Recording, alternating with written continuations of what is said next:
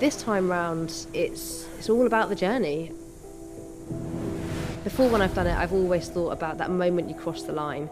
I'm showing my children what hard work is like, and I'm showing them to dare to dream. And I think that message, is much more important for me this time round. I just wonder if I could do this. It didn't seem possible, but I think that's what intrigued me. My main challenge at the moment is just simply juggling motherhood and sleepless nights with trying to be the best rower I can be. I came up with a rule that I'll always put the children first, and it means when I know they're happy, that I know I also do my best job as a rower. I'm from Penzance, which is the southernmost point in the UK. It's pretty much Land's End, and it's right on the coast. Cornwall's famous for fishing and farming, and I've got to say ice cream, because my dad was an ice cream man. Our family ice cream shop was in the family for about 100 years, and I grew up on good old Cornish ice cream. Now I'm here in Marlow, just down the road from our training centre in Reading. It was 4 years before London that I first got into a boat, and I never, ever, ever could have dreamt of where that journey went. It's the person you're working for that gets you through those last 2 minutes, and I want to cross that line for Polly. Every stroke you take, you're taking it for your teammate, and I find her inspirational, aspirational, and just a force of nature to race with. The human body is capable of the most incredible things. Juggling motherhood with being an elite athlete. Finding that inner gear when your body is telling you no. Never ever wanting to let your teammate down. Inspiring my children, stroke after stroke, back and forth.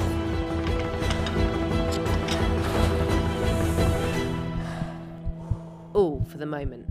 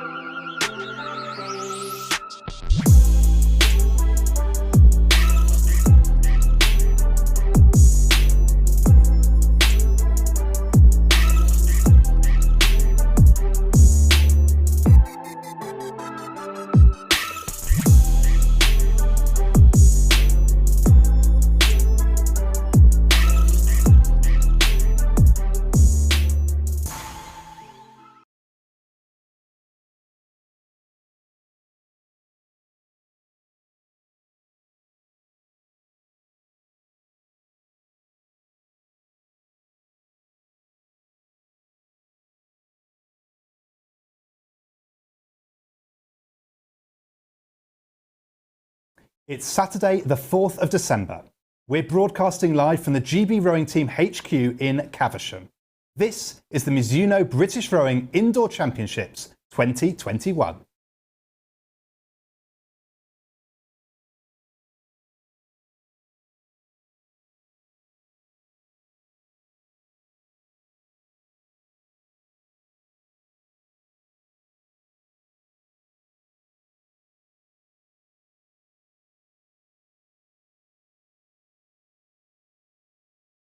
Hello, I'm Jack Dryden, your host for today, here to guide you through all the action together with our expert team of commentators.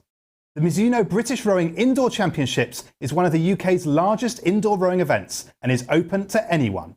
From competitive indoor rowers and seasoned water scullers to gym goers, fitness enthusiasts or complete beginners looking for a new challenge. As ever, age is not a barrier, with competitors aged from 11 to 95 all taking part today.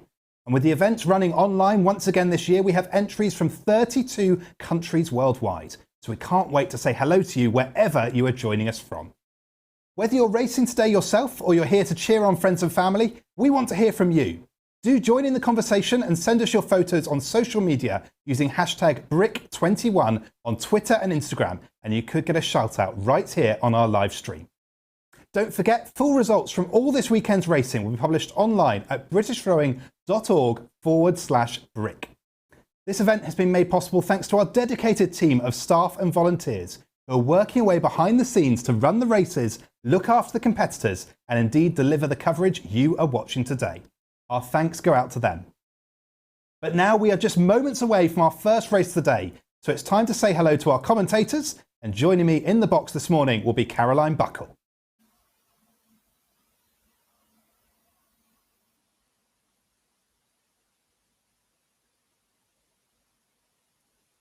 So good morning, Caroline. How are you doing?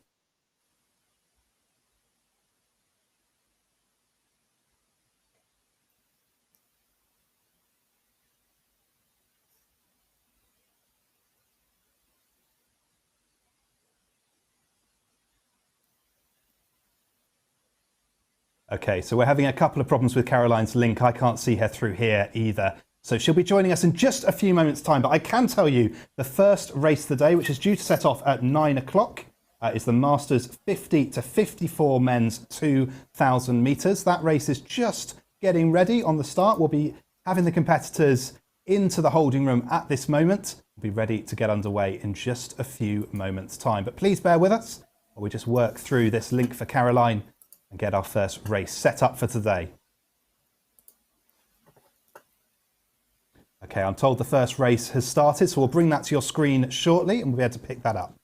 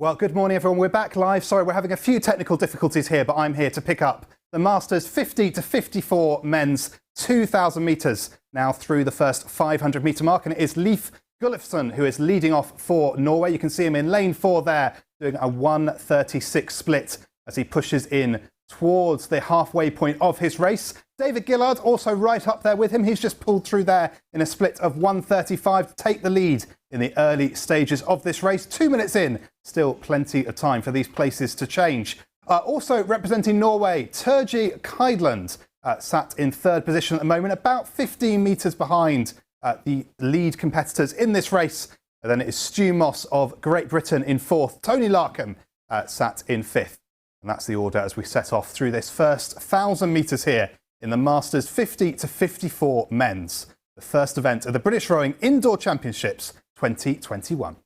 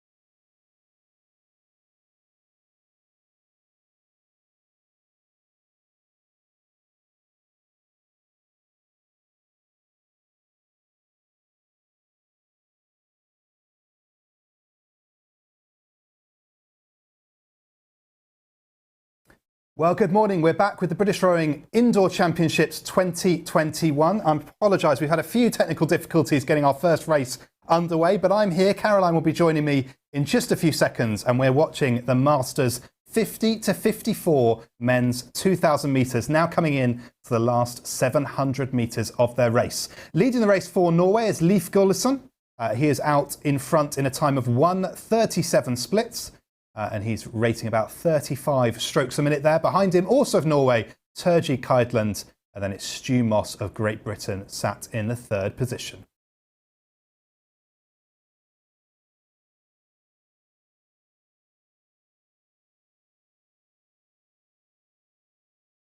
So we've got Caroline on the line. Let's see if we can bring her in now.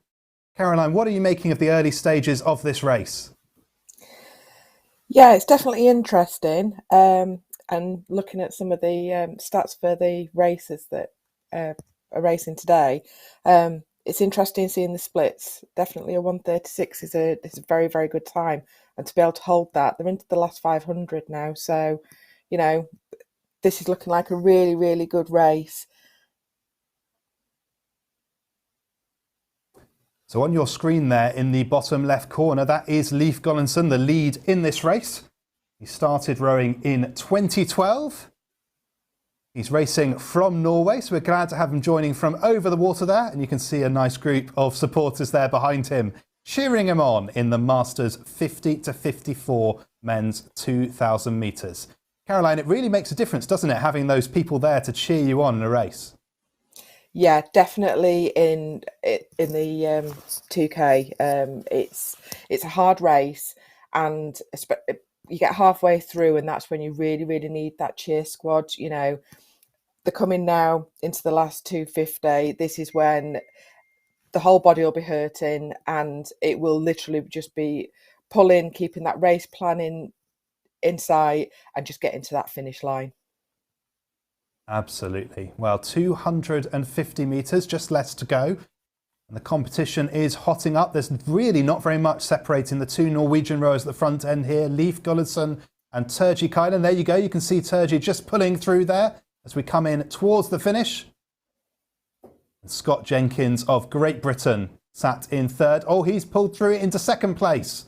What a finish there by Scott Jenkins, who comes in second. Turgi Keidland takes the first place in this 50 to 54 men. Leif Gullesson, who's on your screen in the bottom left, finishes with a great third place there. Yeah, So that's definitely. I have in my done. records, Leif's PB is a 6:20. He's done a 6:22.9, so not a bad performance there for him.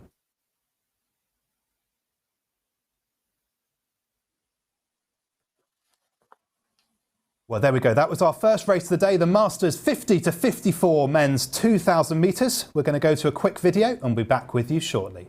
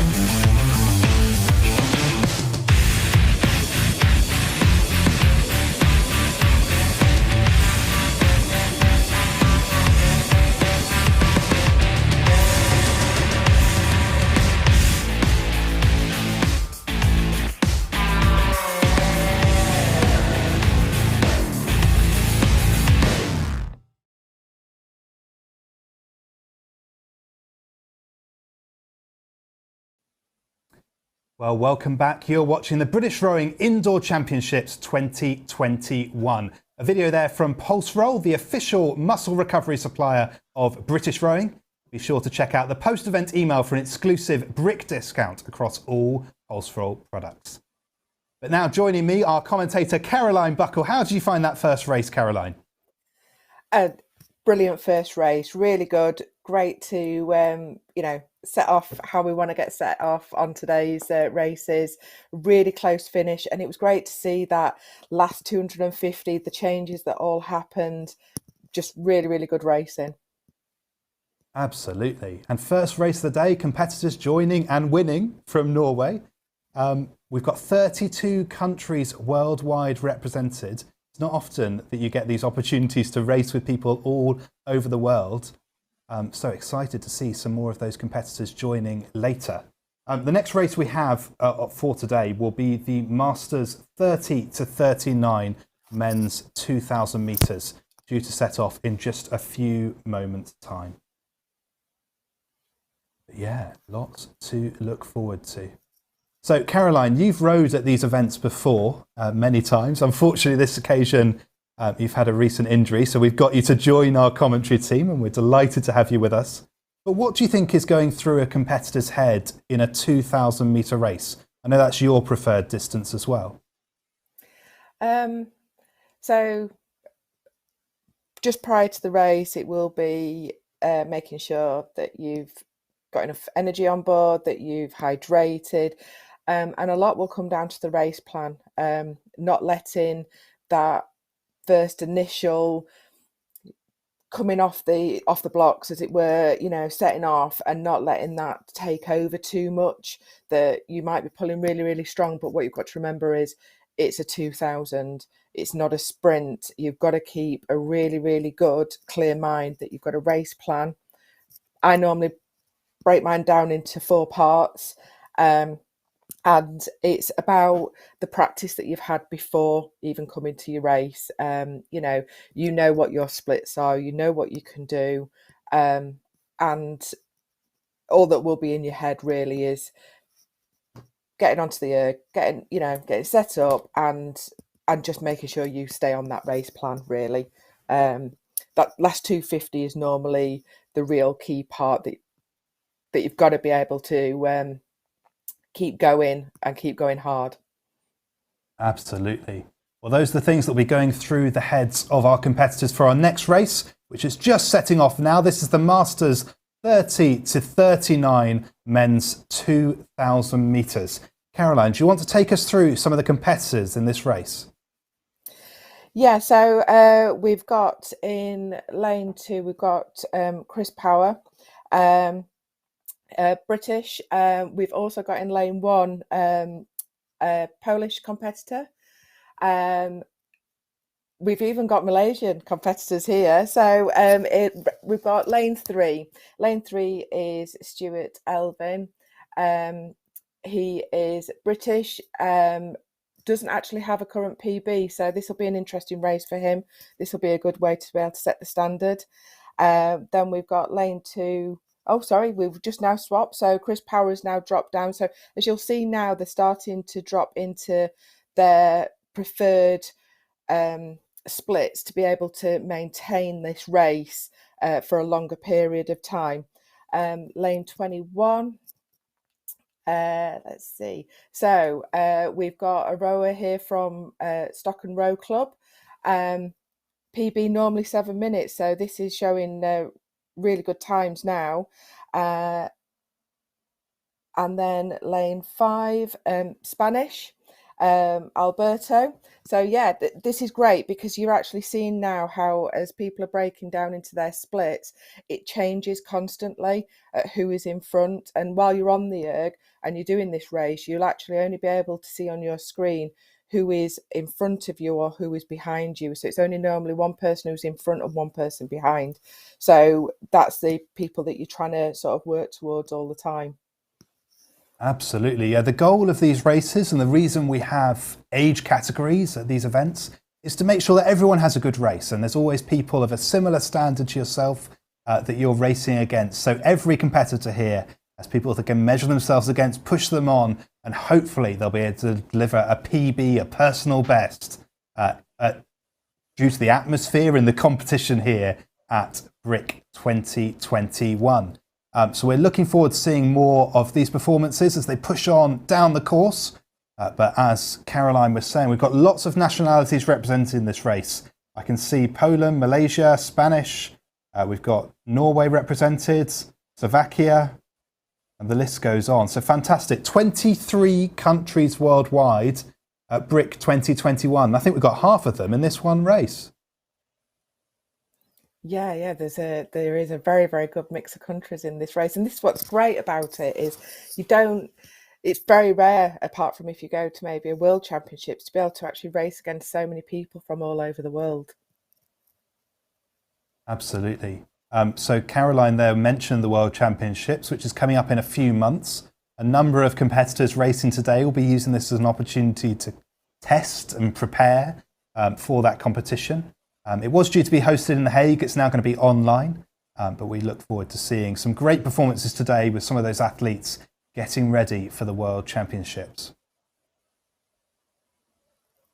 We're now through the halfway point of this race, and we can start to see where the lead is split. You can see out in front, Stuart Elvin of Great Britain. And then we've got a pack of three behind. That's Jarek, Alberto and Chris Power. They're all neck and neck as they come into the last 800 metres. Splits very similar. You've got a 1:32 for Jarek, who looks like he's just beginning to pull away for second place. Chris Power now pulling up into the third with a 1:34. Alberto just losing a bit of pace there. He's now on a 1:41. Yeah, these splits are definitely holding nicely, but they'll be getting ready now to hit that last part of the race. So it's about that conserving the right amount of energy to be able to go to really explode. With them being so close, you're definitely going to see a really good sprint finish. I feel that coming, and that'll be coming into the last sort of 250 metres. Absolutely. It's worth remembering 2 kilometres, a long way to go. So it does really start to hurt. As you get in towards the end, you've got the lactic acid building up, your muscles are getting tired. So at this stage, these competitors are really trying to push through that wall, really trying to keep their pace. But of course, as the finish comes into sight, you've got that incentive there. We're not far to go until they're over that line.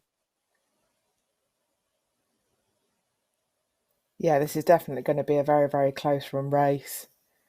The first, second and third are very, very tightly tucked in. There's milliseconds between them. Absolutely. You can see Stuart Elvin out in front, but slightly sub-splitting him is Jarek of Poland. He's doing a 1:32 to Stuart's 1:34. So he's got 8 metres to close and 250 metres to do it. Do you think he can do it, Caroline? Yeah, I think there is a possibility now. He's coming down. It all depends now on how he's been able to execute the whole of the race. And this is where the training comes in, of being able to actually get that sprint finish and have that cardio to be able to just go for it. Absolutely. And it's always an incredible performance when you see a race plan work out. So that final sprint just pulls them into the first place. Good conservation of energy through the race, good timing of the sprint. It's a really good tactical move. And look, he's now 3 metres behind. Will he make it? Oh, see, extremely close finish. Well, there you go. It's a 6 minutes and 9 second time for Stuart Elvin. Just having a look to see what his PB is. We haven't got a PB recorded, but a fast time for Stuart Elvin from the British Army Rowing Club. And he'll be delighted with that performance, winning the Masters 30 to 39 men.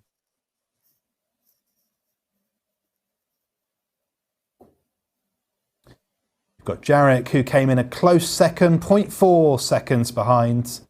Chris Power, a time of 6:11.3 to take the third. The last through competitors just coming through now. Mate of Slovakia, just through the line there in 16th. Alexandre coming up to the line, through the line in 17th. And then Tristan Fowler He will cross the line in 18. So we're going to go to a quick video now and we'll be back for the next race in just a few moments' time.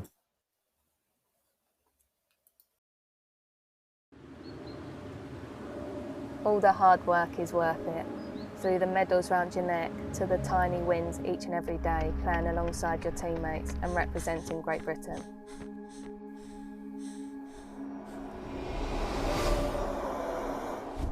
I grew up in a place called Hornchurch in Essex, the east side of London. I feel like there's a real buzz around the place. It's quite rural, but a lot of things going on, and it's a sign of home for me.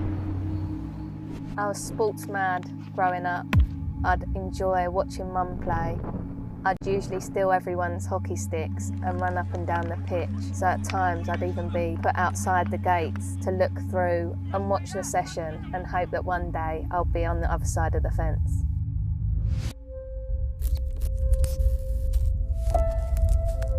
As an elite athlete now, our training is varied. We're on the pitch, we're in the gym, we're running on the streets, everything. The thing driving me on is being in the fortunate position that I am, living my dream and playing the sport that I love every single day. I've had too many setbacks to name, whether through injury, through deselection, it's all part of the journey. My competitive nature started from a young age. I'd play in the boys' football team and I'd make sure that I was the first runner in the boys' races as well. I've sacrificed birthdays, graduations, weddings. You need to be agile, you need to be ready and not switching off. The constant discipline, the grueling schedule. It's the hard work when no one's watching.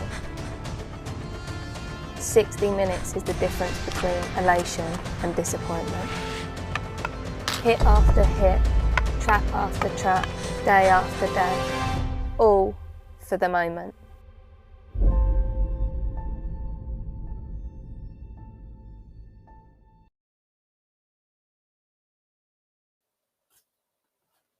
Well, a video there from our official sportswear partner and title sponsor of this event, Mizuno.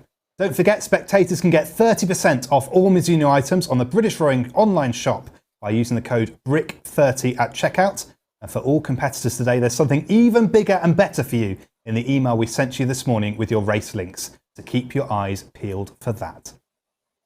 So Caroline, what race have we got coming up next this morning? Okay then, so the next race we have coming up is the 2000 Masters, which has a range of women racing in this one. So we have the 50 to 54, the 60 to 64 and the 55 to 59 age groups. So this will definitely make a very interesting race. It'll be great to see the breakdown against the age groups, but also against rowing standards. And yeah, I'm really looking forward to this one to see how it all pans out. Absolutely. So for the viewers at home, we will be separating the different categories by colour on your screen, so you'll be able to see who's racing in which of the three events. But they'll all be racing alongside each other, and it's an opportunity to pace each other towards the finish. And again, we're trying to chase these all-important personal bests here today. If you've been inspired by today's racing, why not get on a machine at your local gym and see what you can do and enter your time into our live league. So even if you're not entered to race this weekend at Brick, you can join us by submitting a time online, and we have a whole range of events you can enter from a short 100 metres right up to a 30-minute endurance row. You can enter now at britishrowing.org/league. So there we go, just a few moments away from this next race. The 50 to 54 women's 2,000 metre, 60 to 64 and 55 to 59. 17 competitors in the event. I'm going to have a look to see if we've got any interesting stories behind them. We have some commentary notes that the athletes have submitted, so we get some background stories behind some of the athletes. I'm told Victoria Starr, who's representing Guildford Rowing Club, holds the 40 to 49 GB records for the full and half marathon. She's turning herself to rowing here today. And she also holds the 50 to 59 records for 100 metres, 1 kilometre, 4 minutes and 6k. So I'm assuming those are all in running, but she's turning herself to rowing here today. We look forward to seeing how she performs in this race. That's Victoria Starr. Then we've got Joanne Cully, who we think will be joining us on webcam in this race, who's actually a gig rower. So she goes out rowing on the seas in a big boat. She took up coastal rowing this year, but she took up gig rowing 9 years ago at the grand old age of 43, she says in her notes, which is why I'm allowed to say it. But great to have them both with us here today. Looking through to see if there's any more interesting stories in this group. Elodie Tassi representing France. Sorry, we've also got Italian rowers and French rowers in this race as well. So we're covering Europe nicely. Absolutely. Wherever you are joining us from, we'd love to hear what your experience is like at Brick21. Do get sharing some posts on social media, Twitter and Instagram, #Brick21. Let us see your setup, wherever you've got the erg set up in your house, who's there to support you today. And let us know what you think of your races and how you get on with your PBs. We love seeing all of those posts come in. Get to share them with all of you. Of course, Caroline, no stranger to social media. We often see her posts here at previous events, but now we've got her here on the commentary team to talk through them with us. Yeah, I've been allowed to move away from the garage gym and into a warmer room to be able to commentate today. Absolutely. Slightly more comfortable on this side of the screen. Well, we're just waiting. I think my heart's still going just as much as I do when I'm racing. No, absolutely. It's lovely to see these competitors here performing at their best and to see some of those close finishes already today. We've had people coming through in the last 100 metres to take the first place, and all of those tight finishes, always really exciting for us. So I'm just waiting to hear what's happening with this race and whether we can get underway. Okay, we've got a couple of moments delay, so we're going to go to a quick video and we'll be back with you shortly.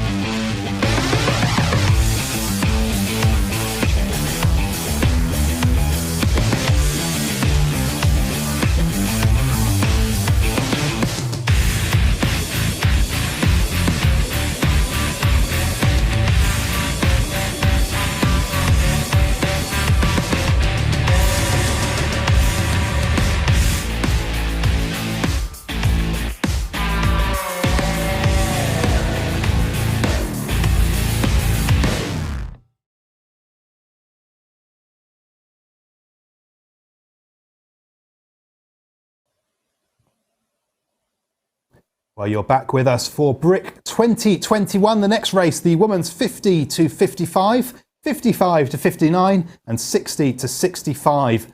Masters 2,000 metres. The athletes just being called to attention. Stop rowing and the flywheels wind down. Just getting ready for this next race to set off.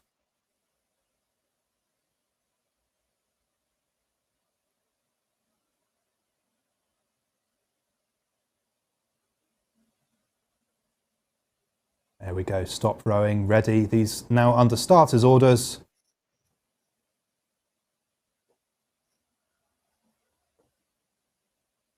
And we're off 2,000 metres, so it's going to take us about 7 minutes, maybe 7.5 minutes to get through the course of this race.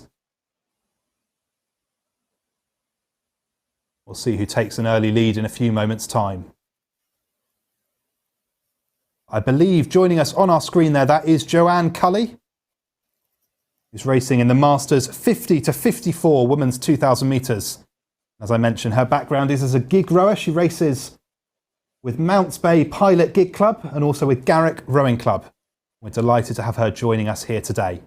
But Caroline, what do you think of the early leaders in this race? Yeah, Victoria's doing really, really well. The 150 split, really, really nice time. Looks like they're settling down now. So this is the splits that they'll be hoping to keep for the majority of the race. But yeah, Eleanor Ingalls just coming up behind Joanne Cully, almost at the same. There's seconds between Eleanor and Joanne. And then we've got Edie Tassie coming up behind. So yeah, the split times are really, really interesting. We're running from a 150 down to a 218. So, there isn't a lot in this race at all. And it's really, really great to see, the different boats, the different colours are representing the different age groups. So this is really, really nice to see when you see other age groups coming up at the same speed and the same split time as some of the younger rowers.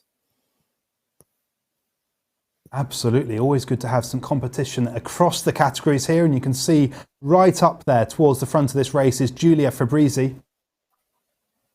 Giulia is racing in the 55 to 59. So she is as much as 5 years older than some of the athletes in the lower age category, but she's still right up there in second place, a split of 151.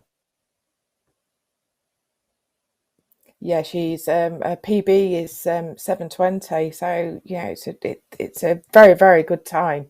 So yeah, this race is really, really good. It's really interesting. It's definitely a fast race.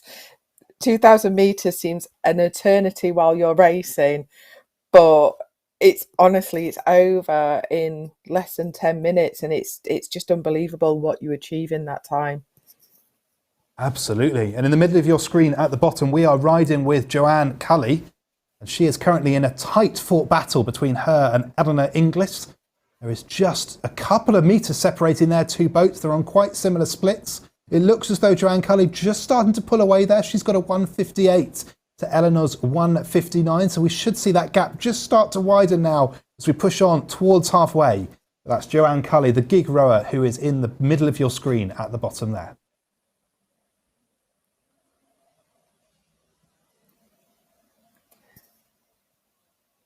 Yeah, Victoria's holding that 150 split really, really well.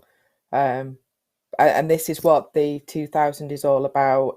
It's been able to give a really, really good explosive start, but then hold a good split time so that you've got that extra bit of power left in the tank just to be able to, if you need to, explode right at the end.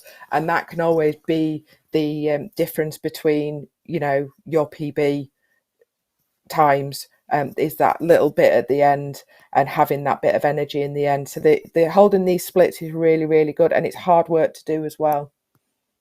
Absolutely. You've really got to pay attention to that profile through the race. And as Caroline was saying, competitors tend to look at this race in quarters. You've got your first 500 meters where you've got to get that fast start. It's not possible to win a race off the start, but it's certainly possible to lose it. So you want to make sure you're off with an explosive start and then settle into your rhythm. Second 500 is about trying to push on there and start to move up with the competition.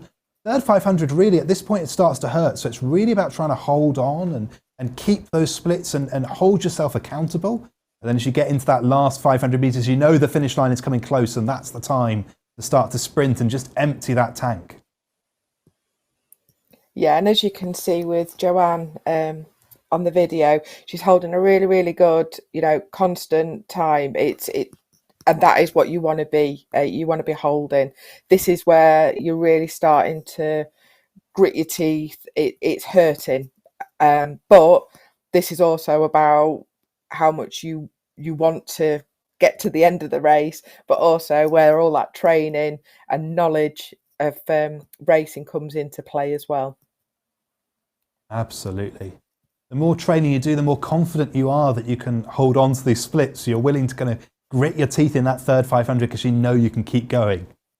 But some incredible performances here. And we can see, as we were saying earlier, Joanne Cully was in that tight battle with Eleanor Inglis. She's managed to pull out a little bit more of a lead now. So she's got about 10 meters separating the two there as they come in towards the last 500. Not insurmountable, but certainly giving a little bit of comfort now as we push into the closing stages of this race. But out in front, some 90 metres in front of the competition, is Victoria Starr, who represents Guildford and Mad Indoor Rowing Club. Yeah, definitely an amazing race from Victoria. Let's see. So her PB is normally a 7:13. So, this is showing amazing potential for definitely coming in and setting a new PB. Absolutely. So that's the women's 50 to 55 race, but we mustn't forget Giulia Fabrizi right up there in second place of all the races taking place at the moment overall, but she's leading as the only competitor in the Masters 55 to 59 representing Christchurch Rowing Club. She's right up there behind Victoria Starr, not much distance separating them as they come into the last 250 metres. Then in the green at the bottom of your screen, that's the 60 to 65 Masters 2000, led by Kathy Almond by some 20 metres over Fiona Jamie. Yeah, definitely. All these races are really, really good. And what's lovely about this is it doesn't matter if you've got nobody else in your category, because you are able to sort of pit yourself against others within this race. But it's great to be able to be then broken down into your actual age category as well. So you're in your race, but you're also in that wider race as well, which is really, great to be in. So when it comes to Giulia, with her being on her own, she will definitely be racing against the others that are in the other categories as well. So this is fantastic, and Giulia's coming in at an amazing time there. Yeah, 7:23.4. The PB that she submitted, just to give us an indication for commentary, was 7:20. So she's only 3 seconds off her PB, which is a pretty damn good performance for her there in the women's 55 to 59. Joanne Cully, who's on our screen there, just come through the line a time of 7 minutes 50.2. Her BB is a 7:40, so she should be pretty happy with that performance there. You can see someone in the background just supporting her there, congratulating her on getting through the finish. Yeah, this is definitely the time when, if you've got supporters there, they will be congratulating you. And for those that are still racing, keep going. You're doing extremely well. And this is what it's all about, is to get to that finish line. Absolutely. Tight finish there in the women's 60 to 65. Kathy Almond took the lead at a time of 8 minutes 14.4. Just about 5 seconds behind. Fiona Jamie took the second place. Karen Hegarty came through in third, and we've got Sue Barrow who will finish in fourth. Bringing up the back of the women's 50 to 55. Paola of Italy is just coming through to the finish there as well.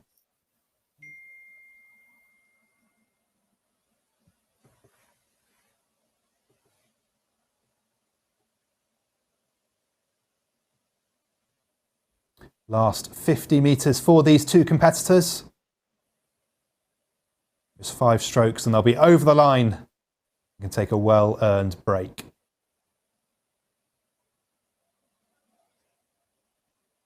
It's worth saying a good number of the competitors racing here today will be doing more than one event. So we may see some of these athletes back in the afternoon for a shorter sprint.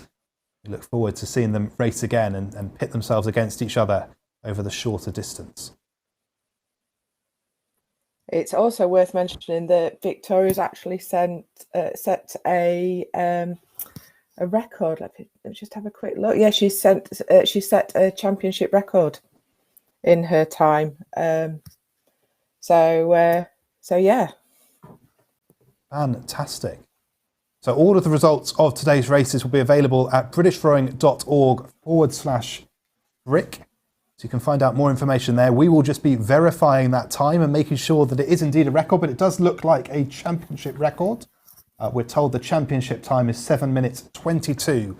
Victoria there came through in 7 minutes 20.6. We'll verify that and we'll be announcing the results shortly. It takes us about half an hour to verify results of our races here today.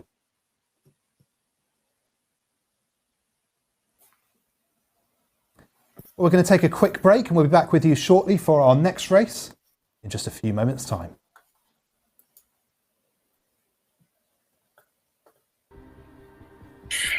Just to let you know, Carol is going to sub in for the next slot that Fergus was in. So we got covered for that. If you can keep us going until 10:30, please.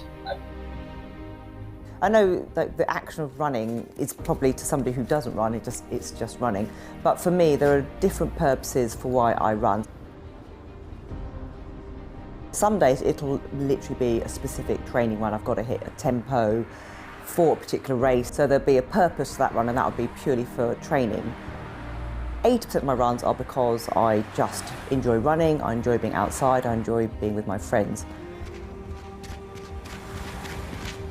There's been lots of different experiences and they all go into the same motivational pot for me. I draw on the good, I draw on the bad, and they all help push me forward when I'm running. Running fast was important to me. It's the benchmark which a lot of people who run use to evaluate themselves. For me, it's very much shifted to being about experience. Whereas beforehand I was motivated by wanting to gain the experiences, and now I'm very much motivated by the experiences it's given me and how it makes me feel. It's taken me to all sorts of places. It's dug me out of holes. It's taken me to extraordinary highs. But it's always been running. This is what motivation means to me.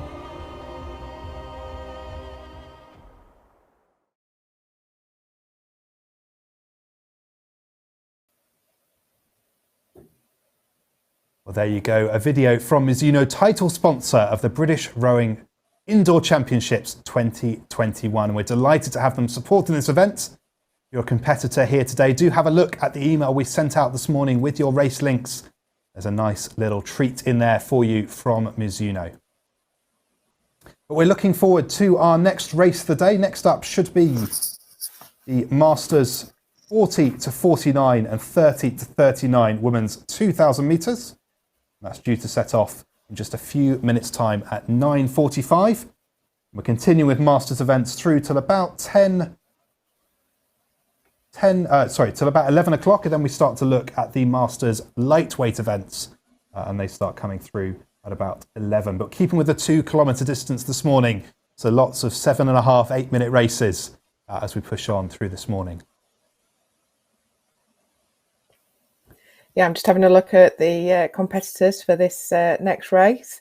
Again, we've got a nice spread across the world of races. We've got people joining us from New Zealand, Maltese, French.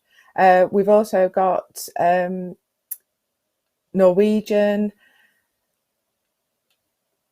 and German. So yeah, it's a nice split across. And along with that, we've also got the armed forces taking part. So we've got the British Army, British Navy and RAF teams also putting in individual people to race in this as well. So this will be really, really good to see. Absolutely. And 2 of those competitors we're hoping will be joining on webcam. We've got Amy O'Keefe, who's racing in the Masters 30 to 39. And we've got Lean Broseland, who's racing in the 40 to 49. And there you can see them on the bottom left-hand side of your screen. But we're off with the start. So let's see how these first athletes place. We go through the first 500 metres.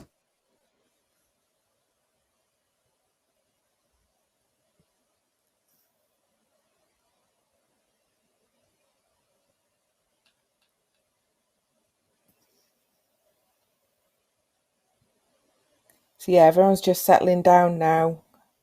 They've got the start off. It's now settling into that split time that they will have got in their race plan that they want to stay to. You can see with the 2 people on screen that they're now starting to settle into a good motion, and now it's all about keeping that up. Yeah, we're now getting to the point where these competitors will be settling into their rhythm. We'll start to see those ratings just come down a tiny bit and settle there. See Nikki Kelly, who is out in front, doing an impressive split there, 151, but on 26 strokes a minute. That's a lot of power for quite a low rating.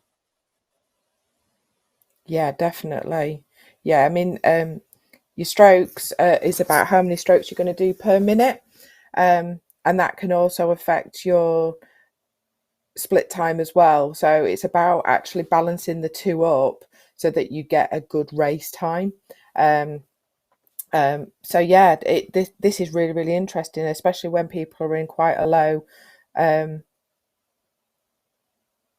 low numbers. Yeah, absolutely. But now in the lead there, we can see Amy O'Keefe, who is on our webcam. She's in the bottom left-hand side of your screen. Interesting story about Amy. Amy only started rowing in November of 2021, November this year. And her first competition, I'm told, was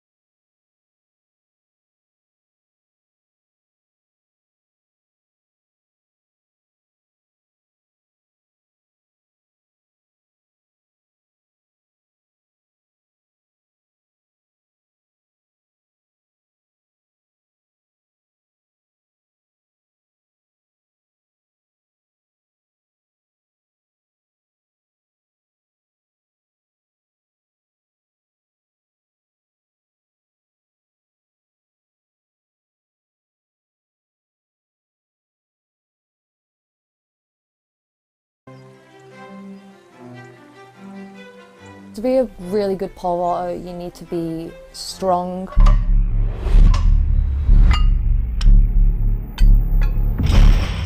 You need to have speed.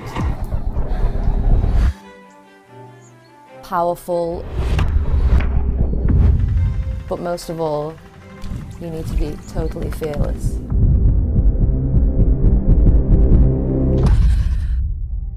There's nothing better than feeling like you've just jumped the perfect jump. I grew up in Chorley in Lancashire in the northwest of England. There's a lot of factories here, you know, the history of the cotton mills. It's got the beautiful countryside, it feels rural. Whenever I'm away, I just miss it, and when I'm home, it just feels like where I'm meant to be. Holly was such a sporty child. She wanted to get involved in everything: football, gymnastics, hockey, athletics. From the age of about 3 or 4, she was just never still. She used to do handstands on the sofa. She would literally swing her legs up so she was like flat against the wall. I thought, this has got to be channeled really.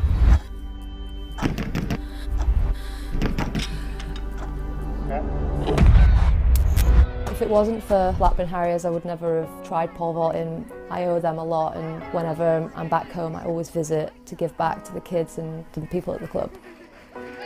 Loughborough is a university town, but also it's massive on sports.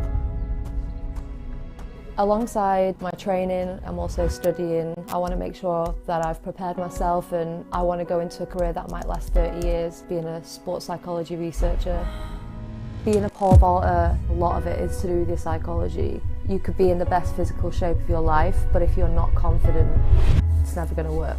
Injuries have been the most significant problems that I've faced. I had to work really hard on the rehabilitation side of it. I missed out on a World Championships, Commonwealth Games and the Europeans. Although they were really hard times, I'm such a better athlete because of all these injuries. Being a pole vaulter involves being explosive. It's heavy weights, low reps, with the aim of getting super strong. Speed work, we throw the shot put. I'm in the gym a couple of times a week, we do circuits. I started when I was 16. By the time I reached 20, I was performing in front of a home crowd of 80,000 people. If there was one piece of advice I could give anyone, it's to stay positive and enjoy the journey. Not wanting to let my family and friends down. The internal pressure of always wanting to succeed. I always picture myself flying over the bar. All for the moment.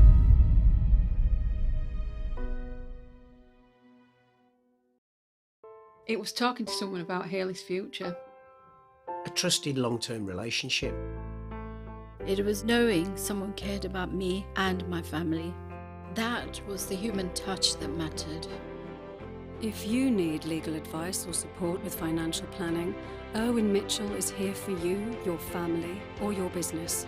We really get to know you, so you can get the most out of life. Irwin Mitchell, the expert hand with the human touch.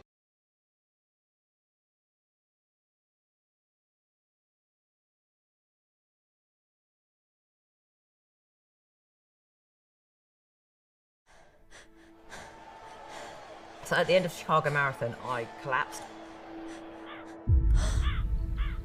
I just knew something wasn't right. When I found out I had cancer, my first few thoughts were, I've got some running to do. I haven't got time for this. Running for me became the sole focus in my life and what I was doing. It gave me everything that I had to focus on next. My next race, my next time out running. It became the strength that I needed to keep positive and keep focused. I really identified everything I am in myself as a runner, and as long as I could still run, I would still be okay. The things I've learned through running have definitely helped me cope. They've given me a very strong and positive mindset. Your body thinks it's had enough, and if your mind is stronger, you can actually keep running. There's still one race that I really want to do. It's 135 miles through the hottest place on earth and ends up in the mountains.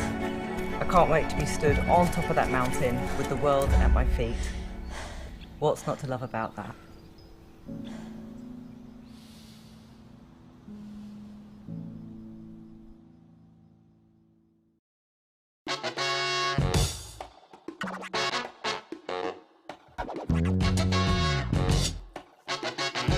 I started rowing through school.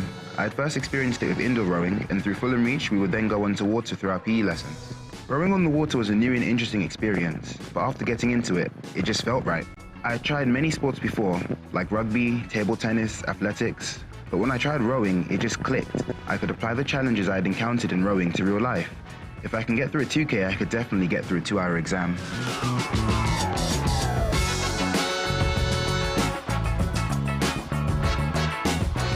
Knowing that rowing can adapt to my needs and ability allows for togetherness, a sense of team spirit mixed with individual pride. We've all become like really great friends, and I think it's like the community and just the spirit, and like when we go to races it's just fun. Like we always have a laugh. I think that's what rowing's done for us. It was a sport that kind of gave me community to be able to be part of, and it kind of gave me a lot more confidence. And now I'm on track to go to the Olympics in Tokyo. Rowing changed my life. Rowing changed my life. Rowing changed my life.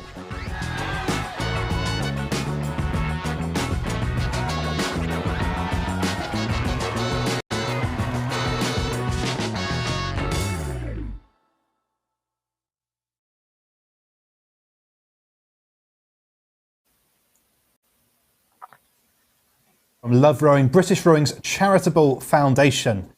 And we're sorry we've been offline for a couple of minutes there due to technical difficulties, but we have here the results of the previous race. The women's 30 to 39 and 40 to 49 Masters 2,000 metres. It was Hazel Shepherd who won in the women's 30 to 39 category, a time of 7 minutes and 12.6 seconds. Amy O'Keefe, who was on our webcam, in second place, a time of 7 minutes 14.4.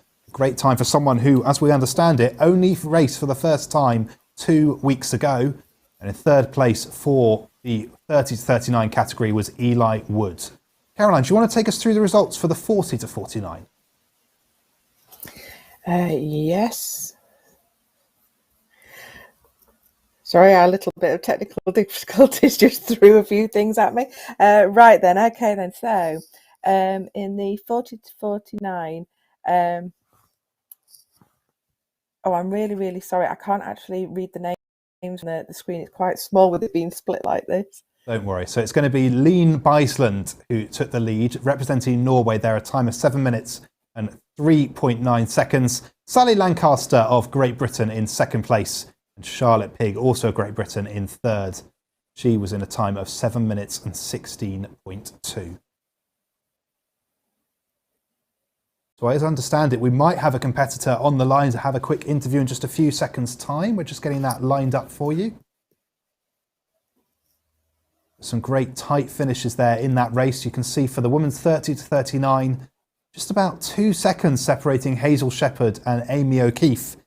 Amy, as we understand it, just started rowing in November and had her first race 2 weeks ago.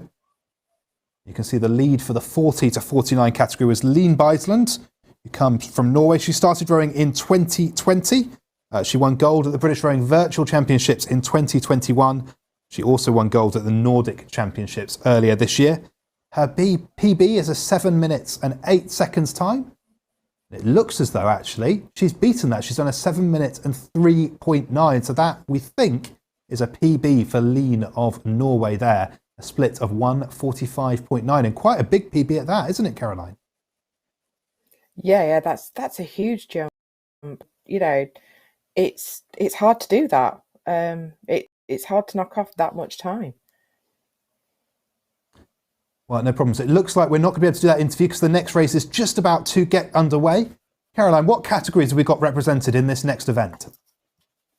Okay, so this one is a very, very busy event. We range now from, just see. So we have the 65 to 69, the 70 to 74, 75 to 79, 80 to 84, and the 90 to 94 categories. Well, there you go. And those categories are colour coded for you. You can see the colours at the top of the screen under each of the event titles. You'll see them on the boats as they set off down the course. A fast start from all the competitors here. We're seeing a 1:34 split for the current leader, Tim Roberts. Again, a 2 kilometre race, so we'll be with these athletes for about 7 minutes or so. You can see the PBs for some of these athletes. Well, the championship record is 6 minutes 57.1, so about 7 minutes we're expecting. Yeah, it's really, really good to see. So the leader, Tim Roberts, I was just reading some of his notes, and he said that he originally started rowing in 2011, but seriously in 2019. So again, relatively new to rowing, and you know, showing great potential here. Absolutely. It goes to show rowing really is a sport that you can do at any age, and it's great to have these competitors racing with us. I think for many people, they think that sport isn't something that you can necessarily start later in life, but with rowing, it's certainly the case that there's this thriving community out there racing in our Masters events, and there's always a race that you can enter, and there's always a challenge to be had at Brick or indeed at other events. So it's great to see such a full lineup here in our Masters event categories. Yeah, I love the fact that, you know, you see such a great age range, and it is right from school age right the way up to people in their 90s taking part, and it's just fantastic. It's just for absolutely anybody. Anybody can literally get on and row, and it's so adaptive as well. So yeah, it's just fantastic. Absolutely. We'll see in some of the races later. We've got a huge adaptive community also taking part this weekend, and indoor rowing always very popular with them, and a real great community atmosphere around them. You always Everyone in the adaptive community seems to know each other and is cheering each other on. It's always lovely to see on social media and at these in-person events like Brick to get that community together and some really exciting races for us, the viewers, to watch there. Yeah, so I'm just actually having a look. So in the 75 to 79, we've got Roger Stainforth, who is in front. So he currently holds a British record in this age group that he set in February 2020. So we'll definitely be wanting to try and improve on that. That's what we all do whenever we come into these races. It's always to try and get that little bit of improvement. So yeah, that's brilliant. And even seeing people who started rowing in 1957, like Brian Courts, it's fantastic. It just shows how long rowing has been a sport for and how long people have actually been doing it. Absolutely. The oldest competitor in this race is 92. That is Marta Michaela, who's in unsurprisingly, the Masters 90 to 95 category there. But the oldest competitor at the event as a whole is 95. So we've got competitors from age 11 all the way up to 95 racing with us today. So good on Marty down there, representing Finland in the orange boat at the bottom of your screen. He's keeping up a good pace with Gerald Grace there of the USA.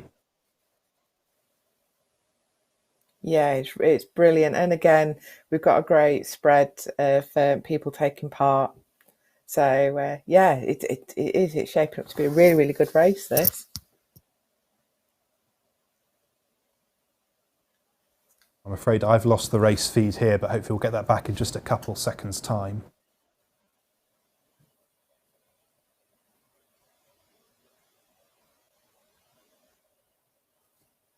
Sorry about that. We're back with the race now. The multiple categories ranging from men's 65 to 69 all the way up to 90 to 95 Masters 2,000 metres. And we're coming into the last 750 metres now. Leading for the 65 to 69 is Tim Roberts.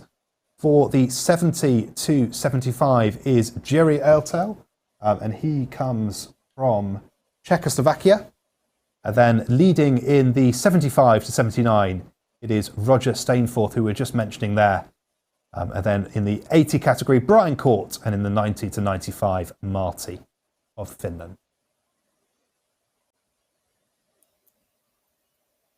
And yeah, you can still see that they're holding amazing splits. These are really, really good times, especially when you look at the races that we've had previously already this morning. And, they're holding pretty much the same sort of split time. So this is great going when you look at the age groups that are racing at present. This is what's lovely about rowing, is that it really isn't about who you are or what age you are. It is all down to how you row, and your technique is the key part of that. Absolutely. I have an annual tradition at Brick as a commentator, because it's been some time since I was last on Ergo myself. My annual tradition is to see the oldest rower who beats my PB, and inevitably it is someone at least 80 plus, who's going way faster than I was when I was 20 and last on a rowing machine. So it's always fantastic to see, but important to note, these split times are absolutely incredible, and they are incredibly fast for any age. Some of these athletes who are performing here. Tim Roberts with a 1:44. There are many people my age who will be very, very happy with that score. And here he is in the Masters 65 to 69, racing away. Yeah, it's just brilliant. Every time I take part and watch these races, I'm always blown away at how amazing each individual competitor is. And yeah, this is just fantastic to be able to see this on screen now. Well, we're coming into the last few metres of this race, and it's very tight at the top end for the 65 to 69. Tim Roberts leading by just 7 metres. Second place, Richard Stevenson. George Perrin only 18 metres behind as we come into the finish. Doesn't look like those places are going to change, but my, it's close there at the top end. A 1:44.4 split for Tim Roberts. A 1:45 for Richard Stevenson. So just 0.6 seconds per 500 metres separating the first two athletes there. Yeah, it's the same as well in the 70 to 75 that they're fighting out for that second and third spot, and that there really isn't very much in it whatsoever.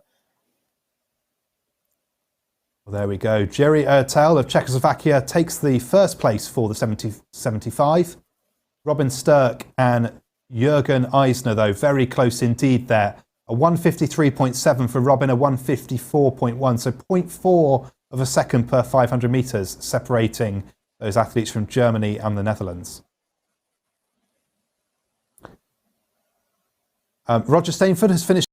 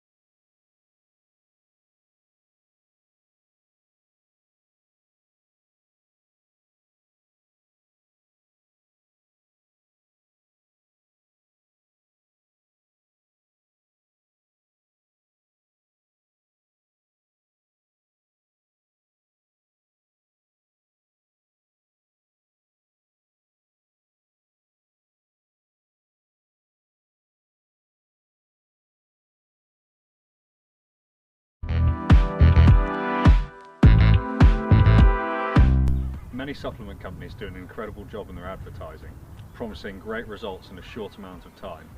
This is something that can be all too alluring to an aspiring teenager who's never heard of the phrase strict liability.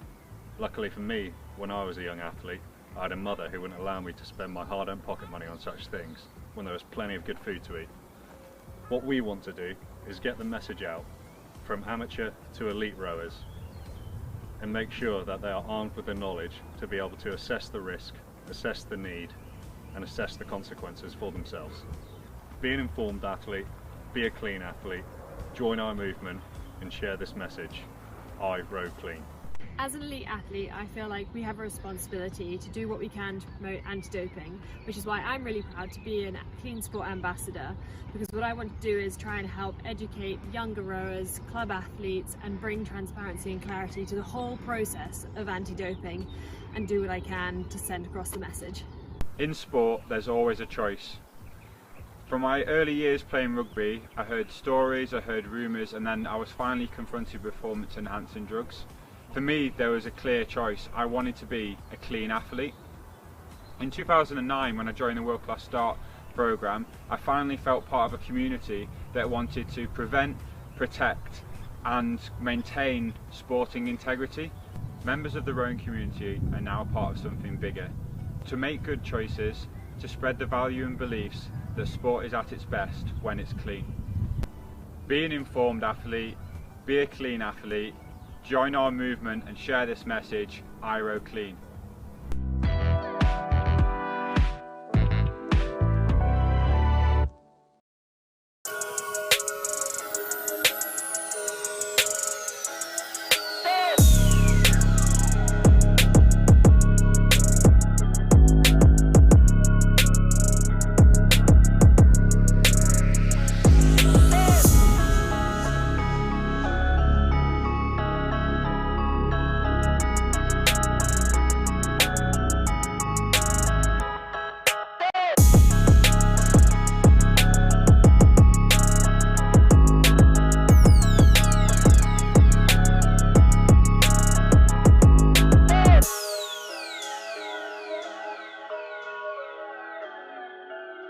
GB Power Rowing.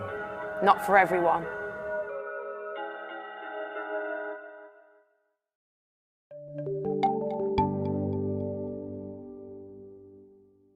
Well, like consistency is key, and unfortunately with rowing, there's no like magic program. It is pretty bog standard, so you kind of just have to chew up the miles a bit. But like winter miles or summer smiles. Oh my god, she hits that. She hits that. It's so cringe, but it's true. You just have to kind of do it. So like, unfortunately, it's not very exotic around here. But yeah, it's been miles. But also, there's definitely like, I don't know, we can have a bit of fun around the training program as well and try and play with some new things, especially as it's the first year. Yeah. Even though it's 3 years for the next cycle, it's still the first year, so we can play around with a few things and just have a bit more fun in the training program as well. But yeah, definitely still. We've had a bit more flexibility at the minute, which is quite nice, and it's a lot of like personal development, which I think later on in the Olympic cycle we're not going to get. So at the minute we do have the clarity and the time just to kind of figure our own things out in order to make each boat go faster if each one of us is going faster as well. Yeah.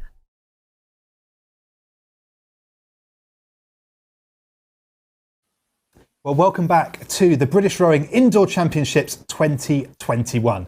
I want to take a moment to say thank you to the wonderful and hard-working volunteers without whom this event wouldn't happen. If you'd like to volunteer at some of our future events, visit britishrowing.org/volunteer to find out more. And if you're watching today's racing and you're looking for some indoor rowing motivation for the new year, now is definitely a good time to get started. Do sign up to Row 31 and start 2022 with a bang. Again, you can head to britishrowing.org/Row 31. So we're shortly awaiting our next race, and we're bringing that to your screens in just a few moments' time. That will be the Masters 60 to 64 men's and 50 to 59 men's 2,000 metres, due to set off in just a couple of minutes.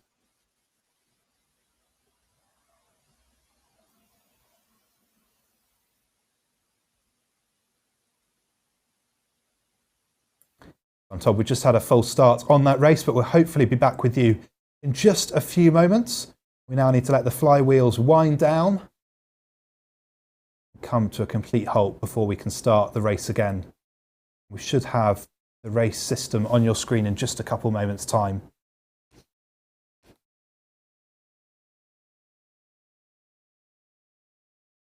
So this is the British Rowing Indoor Championships 2021. Sponsored by Mizuno. If you're competing here this weekend, do take a look at the email we sent this morning with your links, because in there is a nice little treat for all our competitors.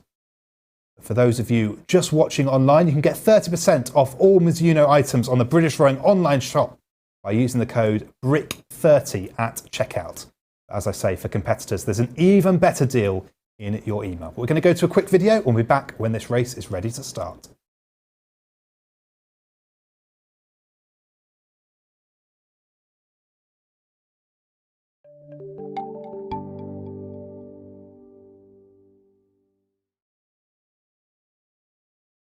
Yeah, it's strange to be back at Cowsham now after all that. I think what almost feels like being the pinnacle of your career, now, getting to Tokyo, coming away with a medal at the end of it.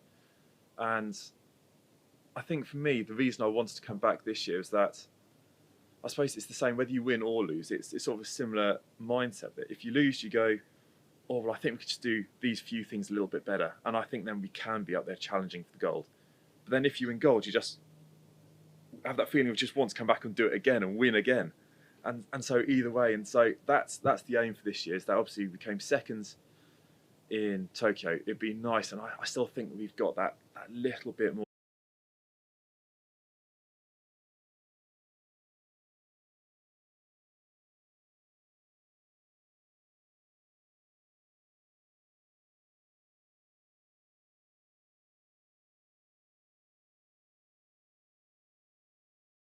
Richard Kelvin is only 7 meters, 6-7 meters behind. That is really, really close. And then looking at the 60 to 65, you've got Martin, and just behind him what is it, 13 meters or so just behind. So again, it's not a lot in it in these races. They're really, really close. We're at the 500 meter point. They're going to get to the 250, and they are really going to just go all for it. Because these meters can be made up very, very easily. Absolutely. I'm just seeing a move there in the Masters 55 to 59. Richard Kelvin, who's doing a 1:35 split a couple of seconds ago, and he's just pulled through into the first place in this race. Kent Peterson now responding, who's doing a 1:41. He's trying to push up to regain pole position in the 55 to 59. Not far behind is Tony Cook, about 20 metres back. But what a battle for first and second. Now 5 metres.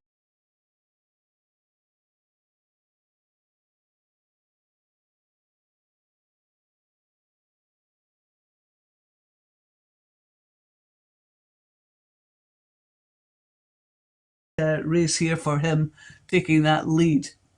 Looking just at the split, it hasn't put in a PB for us to see, but I'm sure that is a fast PB.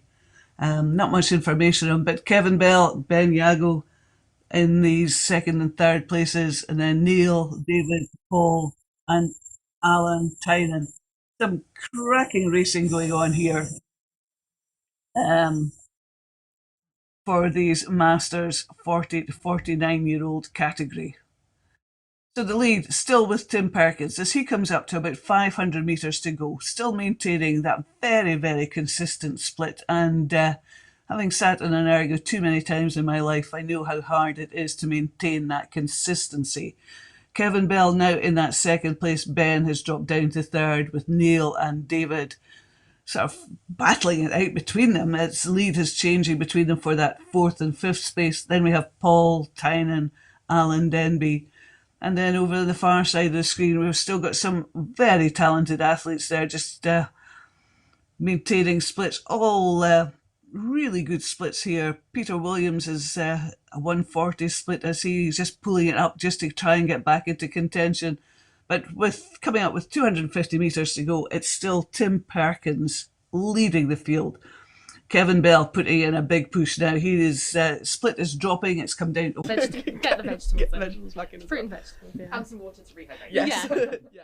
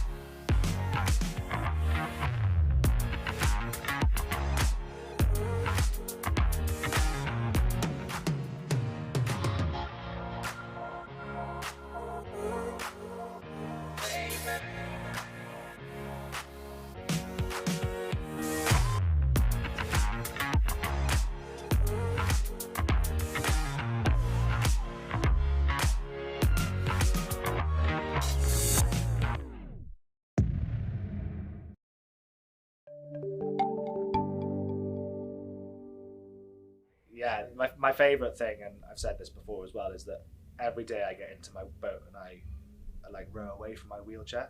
Now my wheelchair is a great mobility aid, and it gives me freedom. It is, without it I'd be stuck, right? But it is a very stark reminder of my disability on a daily basis. So when I get out into that rowing boat and I can just disappear off for an hour at a time, it's that sense of freedom, and that is so powerful. It's something I really enjoy about rowing. Something I hate are the cold winter mornings and getting in and coming to do an ergo, and just you're sat there strapped watching the numbers tick down, and those long winter ergos are something I could definitely do without, but are very important to the success of the team. So we kind of strap in, and we like say in the power squad that we go through a shared suffering, and it is that we're all hating it, but we're all going to reap the rewards in the summer. So that's kind of what gets us through.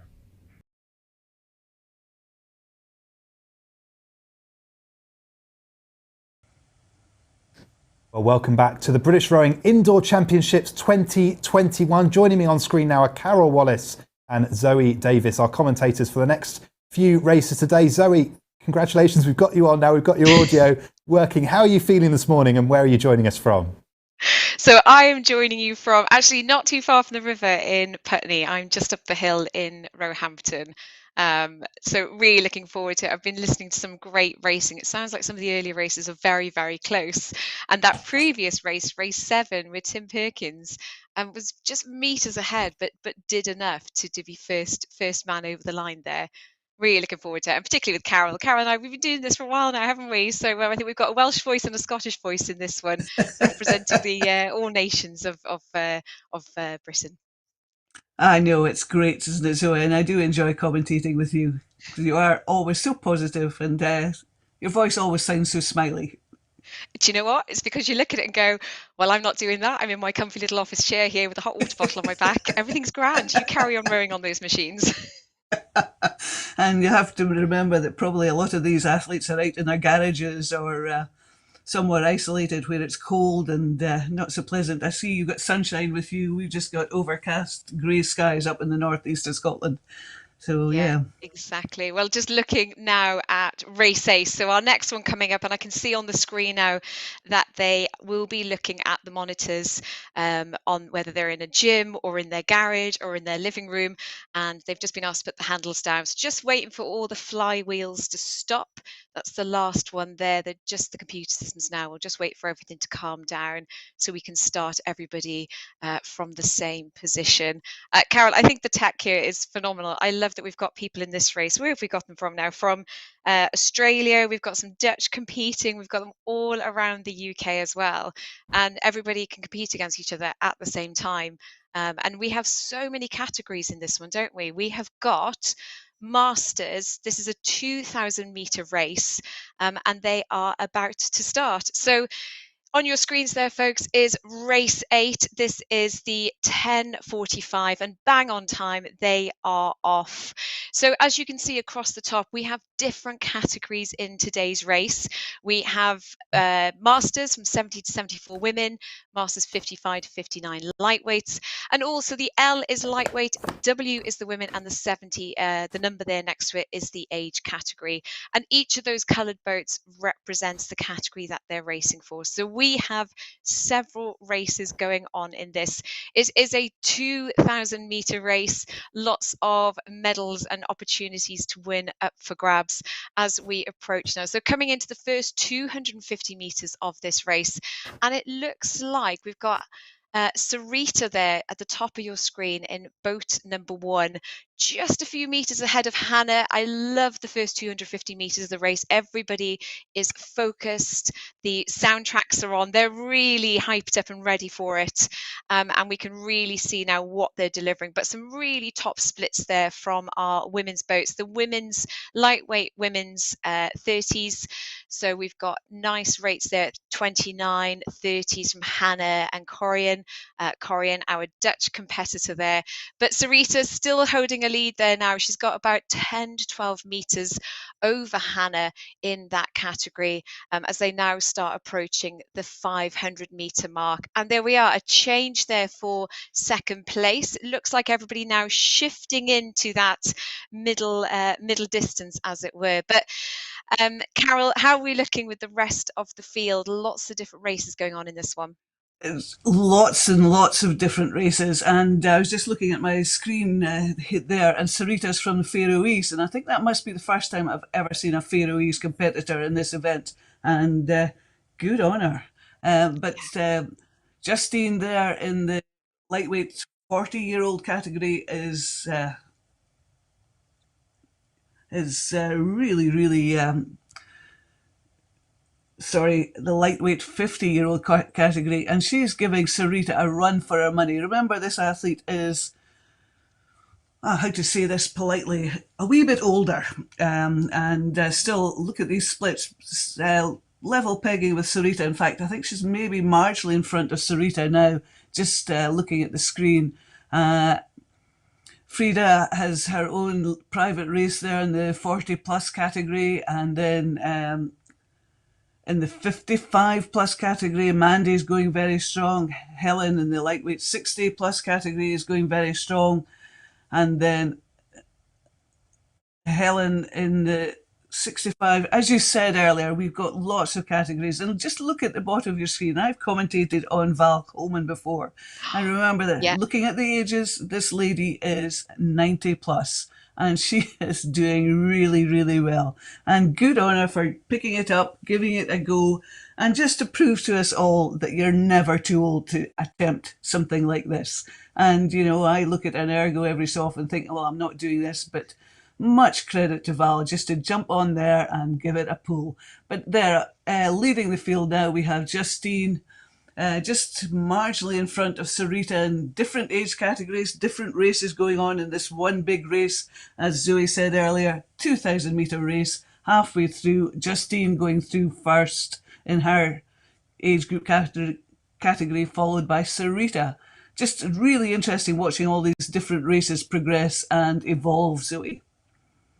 Yeah, absolutely. And I love looking at where everybody's come from, the different entries into sport, and to everybody to be racing now on the Indo Erg. So we are at the 1,000 meter mark of this 2,000 meter race. And looking there, you've got Susan Young. You can see her about halfway down your screen there, looking solid there on a rate 32. She's got a 2:09 split. That's really pushing now as we go into the second half of this 2K.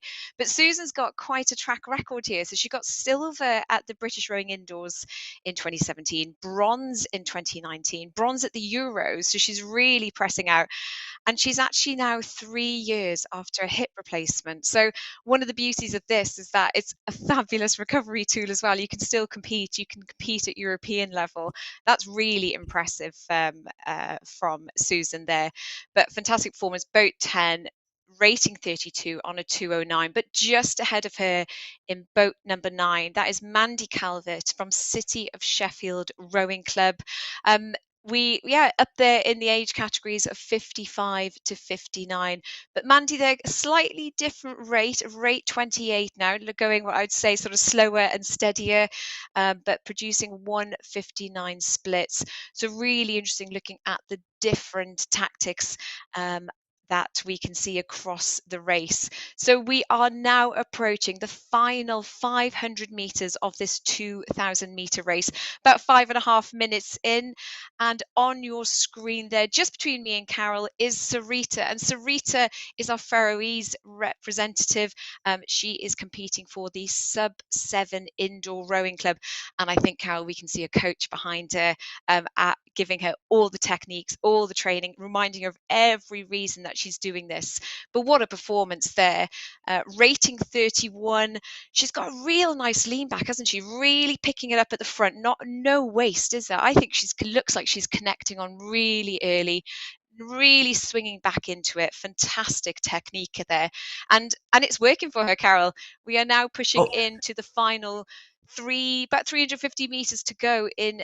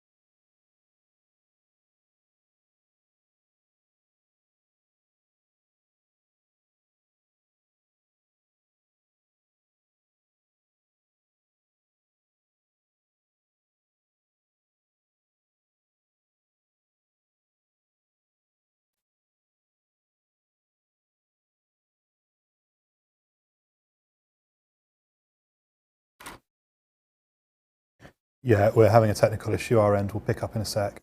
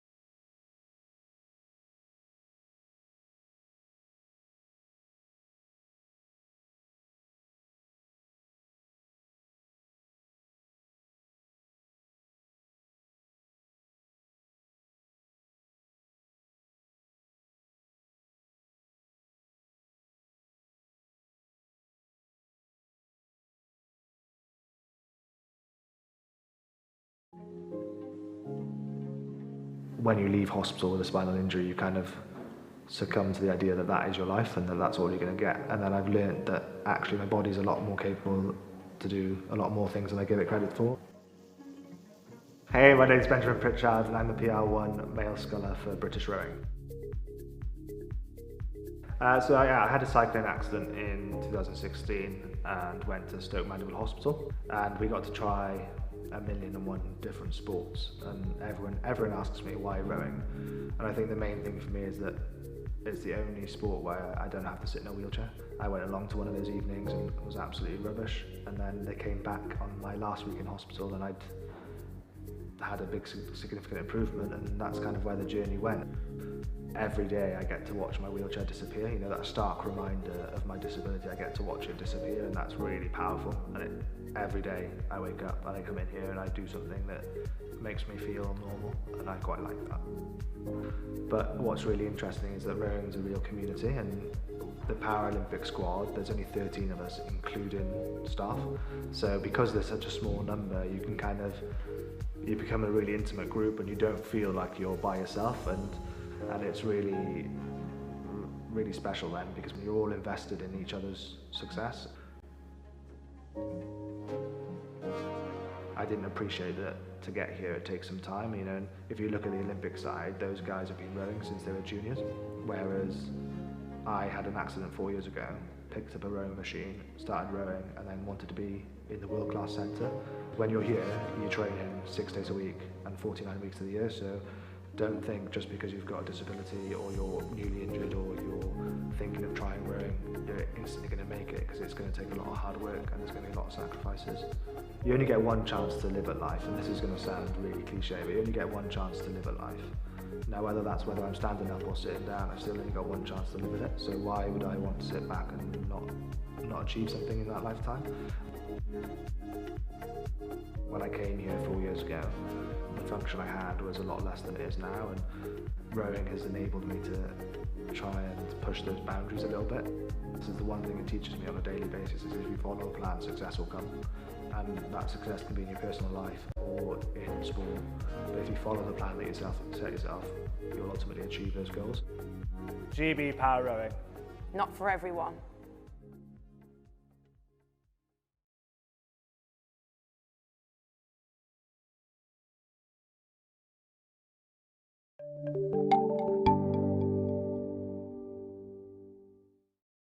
Going into break, definitely worth having a race plan.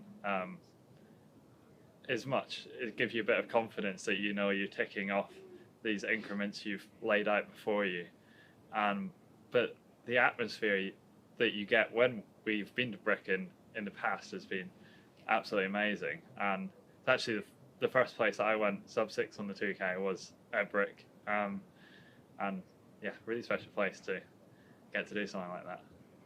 Yeah, I think having a plan's really important, especially for a 2K go. And as Harry said, the atmosphere is very good. I think in the first half of the race, it will be really easy for people to get a bit carried away with the atmosphere and everything. And so I think being disciplined in the first half, being disciplined to follow a plan, I think is really important. And then in the second half, if your emotions get the better of you, then that's probably not a bad thing, because that'll carry you through the hard bit a bit better. But yeah, race plans, if they're well thought out, race plans are very, very valuable.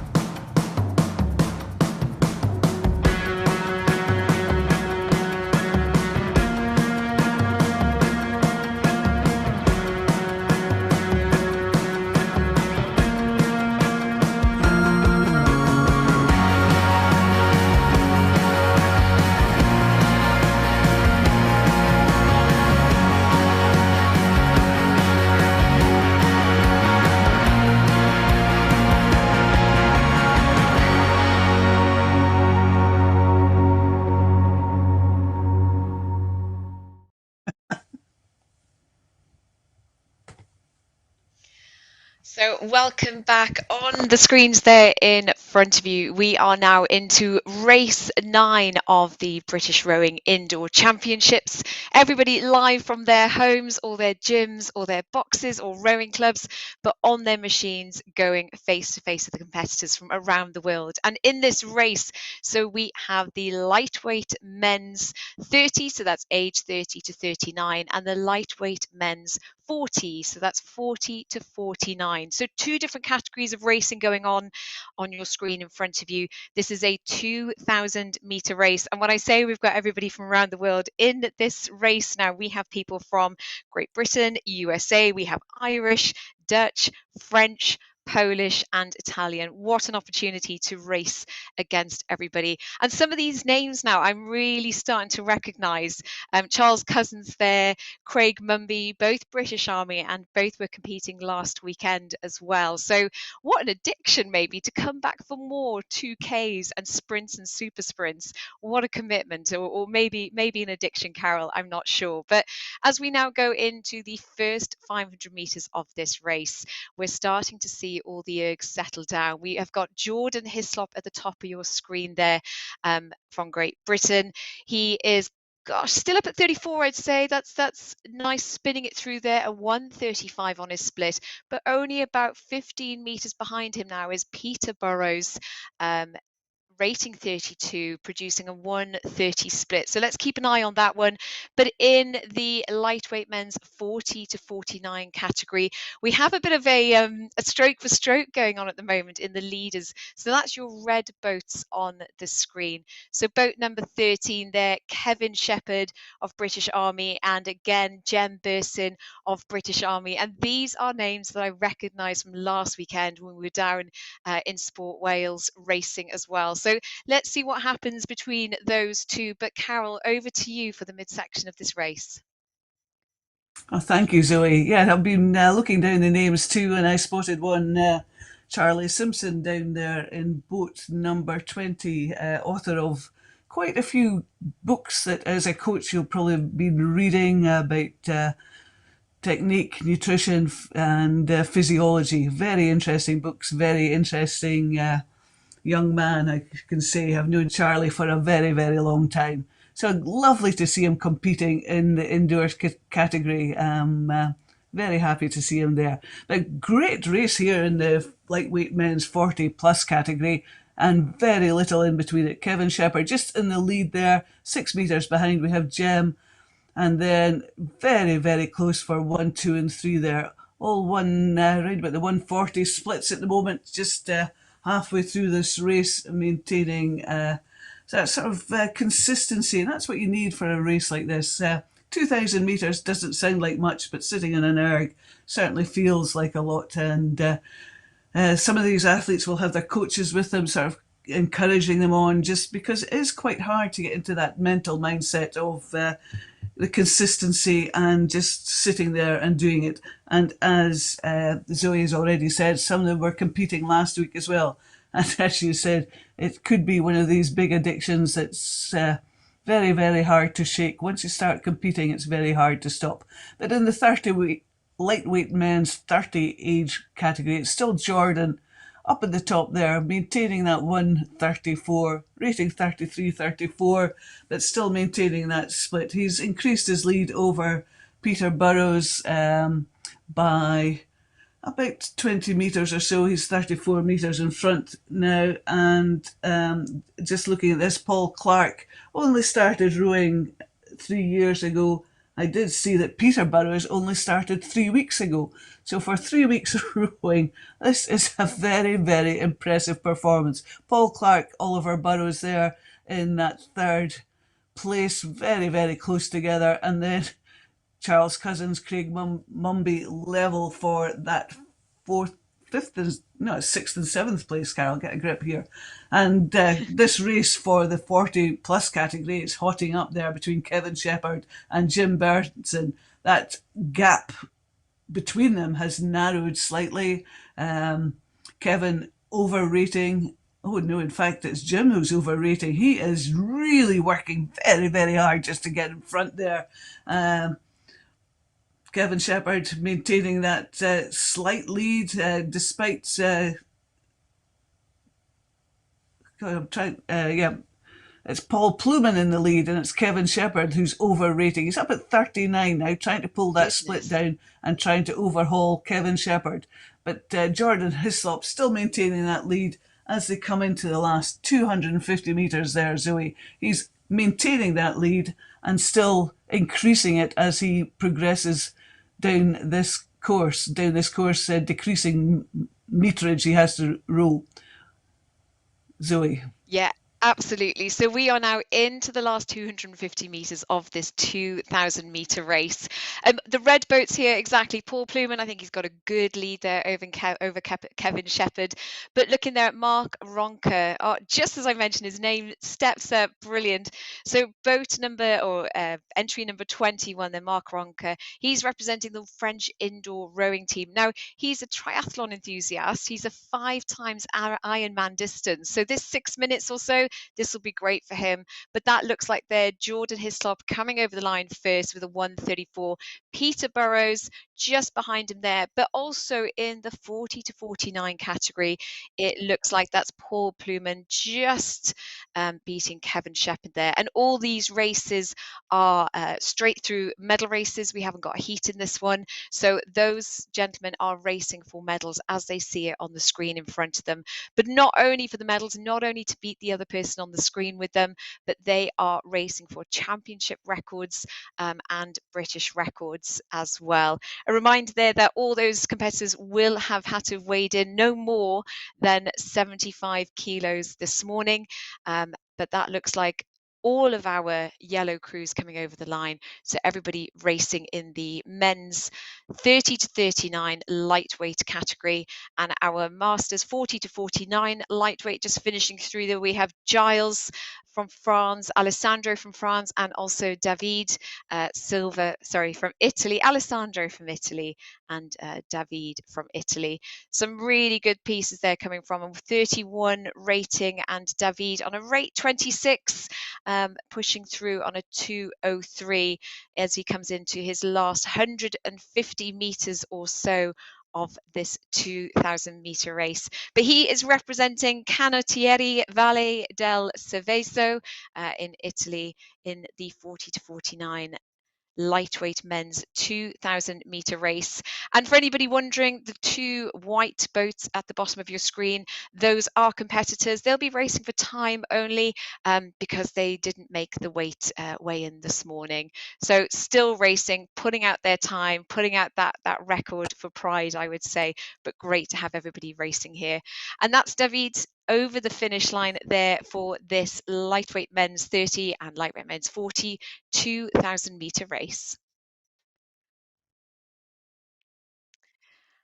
Gosh, Carol, what a race. But before we step on to race 10, I'm going to hand you all back to Jack with some results.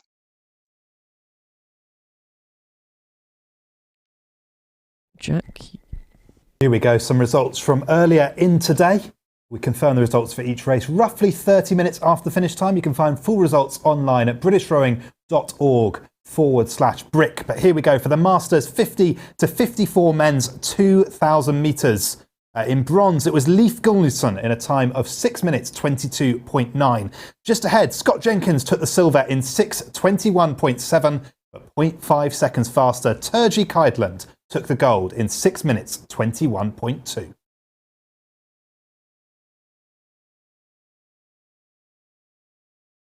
In the 30 to 39 men's 2,000 metres, Chris Power took the bronze, a time of 6 minutes 11.3 seconds. But in the 6 minutes and 9 second club, Jarek Osraka, who took the silver in 6 minutes 9.4, but it was Stuart Elvin in 6 minutes 9 dead who took the gold.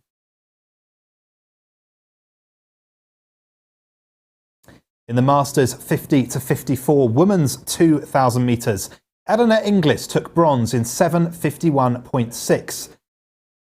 Joanne Cully took silver in 7:50.2, but it was Victoria Starr who took the gold in a storming 7 minutes 20.6, which we think is a championship record.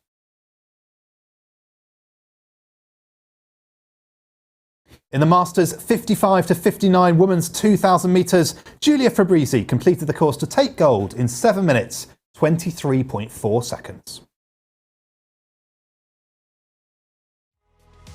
In the 60 to 64 women's 2,000 metres, Karen Hegarty took bronze in 8 minutes 36.1. Fiona Jamie took silver in 8 minutes 21.9, but it was Kathy Armand who took the gold in 8 minutes 14.4 seconds.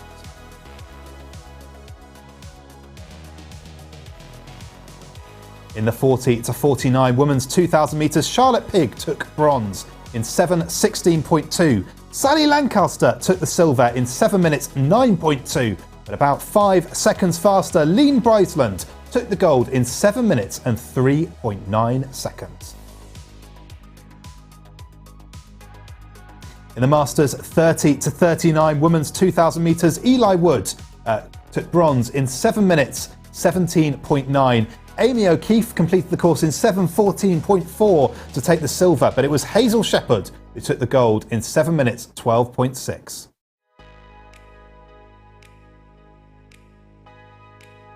In the 90 to 94 men's 2,000 metres, Marty Michaela completed the course in 9 minutes 36.5 to take the gold at age 92. In the 80 to 84 men's 2,000 metres, Brian Court completed the course in 8 minutes 44.8 and again gets awarded a gold medal. In the Masters 75 to 79 men's 2,000 metres, Gerald Grace completed the course in 9:28.1 to take the bronze. It was Bruce Slade who took silver in 8:27.0, but it was Roger Stainford in a whopping time of 7 minutes 44.5 who took the gold. In the Masters 70 to 74 men's 2,000 metres, Jürgen Eisner completed the course in 7:36.7 to take bronze. Silver went to Robin Sturck, a time of 7:35.1, but it was Jiri Ertel who took the gold in 7:14.2. In the 65 to 69 men's 2,000 metres, George Perrin took the bronze in 7:01.6. Richard Steventon took silver in 7 minutes dead. It was Tim Roberts who took the gold in 6 minutes 57.9. The full results for all of those races and all the athletes taking part are available online at britishrowing.org/brick.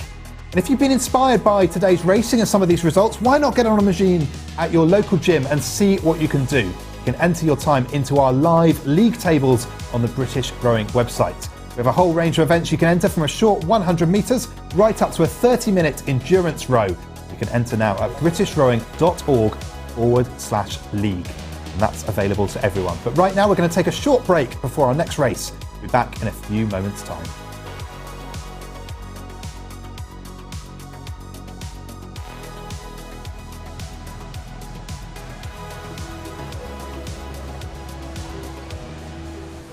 This time round, it's all about the journey.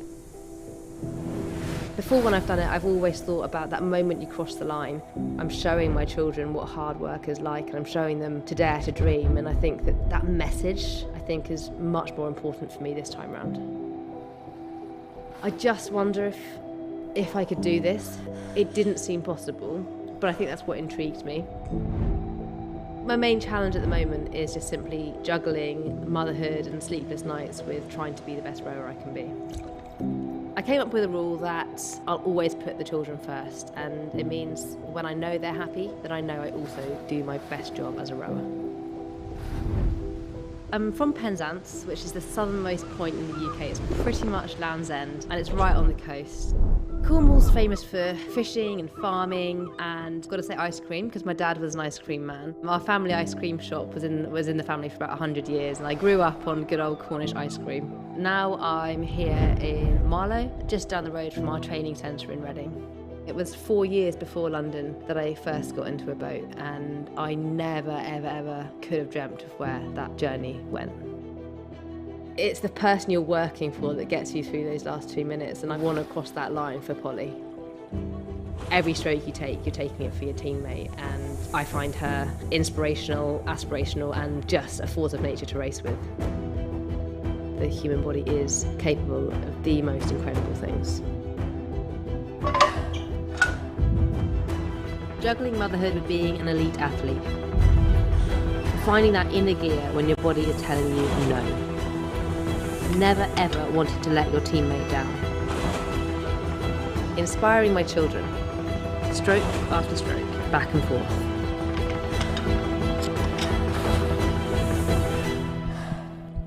All for the moment.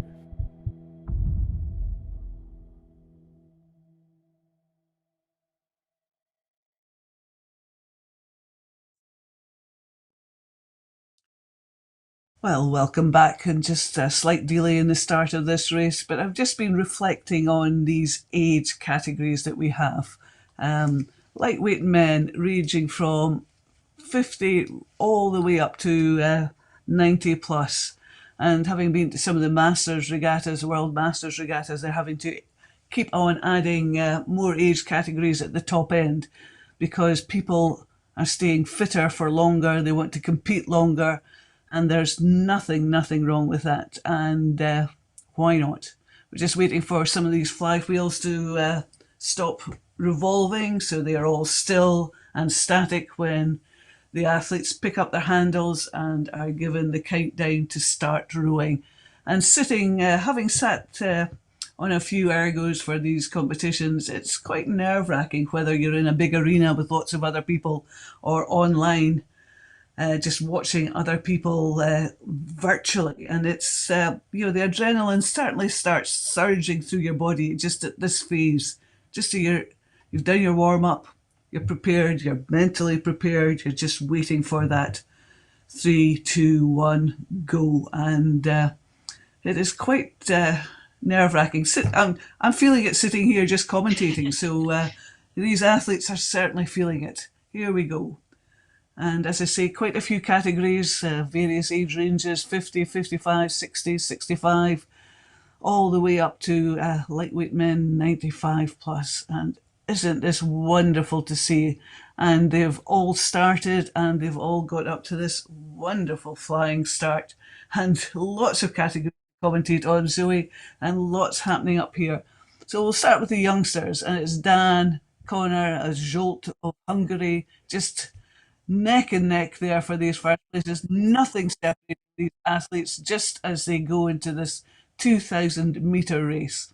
So then the darker blue boats are the 55 plus age category. Sean and Chris doing a great race there. And then Mark Branson, David Jubb in the next category. Julian Kennedy, just 30 metres in front of Dale from Canada there. And then we've got a really international field. We've got athletes from the Netherlands, USA, France, Canada, Finland. And it's lovely to see so many international athletes just joining us today to take part in this event. So I've run out of categories here, but just a great start from Zsolt and Philip there, a Hungarian and the Irish athlete, just competing in the 50 plus lightweight men's category. And nothing between them. Both very similar splits there, both very similar ratings, and this should be the race to watch, I think, in this category. But there's other races to watch. So many races in one event, Zoe. This is just going to be quite hard to keep on top of. What do you think? Oh, I know. We'll do our best, Carol. We'll do our best. So we are through the first 500 metres of this 2,000 metre race. It is neck and neck between our Hungarian entrant, Zsolt, and our Irish entrant, Philip Healy, going metre for metre at the top of your screen there. And they'll be able to see that on their screen at home. They'll be able to see how the other person is doing. The fabulousness of this tech that we have, no matter where they are in the world, they can watch what's going on. But Carol, you said it at the beginning about the different ages that we have, but also I thought it was fascinating at the different points that people pick up rowing. So Jeffrey Watling there, boat number 36, so that's one of the orange boats representing South Sea. So he started rowing in 1956. And then you look next to him in boat number 37, our Finnish entrant is Amo Jarvala. And he started in 2013. So a big difference in when people take up this version of our sport. But a great race going on there. And as I scroll back up to the top, Zsolt from our Hungarian entrant, just, my gosh, Carol, this really is neck and neck. So we're coming up now to the 1,000 meter mark. That is halfway of this 2,000 meter race. We have different rates going on there in boats 1 and 2. And as a reminder for everybody, this is the lightweight men. So they would have all needed to weigh no more than 75 kilos during the official weigh-in window this morning. And those yellow boats are age 50 to 54. But Carol, I'm not going to be able to call it between Zsolt and Philip. You look at their rates there. Zsolt is 4 pips higher than Philip. So maybe using some reserves now, maybe going early on some of the pushes to try and say, this is my race, I want to win this one, and to start to put some kind of questions into Philip's mind. But we've got Dan Connor there, our entrant representing Great Britain, but he is representing Royal Navy today. And then Evan Grace in entrant number 5 is a American entrant representing London Rowing Club. But now, Carol, as we come in to the 750 meters to go of this 2,000 meter race, what's happening in the rest of the field? As you say, I've been busily watching what's happening up at the top of the screen. But Chris DeMarco in the next category, 55 plus category, is doing a fantastic job, just staying in front of Sean Sinclair and Stephen Matthews and Jean-Christophe. But then the next category, the green boats, it's nothing between. Mark Branson slightly in front, but then we have 4 boats and just nothing between them for that second, third, and fourth place. This is so tight in the 60-year plus category. And then it's Alain of France in the lightweight men's 70 leading the field. And Jeffrey Watling, as you said, he started rowing in 1956, long before ergos were ever invented. So yes, this is fantastic to just watch that he's picked up this new technology and doing very, very well indeed. And it's still, this is a fantastic race between Philip and Zsolt. Lead changing, flicking backwards and forwards. This is so fast. Coming down to about 250 meters to go. And this is where they're really going to start testing each other. Just see who wants it most. And you can see the pressure just being piled on there. Philip just upping his rating, just putting on the pressure. His split has come down, putting that pressure on Zsolt just to see what he can reply with. And I'm not quite sure where that's going to go. Chris DeMarco still in the lead. Sean Sinclair in that second place in that lightweight 55 plus category race. And if you look at the 60 category race, it's still Mark in the lead. And that second place has come down to a 3-way tie now between Jan, Vianney and David. Really cracking race going on here. But Philip Healy, all that pressure he's piled on in that last 250 metres seems to have borne fruit. Look at the rating they're doing. They're up at 38, 39. Goodness. And it's Philip looks as though he's going to lead Zsolt over that line first. That was some pressure he put in that last 250 metres, and it has paid off. Boy, that was some rating. And that's quite hard to do, to have that reserves, to build up that rating, just when you've put a lot of work in earlier in the race. Dan in that third place now, Paul in fourth. These results will be verified later on. This is just, as we're seeing it now, it's down to the adjudicators to verify these results. Chris DeMarco going through the line first in the 55 category, Sean Sinclair second. And look at this, the 60 plus. Mark Bronson took it, but the difference of the other 3 boats, very, very little in the end between David, Jan and Vianney. And these boats are just finishing left, right and centre. In the 70 plus category, Alain Mangan's just finished.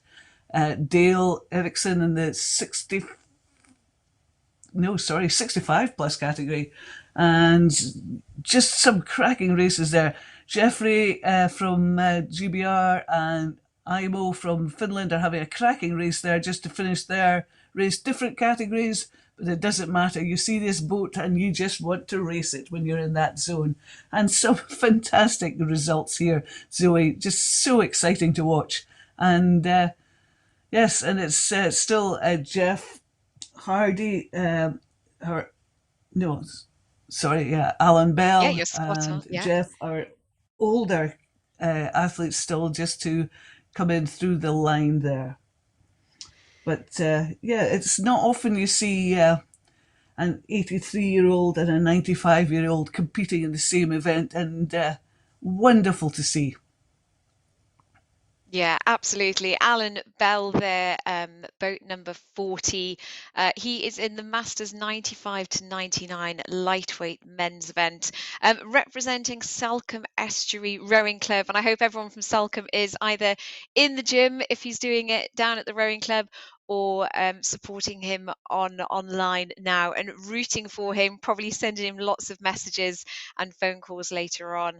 But great performance there. And as we can see, Jeff Hardy. Jeff Hardy actually started rowing 7 years ago at the age of 76. So Jeff Hardy there into his last 120 meters of this race. But what a variety of competitors we have as well. You look at Vinnie Coleman, our Dutch competitor there, finishing fourth provisionally in the Masters 60 to 64.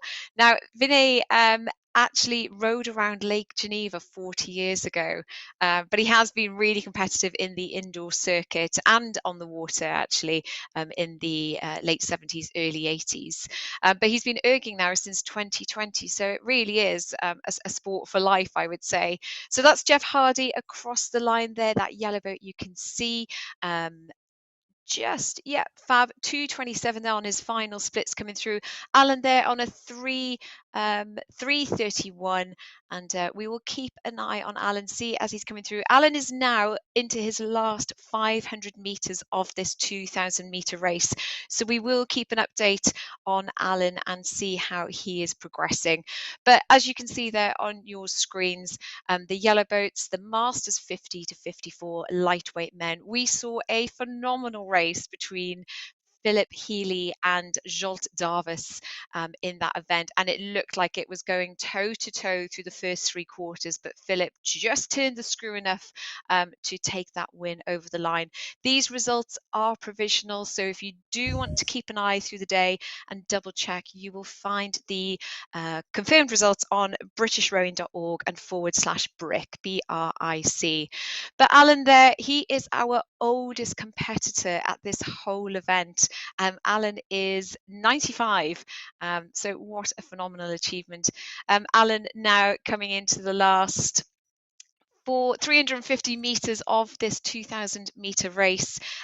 Pacing there at rate 25.26. So for those of you who are new to rowing or watching and supporting friends and family, and you're not a rower yourself, then what that number means is how many strokes you are taking in the minute.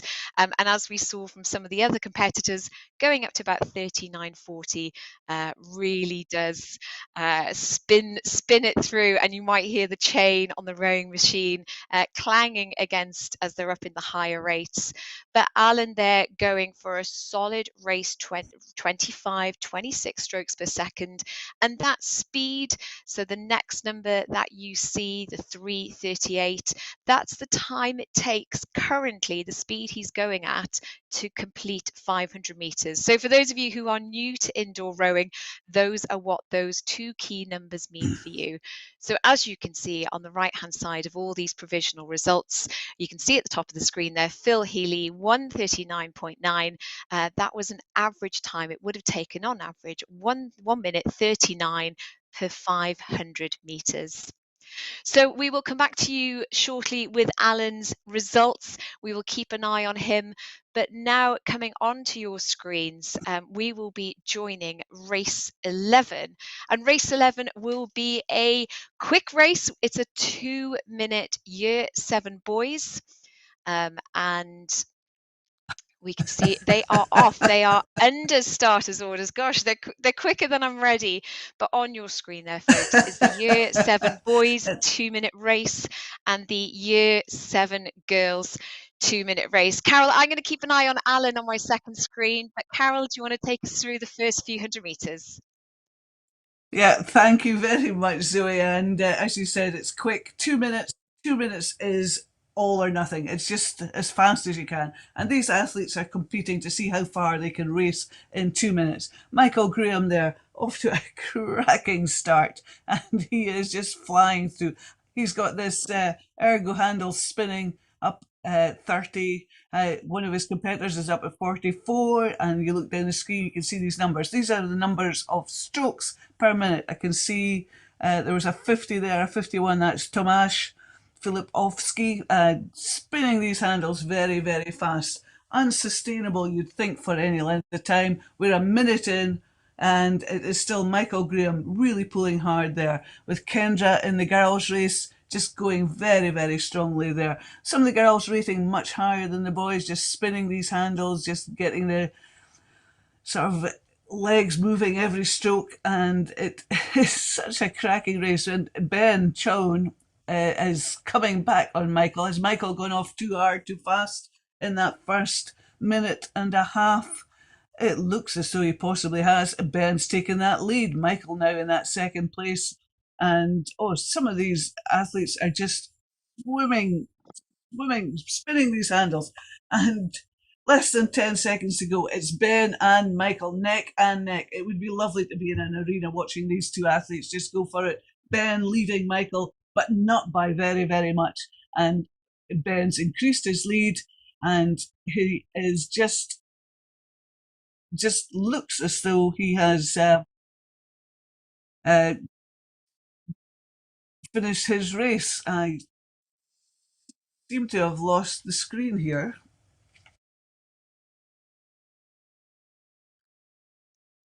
I can't see anything on the screen.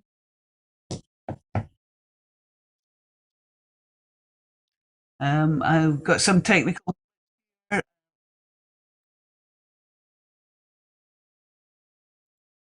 So on our screens there now are the results of the previous race, race number 10. And we were just waiting there for Alan Bell in the 90 to 95 lightweight category. Alan there with a time of 13:26. And Carol, I think, I'm going to just double check through, but I think that is a PB for Alan. Yeah, Alan told us at the start of this, 14 minutes was his PB. So that's Alan Bell from Salcombe Estuary Rowing Club. And what a chop down of a PB, 13:26. But let me take you through the results. The yellow boats on the right-hand side of your screen with a time of 6:39.6. Our Irish entrant, Philip Healy, in first place, representing Ardglass Coastal Rowing Club. And in second place, there is Zsolt Darvas, our Hungarian entrant. Third place there, we have Dan Connor and Paul Johnson in fourth. Into those navy darker blue coloured boats, it was a win there in a time of 6:57.5. Chris DeMarco, and in second place Sean St Clair, and third place in a 7:15.1 we have Stephen Matthews. And shimmying there down to the green boats on your screen, number 19 there in first place in the Masters 60 to 64 lightweight men, representing Royal Navy Sultan Massive. It was Mark Branson.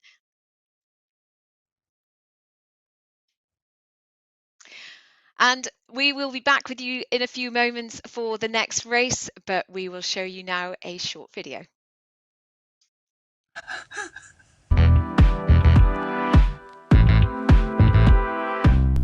many supplement companies do an incredible job in their advertising, promising great results in a short amount of time. This is something that can be all too alluring to an aspiring teenager who's never heard of the phrase strict liability. Luckily for me, when I was a young athlete, I had a mother who wouldn't allow me to spend my hard-earned pocket money on such things when there was plenty of good food to eat. What we want to do is get the message out from amateur to elite rowers and make sure that they are armed with the knowledge to be able to assess the risk, assess the need, and assess the consequences for themselves. Be an informed athlete, be a clean athlete, join our movement and share this message.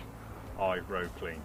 As an elite athlete, I feel like we have a responsibility to do what we can to promote anti-doping, which is why I'm really proud to be a clean sport ambassador, because what I want to do is try and help educate younger rowers, club athletes, and bring transparency and clarity to the whole process of anti-doping, and do what I can to send across the message. In sport, there's always a choice. From my early years playing rugby, I heard stories, I heard rumours, and then I was finally confronted with performance-enhancing drugs. For me, there was a clear choice. I wanted to be a clean athlete. In 2009, when I joined the World Class Start programme, I finally felt part of a community that wanted to prevent, protect and maintain sporting integrity. Members of the rowing community are now part of something bigger. To make good choices, to spread the value and beliefs that sport is at its best when it's clean. Be an informed athlete, be a clean athlete, join our movement and share this message, I row clean.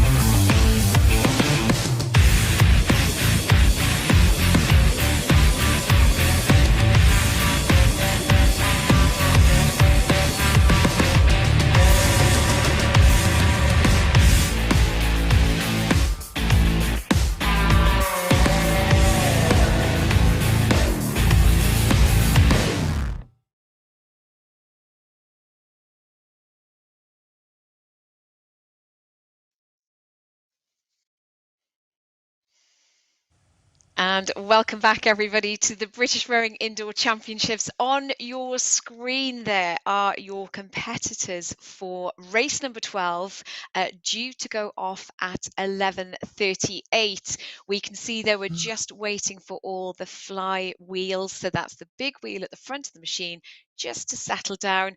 All the competitors will be just thinking through their race plans, their tactics. Some of them might be setting their soundtracks. And there are a few names in this one, again, that I recognize from lots of indoor racing this season. But you have got on your screen there the start of race number 12.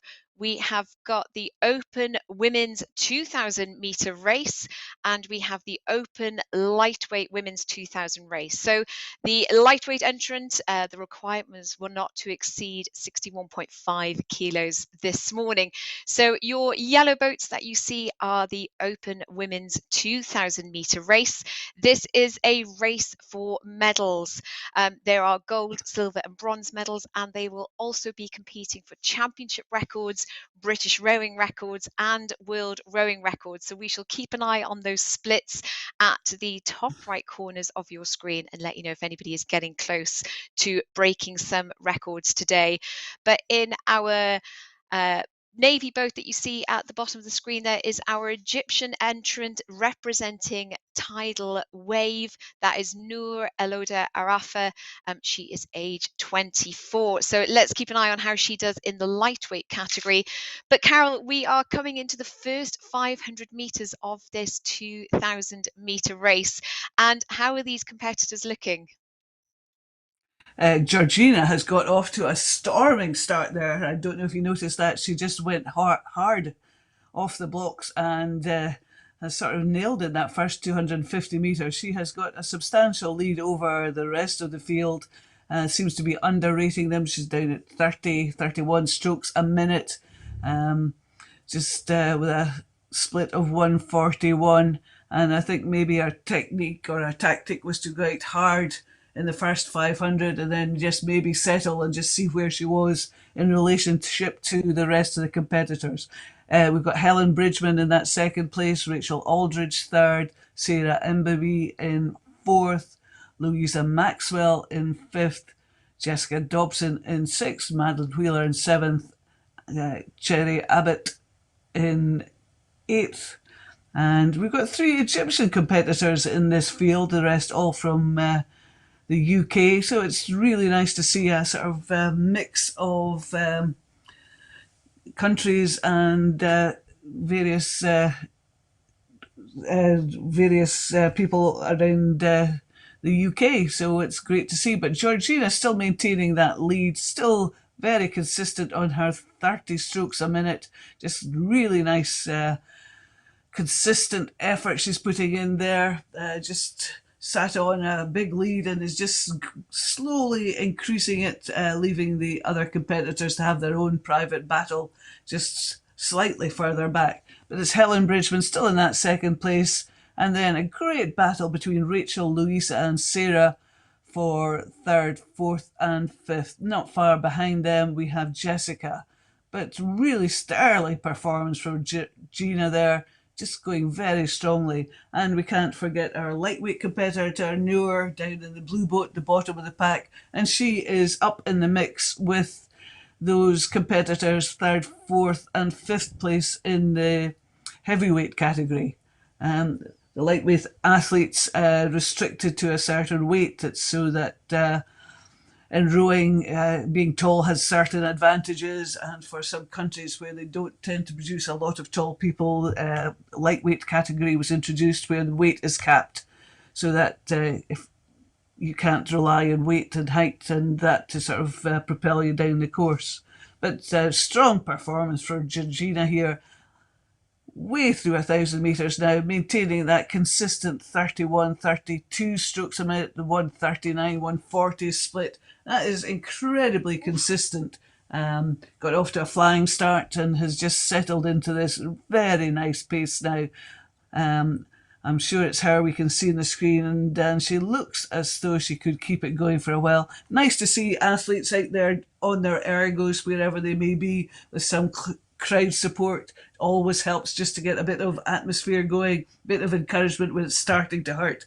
And now, you know, sort of Georgina's got less than 750 metres to go, and this is where, you know, you start having thoughts, deep thoughts about whether this is worth it or whether it's worthwhile carrying on. But for Georgina, that question seems to be answered, because she is certainly powering on down to the last 500 metres to go. Helen Bridgman now in that second place, and there's still this good old battle going on between Sarah, Louisa, Rachel and Noor down in the bottom of the screen is also racing at that sort of pace. How do you think it's going to pan out, Zoe? Do you know what? I'm going to call it. I think we're going to see a championship record. You look at Georgina Brachel's split there, 1:38. Now the championship record is currently 6:44.8. So you'd need on average a 1:41.1.2 split. So she looks like she is going for it. Now, if I just look next at what a British record is for open women's 2,000 meters, you need an average split of 1:38. Now we did see 1:41s earlier on from Georgina, so we will need her to average out if she's going for that British record, but let's keep a very close eye on that. You said if the questions are coming in, it looks like she's got a coach there in the bottom of her screen, and you can now start to hear everybody absolutely rooting for her.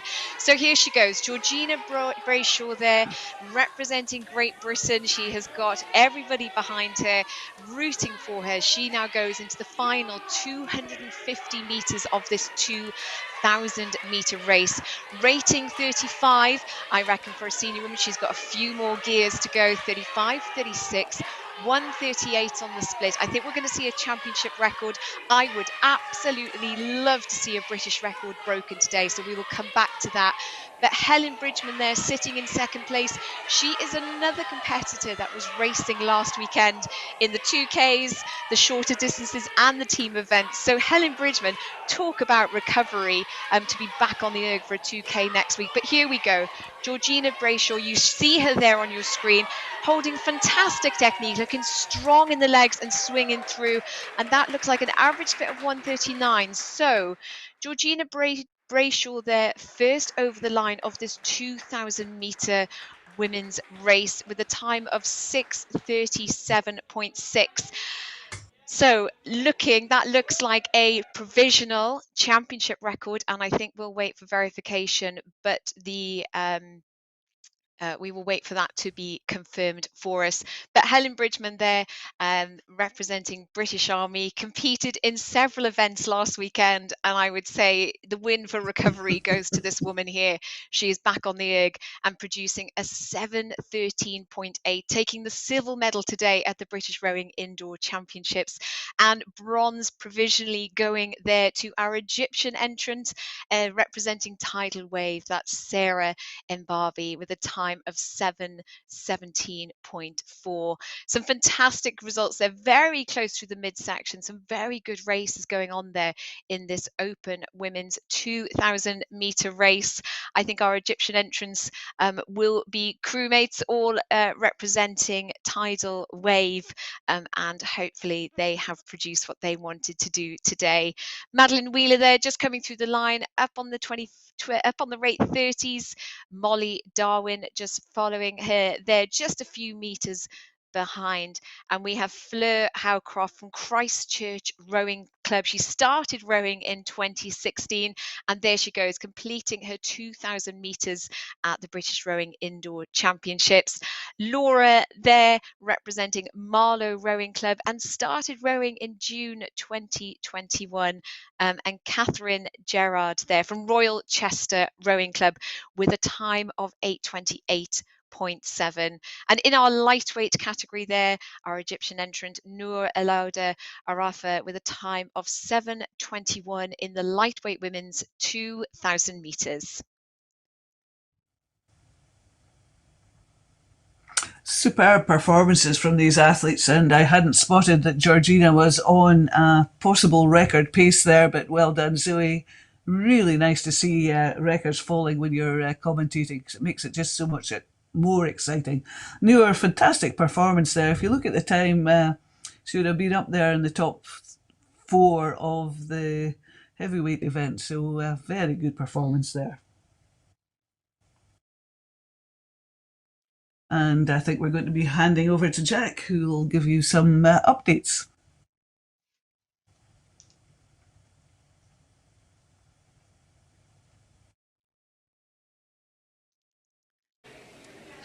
Well, I'm here on the race floor downstairs with Georgie Brayshaw, who just won the Open Women's 2-kilometre race and represents the GB team. How was that race for you, Georgie? Yeah, it was really good.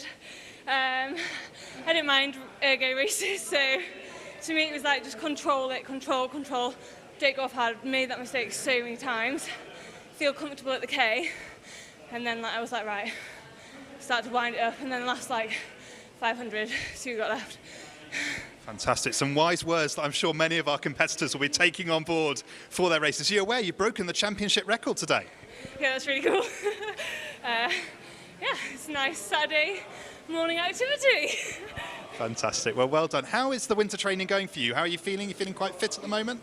Yeah, I was injured. I had a back injury last year, and I just was like, right, I can't do racing, but I'm going to make myself the best athlete I can be. Attitude, everything that I did, came back. My ergo scores have been going right down, really good. Maxed out the core test, and I just feel like the best athlete I've been, and water's going great, and I'm just loving it at the moment. And presumably it's great to have the full squad around you here and to be back to training and have everyone behind you when you're doing that race. Yeah, definitely. It was over lockdown. I was up north in my parents, they've got a farm, so in the barns, doing an ergo by myself, 20k. It was miserable. And these girls on the squad are just amazing. So it was really nice to have them behind me cheering me on. It really made a difference. Fantastic. Well done with your race. We'll leave you to your warm down, but we're seeing a lot more from the GB team later on today. We've got a relay coming up very soon. But meanwhile, congratulations to Georgie on your race, and we'll go back to the team for the next race on the course. Oh, sorry, we're going to go to a quick break with a video. Back shortly. So when you have a disability, it can be really easy to isolate yourself. Coming down to the club is a really nice way to sort of surround yourself with like-minded people who train hard. Hi, my name is Zander. I'm a medical student at Bristol University, and I'm on the British Rowing Paralympic Talent ID programme. So when I was 19, I broke my back, which left me paralysed from the waist down and reliant on a wheelchair for mobility. Since then, I've found that being fit and strong is the only way that I can get around a world that is not particularly accessible. It's really nice to be able to being able to integrate back into society. Once you're on the water, you're on the water, and there's no differences between the people at all. You're in a boat and you're by yourself, and you're just doing what you can to make the boat go faster. One of the best things about the Pathway programme is the support that you get from the staff. A centralised coach helps you with setting you up where you are. They also support you in all other aspects such as nutrition and physio, as well as your well-being as an athlete. So I'm not going to lie, the work that we have to do is tough and it's hard work, and you need to have grit and determination to rock up the training early in the morning. But if you put in the hours and you put in the work, then anybody can get there. So I think after my injury, one of the things that helped me the most to sort of reintegrate back into society after being in hospital for 3 months was that ability to go out and do sport. Sport is something that I've always loved, but that ability to go out and actually carry on with something that pushes you and makes you tired, but actually gives you that rush of doing real sport was actually probably the main thing that got me out of that slump after my accident. One of the main concerns that I had was combining a full-time rowing programme alongside my medical degree. But British Rowing have been very accommodating, and I have so far managed to go through an entire year and pass both.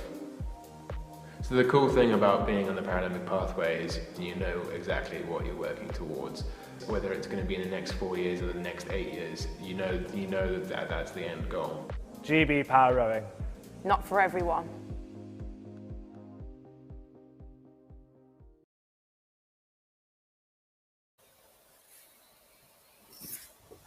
And welcome back to another race. This is race 13 on our programme, and today we've got a 4-minute race. These are for the Year 9 girls and the women's PR3 category and the women's IAR6 category. PR3 category is for rowers who have functional use of their legs, trunk and arms, and who can utilise a sliding seat. And IAR6 is those with chronic health conditions not resulting in a physical impairment. So this is a 4-minute race, so I'm expecting it to be fast and furious. Caroline, what are you expecting from this race? Yeah, definitely. The 4-minute races are always fast and furious. It still has to be slightly paced due to the fact that it is 4 minutes. It isn't just a 1-minute row, but it is also you've just got to keep on the power the whole way through. As a adaptive athlete myself, I'm very interested to see what our adaptive athletes are going to be doing and what they pull on this race, because this would be one of my races normally. Do you feel you're missing out, Caroline? A little bit, but I was quite fortunate because my normal partner in crime, who normally rows on the PR2 category, same as myself, isn't rowing today either. So I'm missing out, but it's nice to be able to see it from the outside in and actually watch this race and be able to commentate on it instead. Yeah, it must be. So yeah, some of these Year 9 girls could go off fast and furious, and as you say, it'll be interesting to watch paralytes too. I've been out of the scene for the junior events for a while, so none of these names are registering very much with me at the moment, but nice to see clubs and schools all over the UK represented in this event. Yeah, I think that's what's really special about these events is the fact that schools take part and clubs take part, and they get their junior rowers involved in this.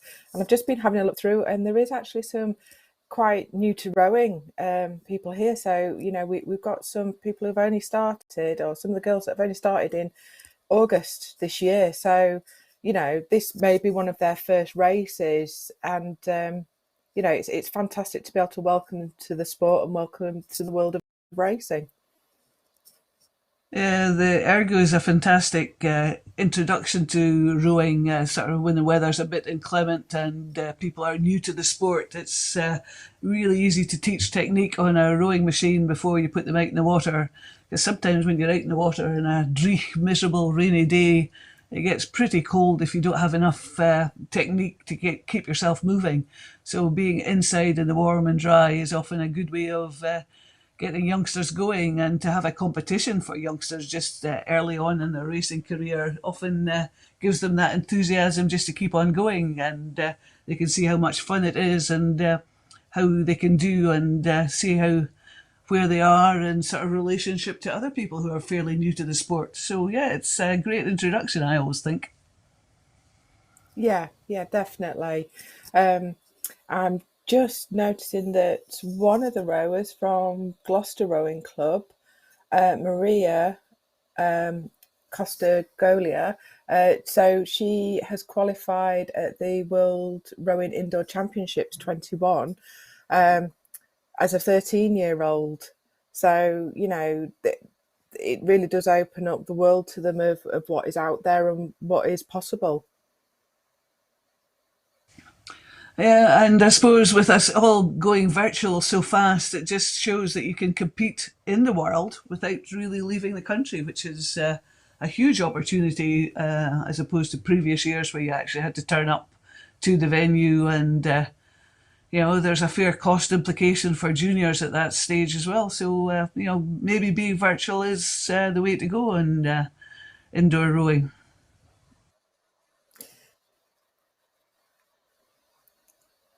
And I think we're going over to Jack and for some introduction.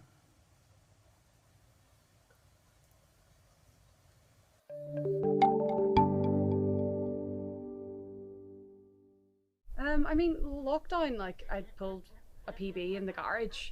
It's not putting that as not as an excuse, but trying to use that as a reason why you can't PB. You definitely can. Yeah, it's just about your mindset, and it kind of teaches you as well. If you can do it in your living room, you can do it anywhere. So kind of take confidence from that. So my not advice would be, but it's just I've kind of learned myself that it doesn't really matter where you are. It's it's good to focus in when you have distractions around you, and that's what you do in races. So yeah, although I would say make sure the distractions that you can control, block them out. That's so true. Shut the door. Don't have your mum wandering in. My dad walked in. Don't have your dog coming in and sitting on your leg. Those kind of things. Oh, he came into my 2K and he was like, "Pull, Hannah," and I was like, "Oh my!" It made me angry, but maybe that helps. Maybe it did, but maybe it didn't.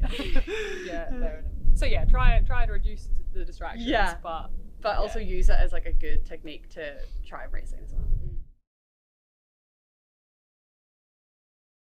It was talking to someone about Hayley's future.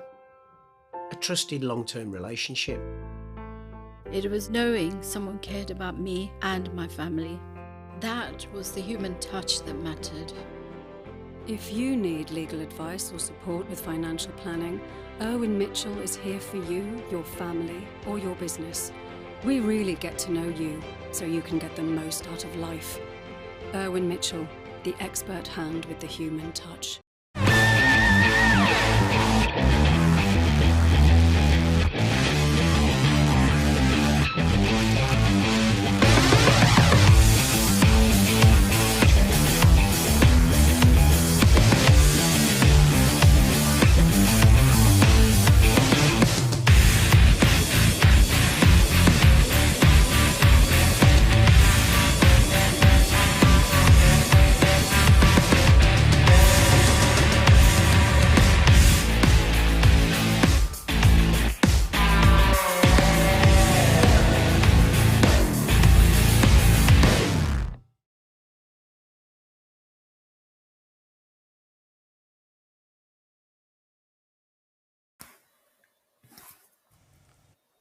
And Caroline, we're back Hi, with this 4-minute race for the Year 9 girls in the women's PR3 category and the women's IAR6.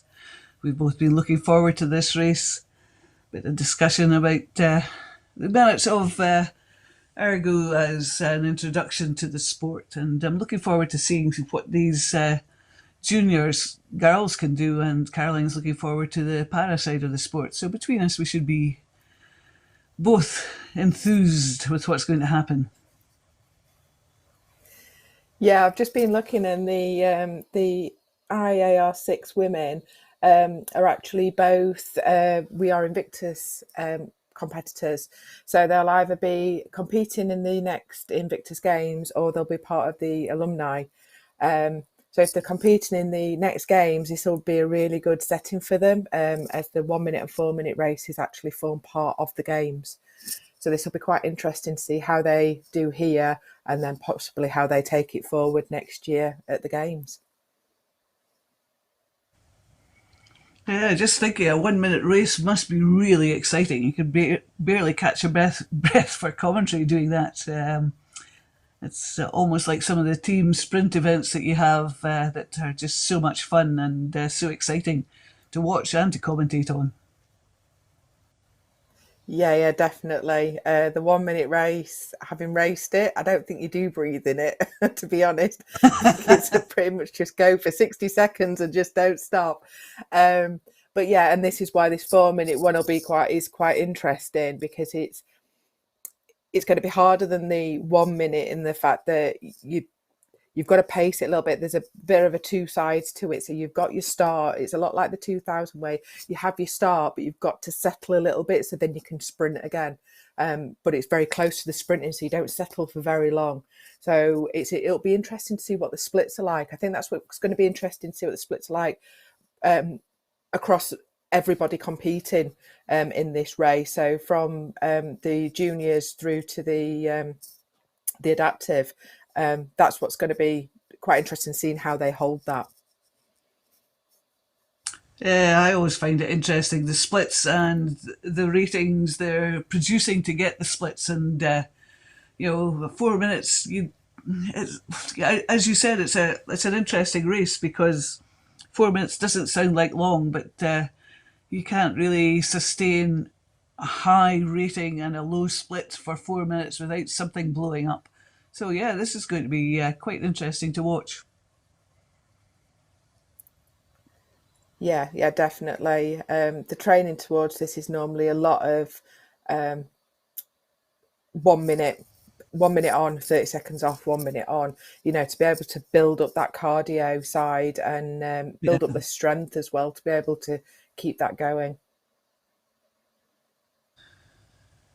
Yeah, definitely. It's always, as a training tool, it's quite fun. You can sort of build in some fun elements on it as well, sort of just to get, I'm speaking from the junior side, just to make it a bit more fun for them, just to do something silly in the 30 seconds off. And it's sometimes get them to sprint round the ergo and jump on again and then go for 30 seconds, just to break things up.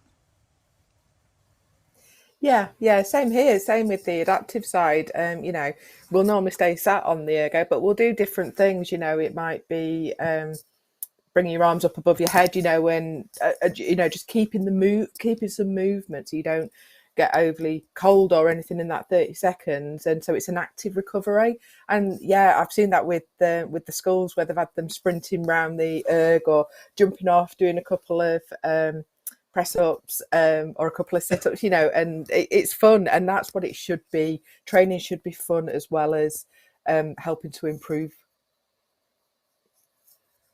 Totally agree with you, Caroline. I think training should be fun because otherwise it becomes a slog and then you lose the enthusiasm and the desire to do well. I always like having a bit of fun element in most things that I try and do.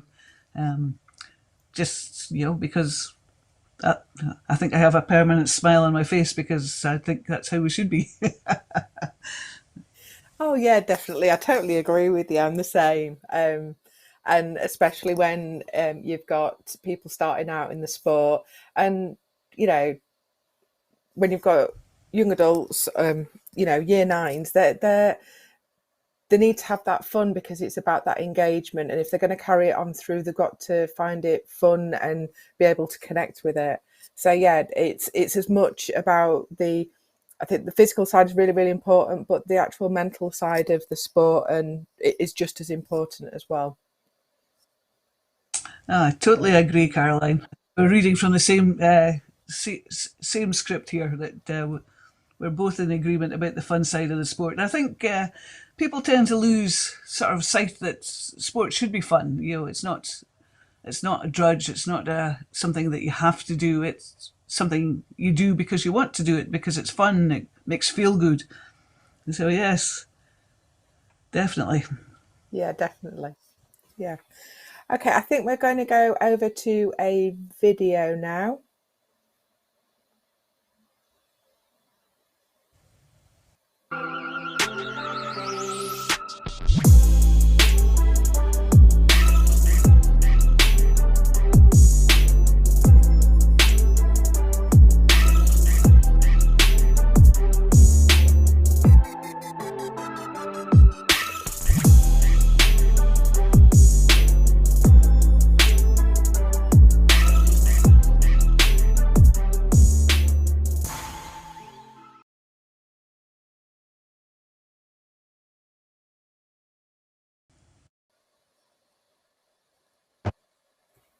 Oh boy, I've been waiting for this. I have never commentated on a relay race virtually before, so this is exciting for me. And this is the GB Sprint Relay with these teams just sprinting for these competitors. Look at the ratings. I always find in a relay race that the ratings go incredibly high, that people in a relay, you work the legs really, really hard, jump off, have a break.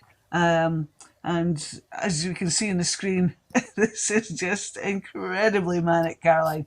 What fun to watch.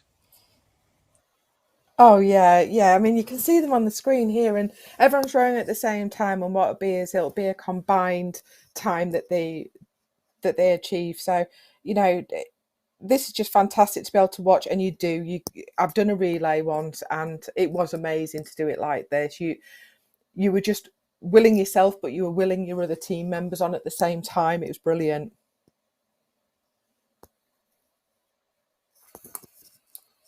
And one of the first GB teams just finished there, and of course this was so fast, Caroline. Just hardly time enough to get the commentary going, but for these athletes it must be so much fun just doing these sprint relays, just however much time, just going as fast as you can with your teammates, and a great team building exercise. Yeah, definitely. I mean, this was a 500-meter GB sprint relay, and 500 meters covered in just over a minute 20, minute 26. Amazing. You don't have time to commentate really because it's just so fast. Absolutely not. And yeah, it's one of those ones where if you're in the room with them, the adrenaline high must be just so much fun. I've done live relay commentary before, and the buzz in the room is just so much fun. It just sort of lifts you with it because you just feel this enthusiasm just swirling around you. And it must have been the same in that gym where these GB athletes just as we were talking about earlier, Caroline, something to bring a big smile on your face on a Saturday morning. Oh yeah, and what was really nice was actually, we were able to see they were all doing that together, and that is a lot like how the in-person races are. When you're in the relay and you're all together in the same room, and it's fantastic that we can do these things virtually, but it's also nice to be able to come together and do them as well. So yeah, I think that was really, really special to be able to see them all together and all working really hard.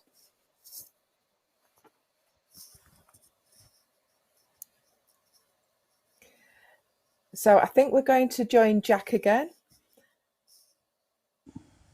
for some updates. Well, I'm back downstairs on the race floor here where the GB team have just completed their relay, and I have with me Rowan McKellar and Jack Burns. How was your race, Jack? Yeah, we gave it our best effort. I don't think the 500 sprint was our forte, but we tried staying in time and having high morale, but we didn't win, but I think we had good fun.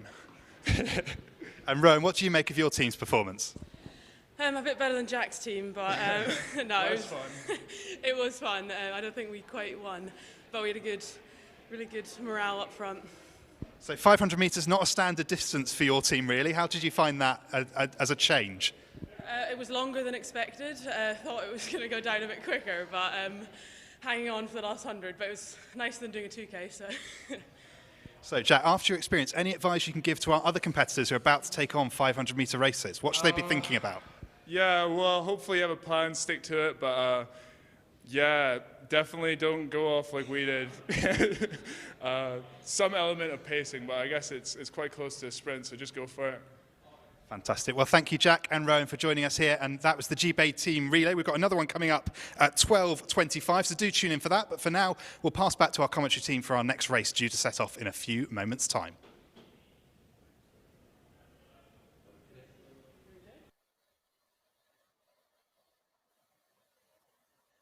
I just thought that was lovely, Caroline, just to see the big smiles on Jack and Rowan's faces there. They obviously enjoyed this 500-metre sprint.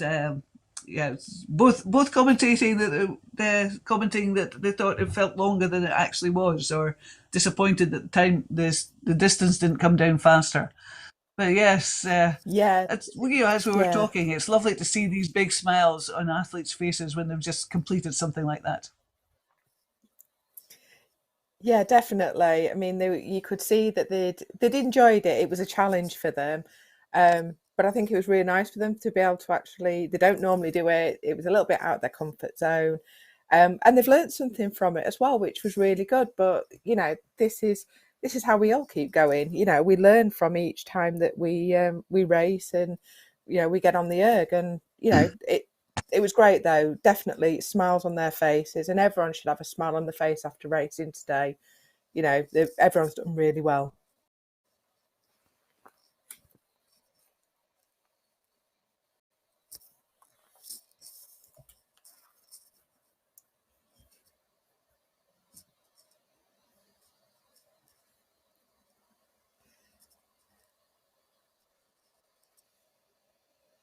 And we're still having technical issues. We're still having some technical issues with that 4-minute race, and we're now going to move on to race 15 on your programme, and this is for Year 11 boys. And this time it's a 6-minute race for these young athletes, probably early on in their rowing careers, whether it's indoor or on the water. And it'll be interesting to see how they'll go. As Caroline was saying earlier, this is, you know, this sort of time, this sort of distance, they'll have to have a race plan in their brains, because you just can't go off hard and furious and hope that you can hang on. This will have taken some planning for these young athletes. Caroline? Yeah, definitely. I mean, Year 11, so they're just finishing high school, UK wise. So, you know, this will be probably their last time racing at this time, you know, in this sort of race, before going into the adult races. So before they will start doing the 500 meters and 2000. So, you know, this will be really, really good for them. It's a good step up from the 4 minutes to the 6 minutes, and it does teach a lot about pacing as well. Different distances teach athletes different things. These Year 11 boys will probably, if they've been racing on the water, will be racing 2K. So this is probably a slightly shorter distance, but it's always good to have these tools where you can sort of gauge your race plan to distance or to time, and just figure out what you need to do to keep it going and keep that consistency going. I'm looking forward to this one, Caroline. Yeah, I am. Yeah, I'm definitely interested to see how this one goes. However, we are just going to go back over to Jack for a few minutes. We're just having a few other technical issues at the moment, but we will be back with you shortly.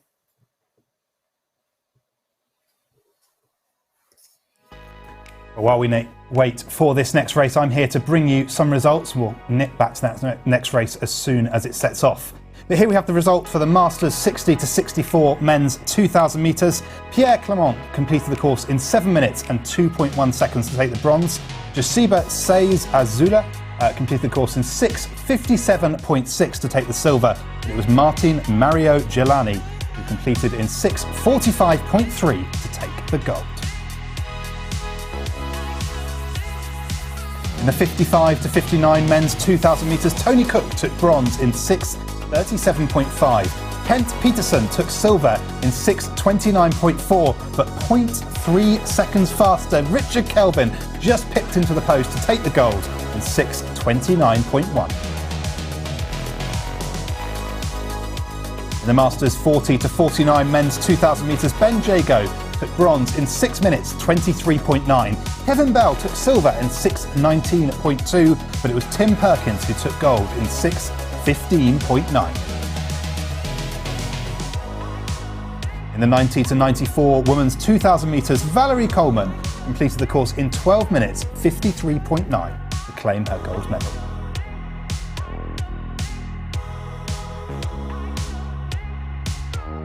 In the 70 to 74 women's 2,000 metres, Marjorie Roon covered the course in 8 minutes 20.3, also taking her gold.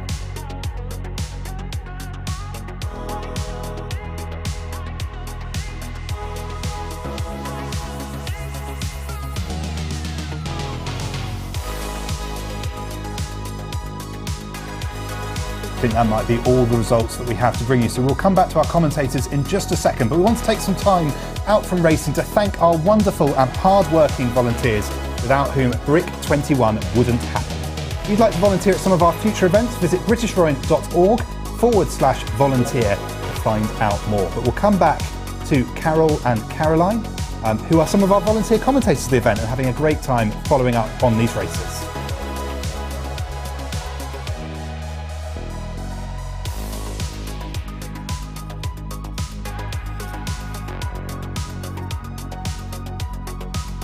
And we're just waiting for these Year 11 boys to start their race. They're just preparing for their race. They'll be sitting there, the handles down, just waiting for the instructions on the screen on themselves. Yes, we can see it on the screen. This is what they're seeing.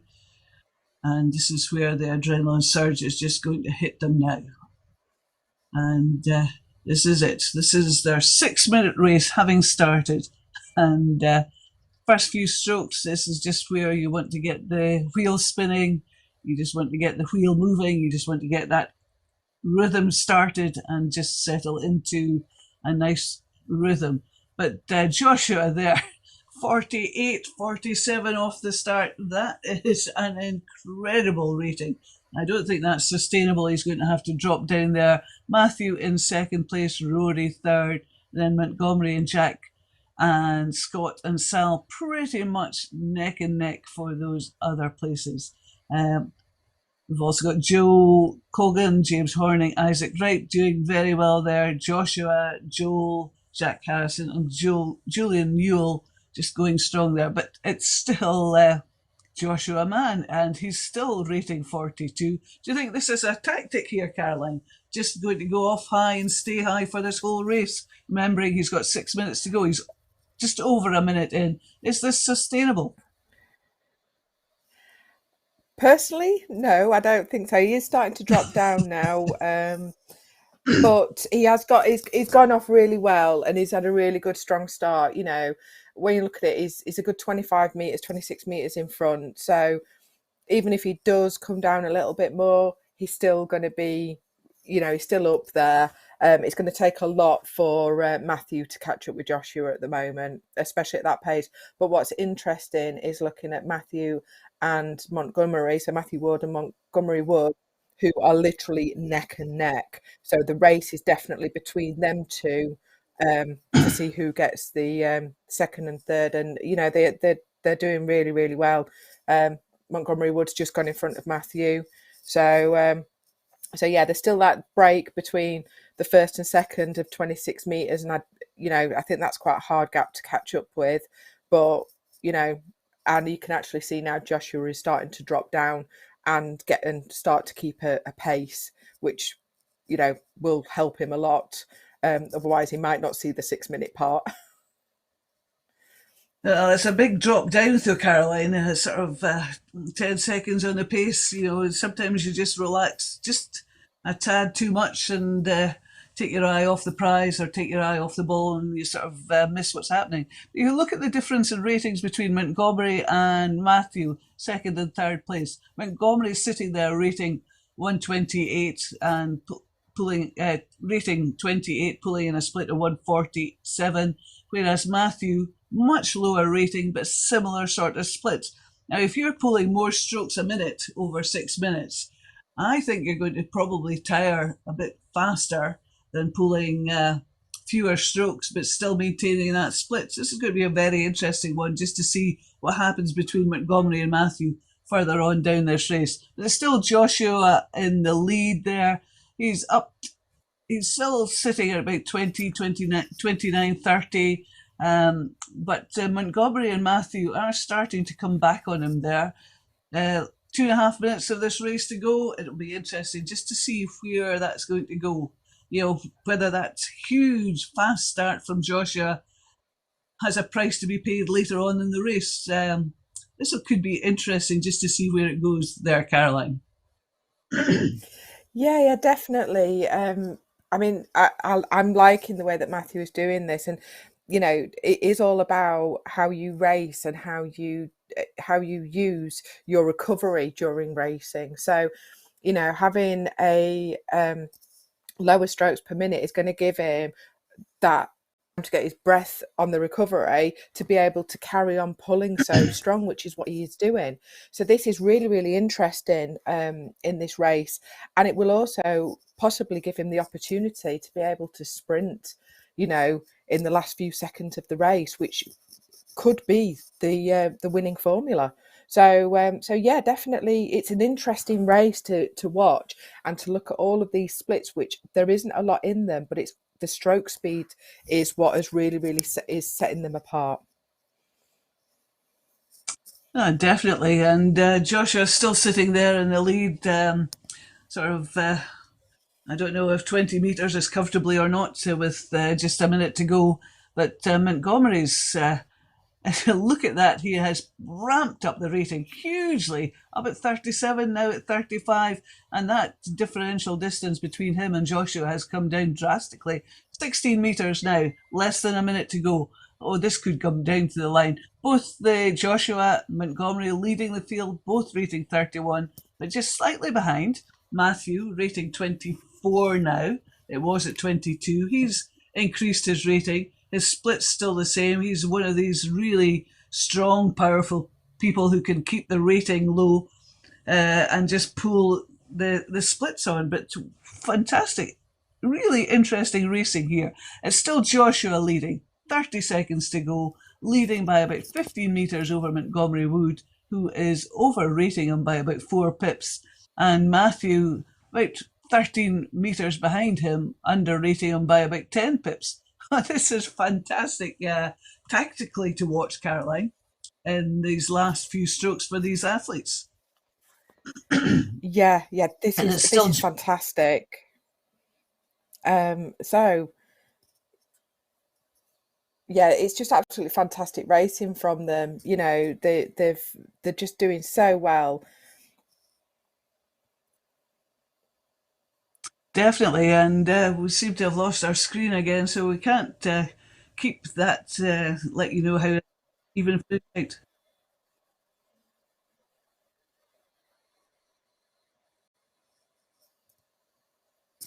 out. And on the left-hand side, we can see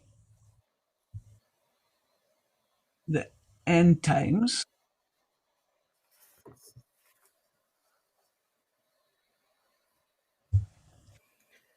So we're just having a look at the finishing results.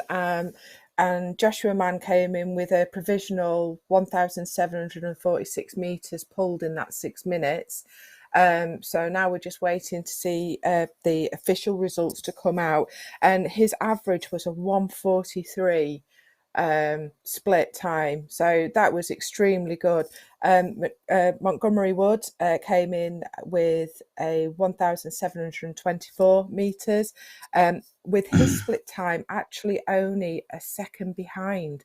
So this is quite interesting, where you look at the split times and you look at the metres pulled, and the split times are quite close, but the meters pulled are actually, there is a difference in there. What do you think, Carol?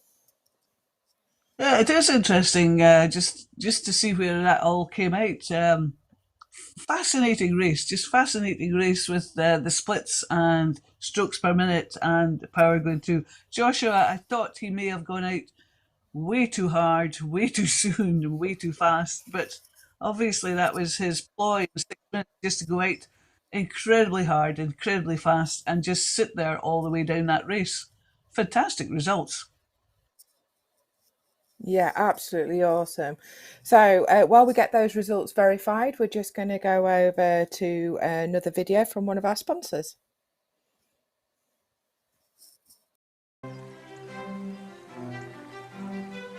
To be a really good pole vaulter, you need to be strong.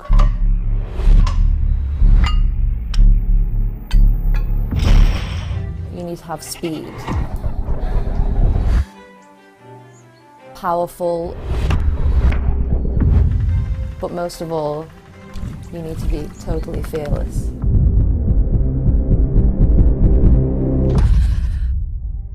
There's nothing better than feeling like you've just jumped the perfect jump. I grew up in Chorley in Lancashire in the northwest of England. There's a lot of factories here, the history of the cotton mills. It's got the beautiful countryside, it feels rural. Whenever I'm away, I just miss it, and when I'm home, it just feels like where I'm meant to be. Holly was such a sporty child. She wanted to get involved in everything: football, gymnastics, hockey, athletics. From the age of about 3 or 4, she was just never still.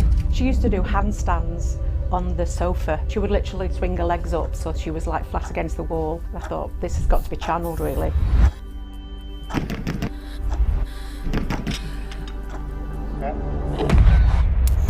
If it wasn't for Blackburn Harriers, I would never.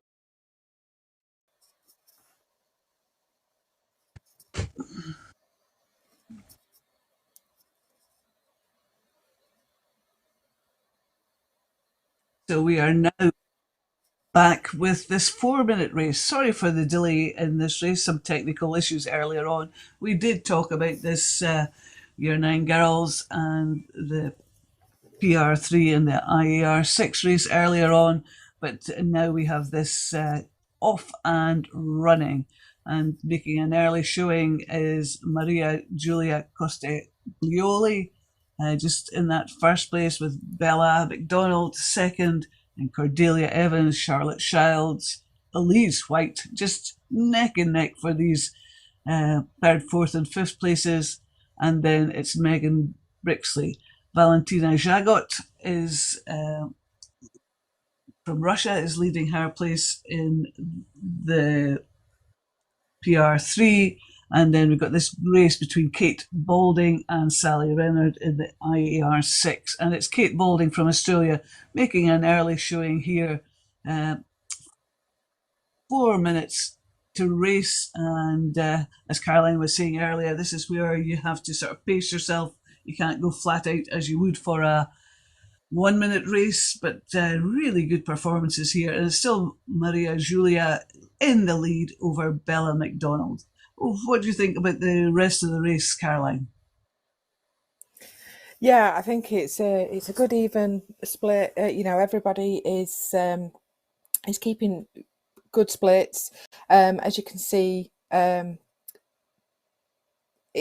splits range from sort of like 150 to 2 minutes, and the stroke speeds are all around about the same. There's only one where I've noticed that it was quite a high stroke speed, and that was Valentina down in boat number 11. in fact, yeah, she was. Yeah, she's in boat number 11, where she's holding sort of like around about a 40 strokes per minute, which is actually quite a high stroke rate to keep for a long period of time, as we said in the last race. And then if you look at the IR6 women racing against each other in boats 23 and 24, so Kate Bolden and Sally Renard, they've really closed up now. There's 9 meters between them, which is not a lot really. We're just entering the last sort of minute or so of the race, and this is where they're going to start going all out. If they've got a bit of a race plan, they will have settled now, and this is where they could really step it up. And I can see some of those places changing at the top of the board. Definitely. A 4-minute race, you've done 3 minutes, and this is where it all counts. This is where you just don't want to be caught napping. This is where you want to make a bit of a push just to pull yourself, just give yourself a bit more of a comfort zone, a bit of a more of a margin between yourself and the other competitors. And this is where, it's getting tough, it's getting tiring, your muscles are sore, but this is where sort of mental strength and endurance comes into it. But still Maria Julia in the lead there in the Year 9 girls with Bella McDonald in that second place. Then there's quite a distance between them and Megan Brixey, Cordelia Evans, Tilly Farrer.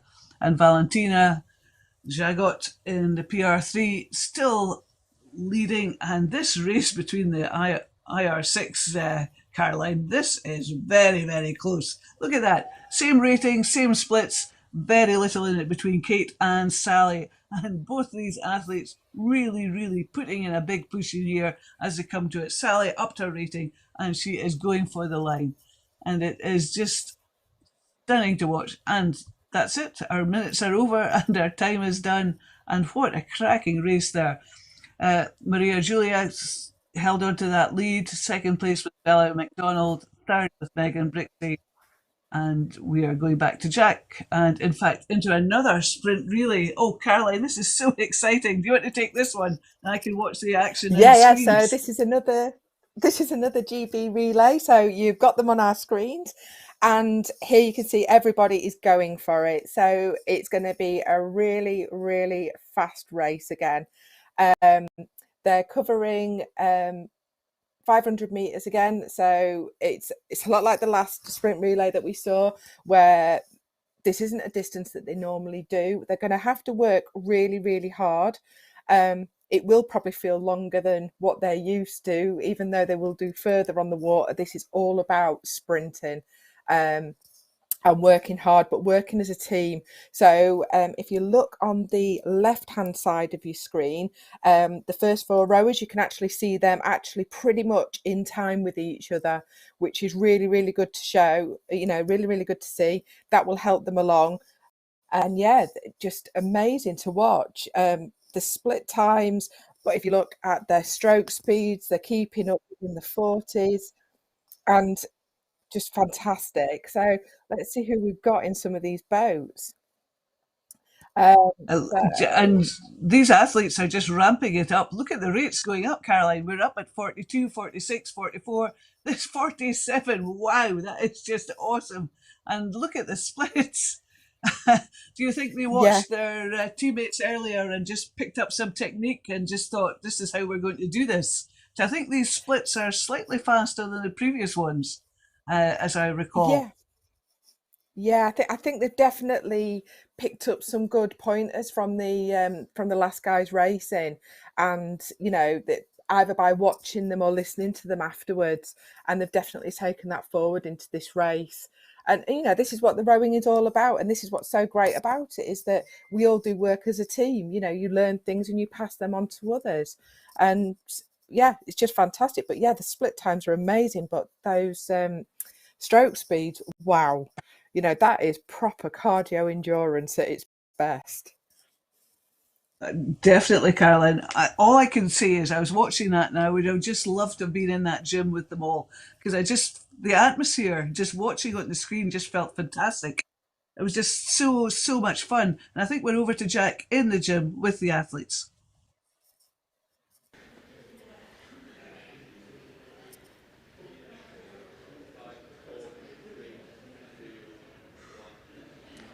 That's right, Carol. I'm downstairs with Lauren Irwin, who is part of the second team, I think, in that relay, Team 1, who came second, and has joined the BR squad as part of Project Paris. You've been training with them since September. How was that race for you? Yeah, it was good. I think, you know, we haven't really been practicing our interval training, but I thought 500 metres is a perfect distance to try not to blow, essentially. But I really enjoyed it. It was really good. Absolutely. And so how's winter training going for you? Are you feeling fit at the moment? Yeah, feeling really fit at the moment.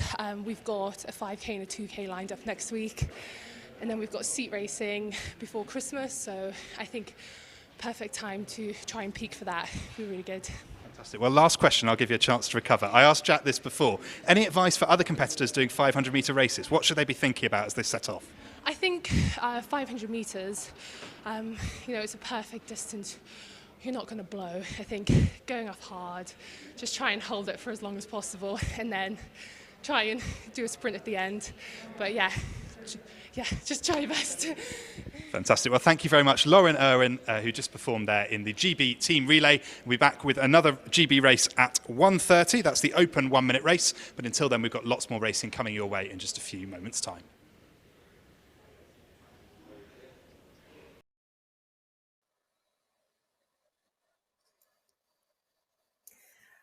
Hi and welcome back. So the next race that we've got up is the girls 6 minute race. So this is year 11 girls. Again, like we've seen with the boys year 11, this is this on the erg. They normally will do further on the water, but this will be challenging for them, and it's going to be interesting to see how they've got their race plans and what comes out of this. So they're just stopping rowing now. They've had the warm-up. We're just waiting for the flywheels to stop. So on their screens, they'll have stopped rowing. We'll be able to tell when the flywheels have all stopped to give everyone a fair start.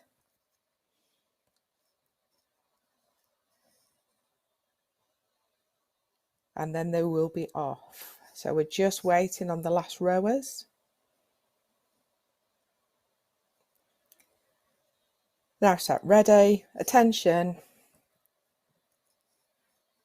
and row. Oh dear, so we've had a bit of a false start. So what'll happen now is they'll be given all the ergs now on the computer in front of them. It'll tell them all that it's a false start. So we're just waiting for erg 9 and 14 just to stop, so that we can get the flywheels back to a standstill so that we can start the race again. It's very easy to do a false start in a race like this, Caroline. Just the nerves twitches, and just the slightest pull as your nerves twitch on that handle is just enough to register a false start. So it doesn't happen as often as you would expect, but it does happen, and it just adds to the whole nervous tension as you builds up as you're sitting there just waiting for these instructions to start rowing again. I'm sure these athletes will have taken a few minutes just to breathe deep and just get themselves ready. Attention. And row. And that's it. These athletes are now started. Very early in the race. Another 6 minute race here. Different pacing from the 500 metre team sprint that we've just seen. And these athletes will have their little game plan in their little brains just to work out what they need to do and where they need to be. But Mia Ambruni is off to a very early start there, but very close behind her we have Joy Wildsmith, then Imogen Scott, and then Inez and Emily Downing. Just, I mean, that battle there for fourth and fifth, and then Millie Emma battle for sixth and seventh with Kate Rankin just slightly behind the rest of the field there. And I think we've got a problem with Isabel Spencer, maybe not registering a start there. But 6 minutes to race, Caroline. These athletes are very close together. The ratings are close together. Mia maybe went off a tad hard. Our splits just coming down a bit. Oh, she's pulled it back again. This could be a really good race for the first three places here between Joy, Imogen and Mia, Caroline. Yeah, definitely. You can see now it's an interesting race, and actually it's an interesting race overall, because even just within the top three, it's interesting. But actually, if you look between fourth, fifth, sixth, and seventh place, they are quite tightly knitted together, and the split times aren't far apart, and but the stroke speed is what I'm quite interested in. So if you look at Ines Mathers in boat 9, she's got the lowest stroke speed, and she's a split has gone up, but she isn't far out from the others either, and so she's maintaining quite well. And then, but if you look at it against Joy Wildsmith, she's got a stroke rate of 28-27 with a split of 154. So yeah, she did go off fast, but she's also managed to maintain that.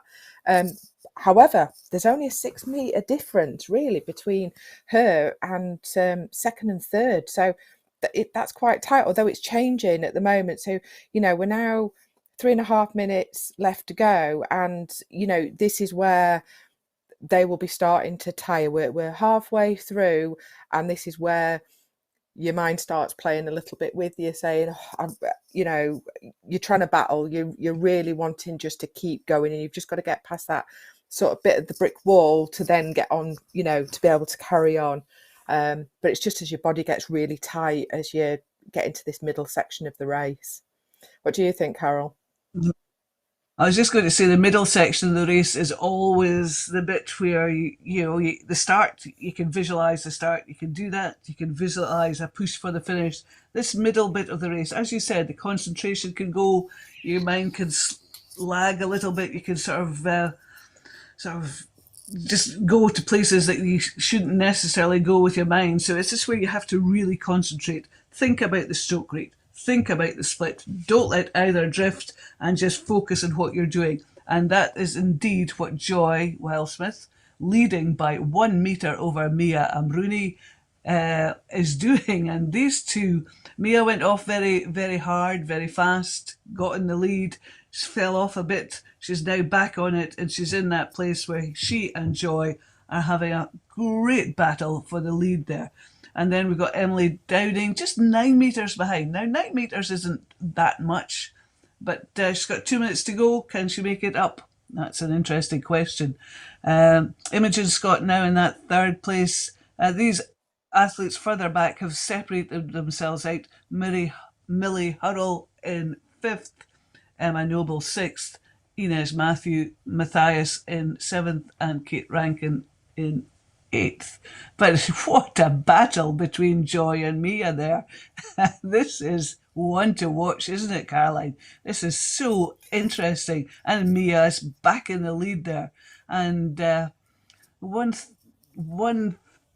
90 seconds to go. This is where you're going to start thinking about what you're going to do for the last minute, and whether you've got enough in the tank just to really separate yourself, especially when it's this close. And you can see the boats on the screen. You know exactly where your competitor is. And this is where, you need to do something to just get yourself away from any danger, Caroline. And Joy's trying to do that. Rating's gone up. Mia's rating's gone up with it. Oh, look, the lead has changed again, Caroline. What a fantastic race to watch between these two athletes. I don't think Emily's out of it there either. She's ramped up her rating and she's coming back into contention. This could be a finish to watch, Caroline. Definitely. I mean, I'm watching this. I think I'm holding my breath watching it. It is really, really just brilliant. The way that they've been leapfrogging. This is interesting now. What have they got left for this last 30 seconds? Have they got that last little push to be able to just really get up there? And Emily Dowling has just come up into second. There is 6 meters max between the top three. Really, really good. But even when you look further down the field, they are still quite close together in their little groupings as well. And this is where, if they've got people at home shouting, spurring them on, this will be when they really come into play. So here we are. They've just finished that. 2 meters in it at the end. Yeah, wow, that's it. It's amazing, isn't it? Sorry, Caroline, I was too excited. I thought thought Emily might steal it No, on the you're line fine. there. But I mean, when you look at it, sorry, Carol, go on. No, I'm sorry, I jumped in. I thought Emily might have stolen it on the line. She didn't. 2 meters in it at the end. It's just, what a brilliant finish that was. Just such a good race. Yeah, absolutely amazing. And I am sat here on the edge of my seat. I think I've held my breath for the majority of it, and it was it was just brilliant to watch. I mean, you know, virtual is fantastic, but could you imagine of being in the actual place and you know, us all being in the velodrome and seeing that race, you know, and yeah, I hope that they've got family around them that you know, that have cheered them on, because it really is absolutely amazing what they've just done there. Yeah, I'm with you. It would have been a phenomenal atmosphere in a velodrome, and I hope, as you say, I hope they had somebody in the room with them, or somebody cheering them on, because that push that Emily put in that last minute or so was just exceptional. It was just brilliant to watch, and such a tight finish. And oh, this is this is a commentary dream, isn't it? Just to have something so exciting to watch. And I'm bouncing up and down on my exercise ball just because I can't sit still in a seat. So I sit in an exercise ball so I can wiggle and jiggle and bounce up and down with excitement. So yes, this was such a cracking race. But I think we're going to hand back to Jack now for some more information.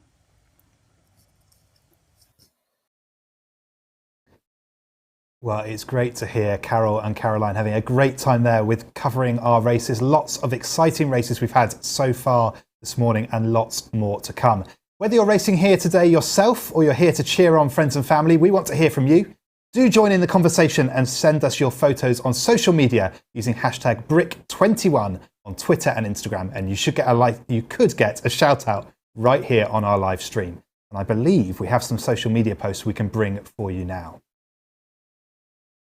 So the first one here from Ikate says, today my father broke the Spanish indoor rowing 2,000 metre record at the British Rowing Indoor Championships in the 60 to 64 category. I think that says for the second time. Well done to Ikate's father there. That's incredible, and we're delighted to have him joining us here at the British Rowing Indoor Championships all the way from Spain. Durham Rowing Club had tweeted, fantastic result for Roger Stainforth, winning the 75 to 79 2K at Brick 21 and also setting a faster time than 3 competitors from a younger age. What a result there, Roger. Congratulations on your race and well done. And hopefully we'll see more of you at future events too. So also from, it looks like it's come through from Durham, but Francesco, a Year 9 British Rowing Indoor Championship for 2021, Giulia Costagliola. So congratulations to Giulia for her race at Brick 21.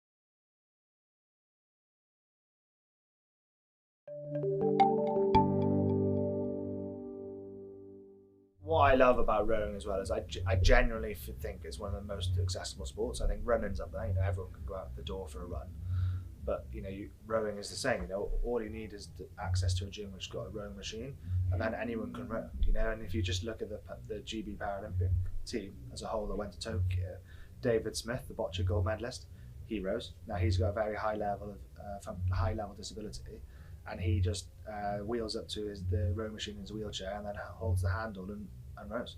You know, like, so it's so accessible. You can do it because it's a non-impact sport. You're on a rowing machine. So I think if you're thinking that you can't do it or you can't do brick because you aren't a rower, you haven't done it before, I'd say it's the most accessible sport you can get into. So go and give it a go. You know, and you'll be like me. You know, I'm racing next week, having not really trained for it, and I'm going to be in a world of pain. But you'll be sharing that pain with me. So please come and join me. But yeah, I genuinely feel that it's one of the most accessible sports in terms of access to rowing machines. So as long as you've got that, then you can do it for sure.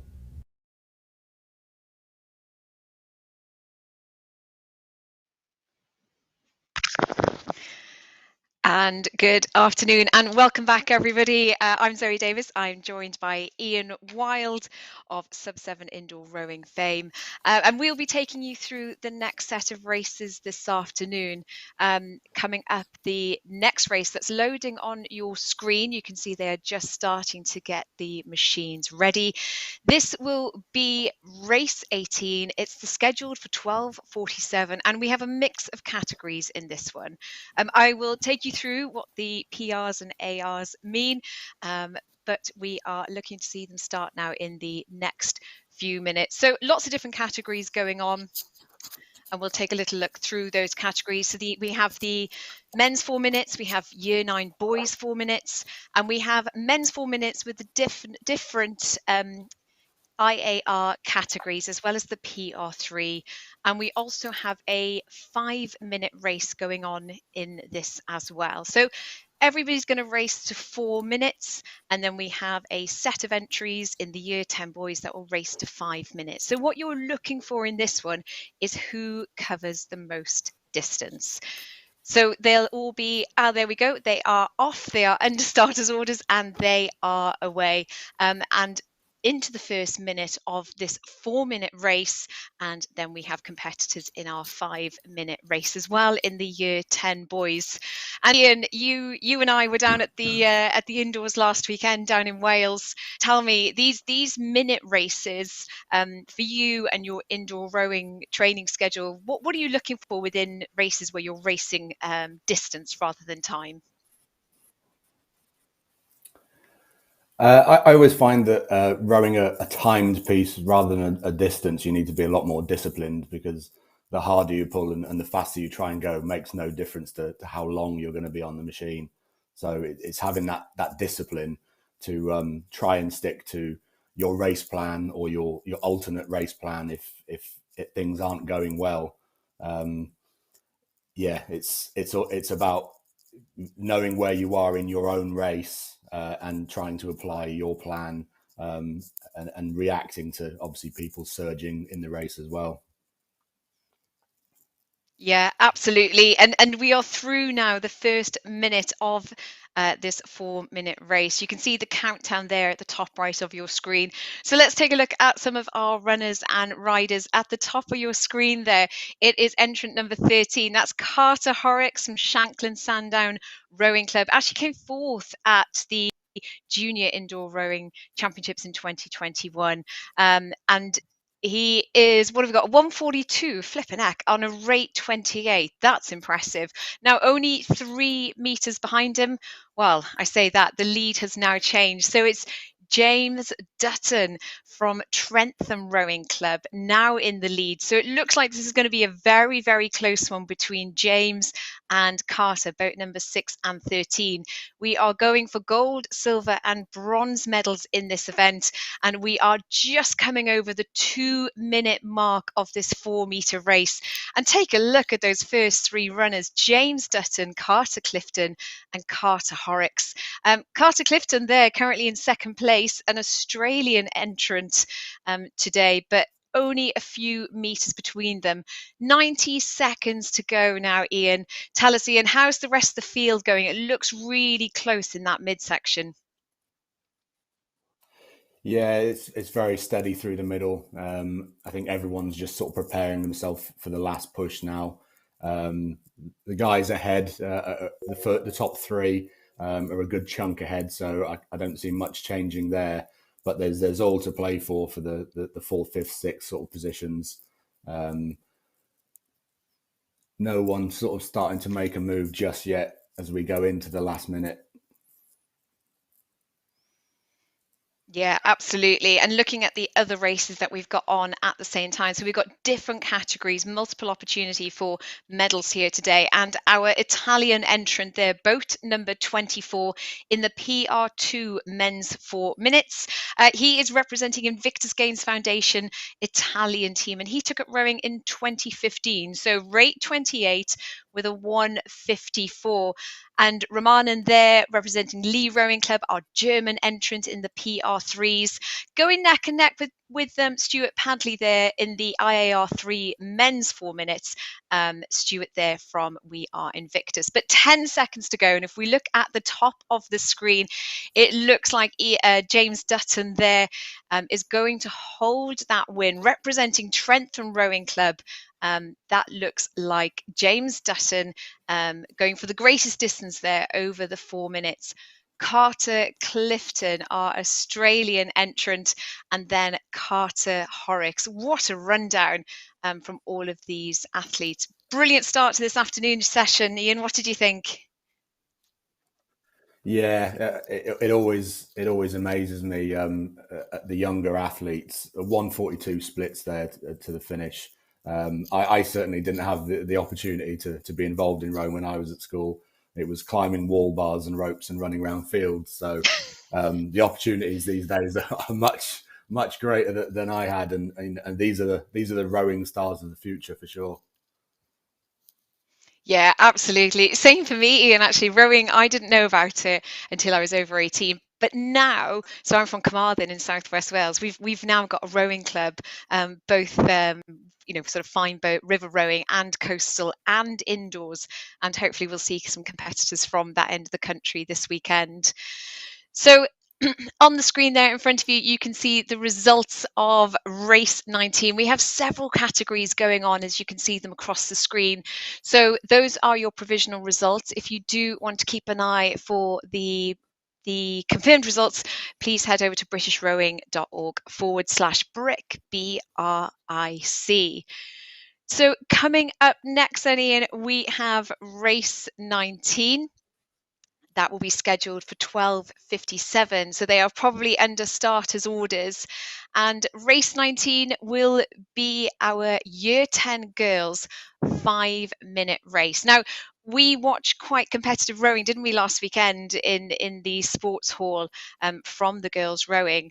And it looks like we've got a real mix, not all from the same school, not all from the same club. We have got everything from Ardingly, Northampton, City of Bristol, Lincoln, Guildford. And Ian, they are off. Over to you for the start of this 5-minute race. Yeah, just looking through the list of names there, it's great to see so many of them are actually part members of rowing clubs, and obviously some of them rowing for their schools. But they're taking these opportunities and they're getting involved. And as I say, that these will be the names that we'll be looking for in sort of 3, 4, 5 years to be sort of at the top of their game. Tegan's gone off really fast there, a 148 split. Leading the way with 10-meter lead over the next three. As we're coming towards the end of the first minute, again the middle pack is starting to pull away a bit. I think we'll see probably a lot more contention for the podium places here. Just looking at the way the boats are moving at the moment. Tegan still out in the front with Lois Ellis catching slightly now. Yeah, and Tegan Smith there from Northampton Rowing Club. Now, she started rowing in August this year. So a few months under her belt, and there she is going out leading the pack here for this 5-minute race. But they are 90 seconds in, and I think now we'll start to see them settle. They may be doing this at home, they may be doing it in their gyms, in their rowing club, in the box, in the garage, and hopefully they have got phenomenal support around them.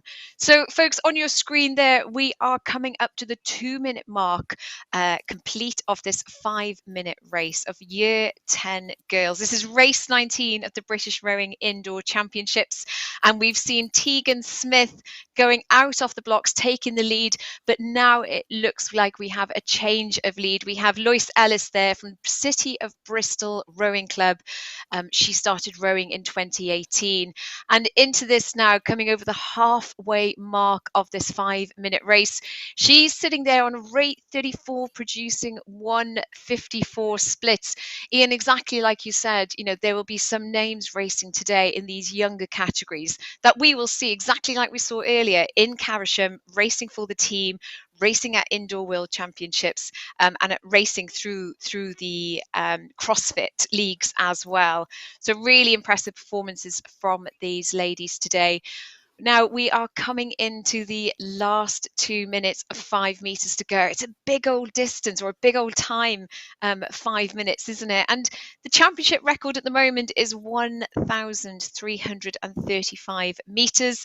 We'd be looking at a 1:52 split to be challenging that, but we've got something really impressive here. Lois there at the top on a 1:55.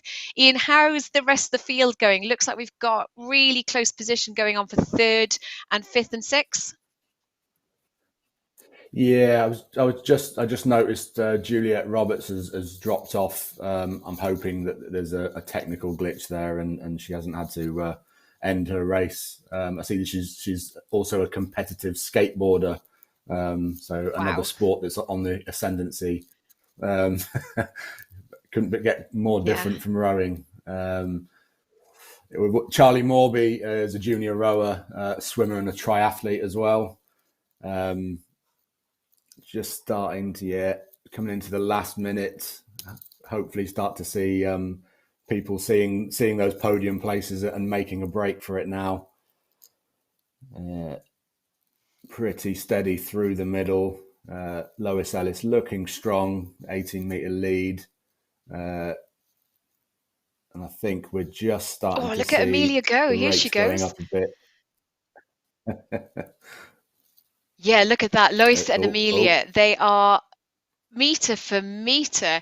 And I mean, Amelia last weekend was winning at Doncaster and York Head. So for our rowers who are indoor rowers, a head race is on the water long distance. So talk about recovery, racing last weekend and then back on the ergs this weekend for a big old race. 5 minutes is a long distance, but we are coming into the last 15 seconds, and it looks like Lois Ellis there, rating 38. That erg will be spinning.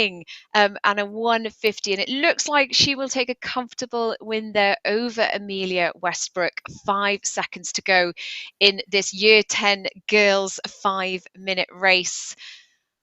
Look at the spread across the field, 1,322 meters. I think she should be keeping an eye on these records. The record at 1:335, only just off it, but exactly like you said, Ian, these are competitors for the future.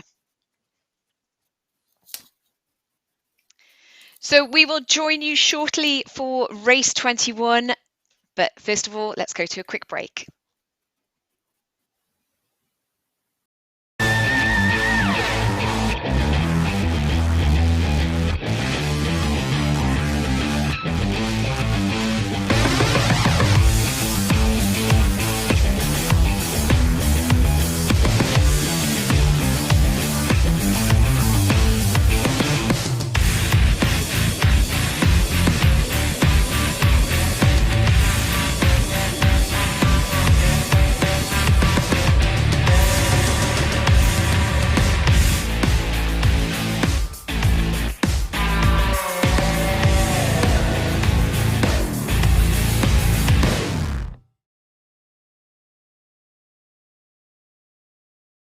It was talking to someone about Hayley's future.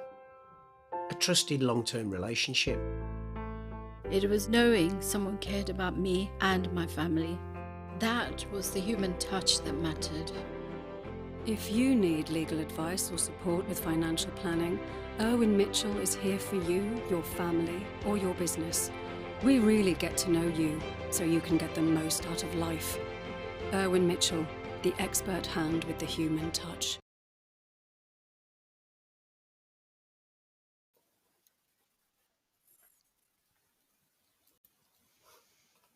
And welcome back, everybody. For our afternoon session, I am joined by Ian Wild and I'm Zoe, and we're going to be taking you through the next set of races.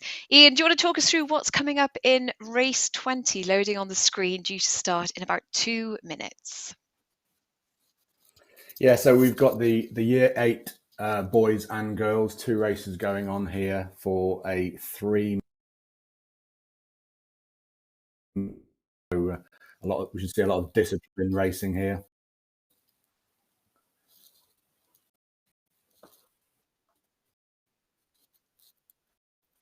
Yeah, so I think we've just got some technical there with Ian, but I will take you through. So on the screen, due to start at 13:07. This is your race 20 of the British Rowing Indoor Championships, and we have 2 races on the screen.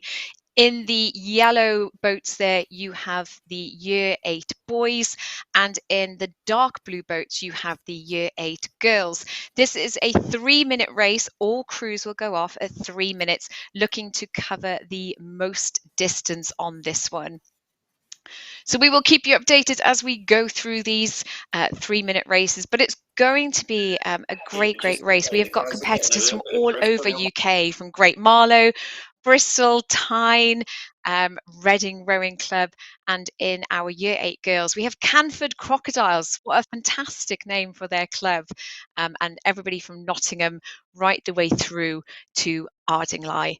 So we are just under a minute to go in this 3-minute race. The championship record for 3 minutes for the year 8 boys is 909 metres.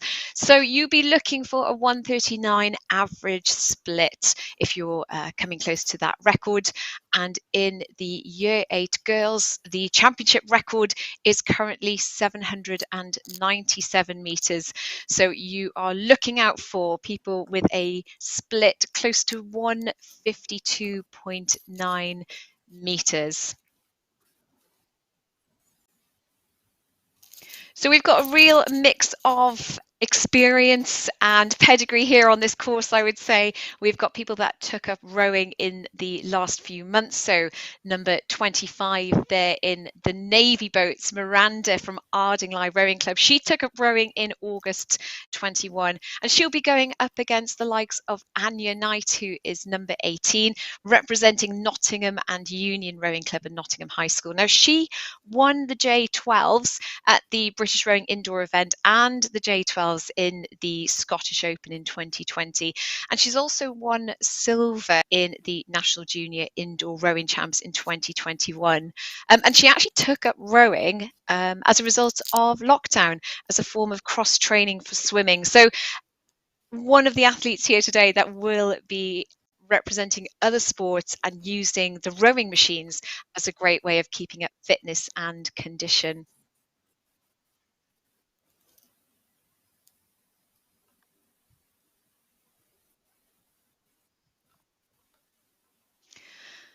So we are just waiting now for all of these athletes to come under starters orders, all of the computer systems to hook up and line up, and for our officials behind the scenes. There are several officials today doing the weigh-ins, registering and making sure that all the rules are met. We have lots of records up for grabs today, British rowing records, championship records and world rowing records. So all the officials behind the scenes, a big shout out to them for making sure everything runs fabulously smooth. So as you can see there, all the machines have now settled. Everybody either in their own homes, in their garage, getting ready, focused in, reset the playlist. And let's get ready for the year 8 boys and year 8 girls 3-minute race. Ian, I'm just going to see if you are back with me. I think so. Can you hear me? Yes. Hello, Ian. Welcome back. Go on, take us through these first few minutes. In the boys event there, we see Ernie Stevens has just launched straight into that race there, straight out into the front. Similarly with Ella Butler in the girls event, some strong racing there. 146 for the boys, 150, just under 149 for the girls. Certainly seeing a spread straight away as the stronger rowers push out into the front. I think this boys race is going to be a fast one, looking at these times here. Yeah, these are looking like great splits. 145 there on a rate 30 from our leader Oliver, just closely followed. Now only 6 meters behind Ernie Stevens there, rating 38. I mean, Ian, look at the difference. I mean, the difference in the rates out of these two athletes. We have Ernie up in the high 30s, Oliver in the high 20s. These are year 8 boys. What do you think about the two different techniques going on? Rate 38, 30. That's great if you can sustain it. I'm not sure if that's his style or if he's making a break for the lead there. But generally, around the 30 mark is the normal, and you see the higher rates as people try and gear up and go for the line. Alexander Trina as well is rating high, and now Ben Simmons. So it could be people jostling for places now, or it could just be their natural style, the way they row. Yeah, absolutely. And we are now in girls as well.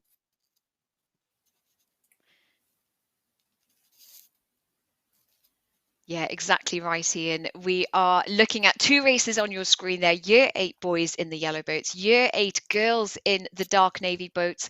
We are coming into the last 30 seconds of this 3-minute race.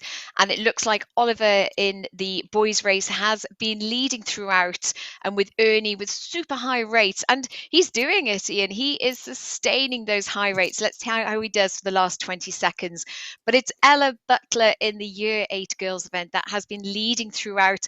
Cara Beresford Murray and Mary Waller just closely behind them, both of them battling for the silver and bronze medals today. But here we go into the last 5 seconds of this 3-minute race, and over the line it does look like Oliver with a distance of that's a distance of 838 meters. That is fantastic.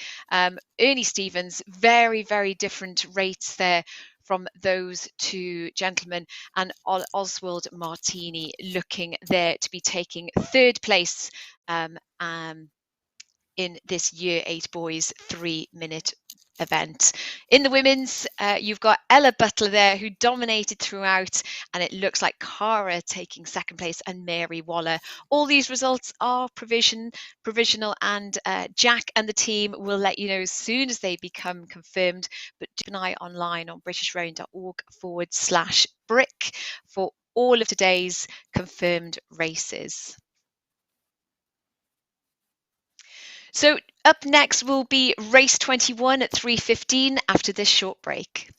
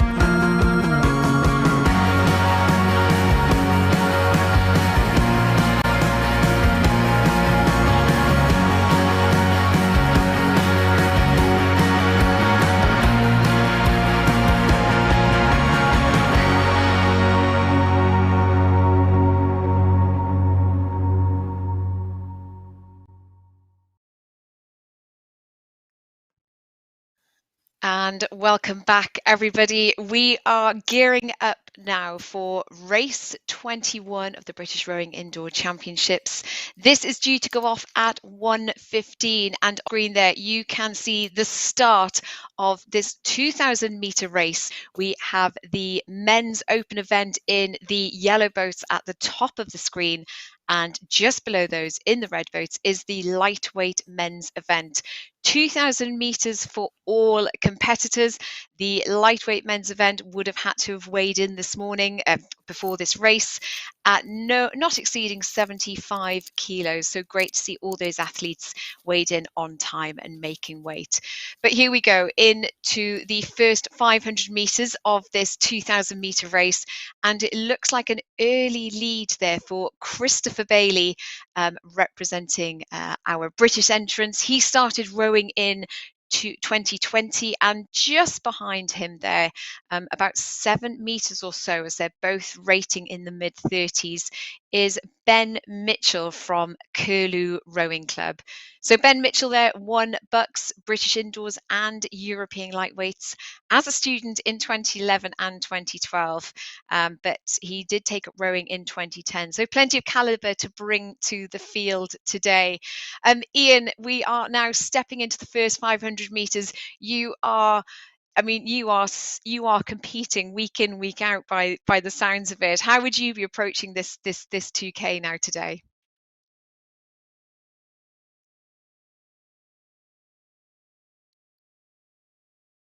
Well, I think I might be having some technical issues there with my buddy Ian, so I will continue to take you through this. So on your screens there, in the yellow boats is the open men's 2,000 metres, and in the red boats are the lightweight men's 2,000 metres.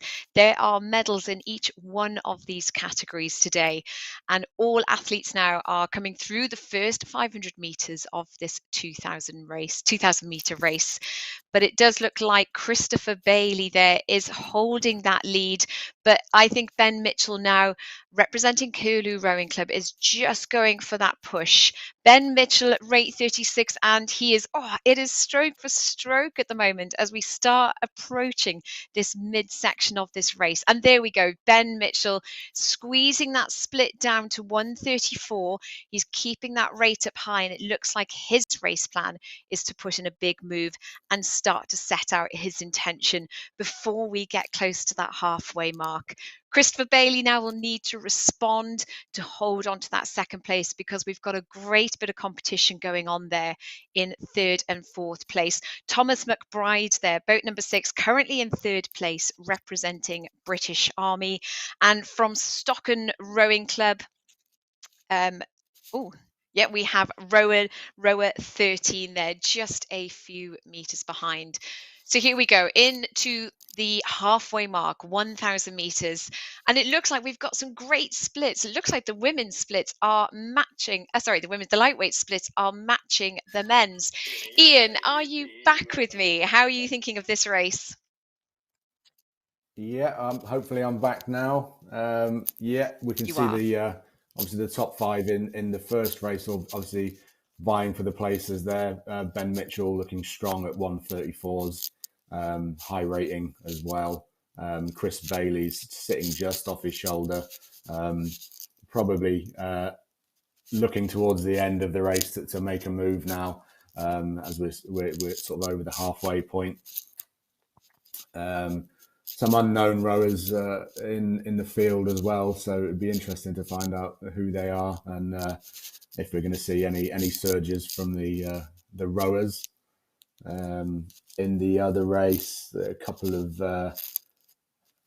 connection issues keep dropping a couple of the guys off, but another strong lead from Chi Feng Chan out in the lead with Daniel Jones.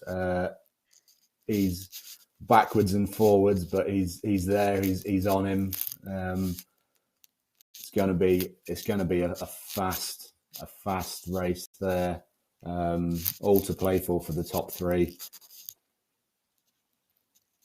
Yeah, absolutely. And I think we should keep an eye there on those red boats. That is the open lightweight men's event. Chi Feng Chang there, representing Hong Kong rowing team.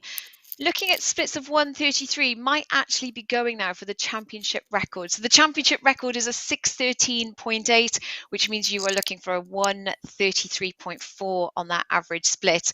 And it looks like, I mean, my gosh, rate 40 and holding up there at 1:34. We may see somebody now challenging for the championship record.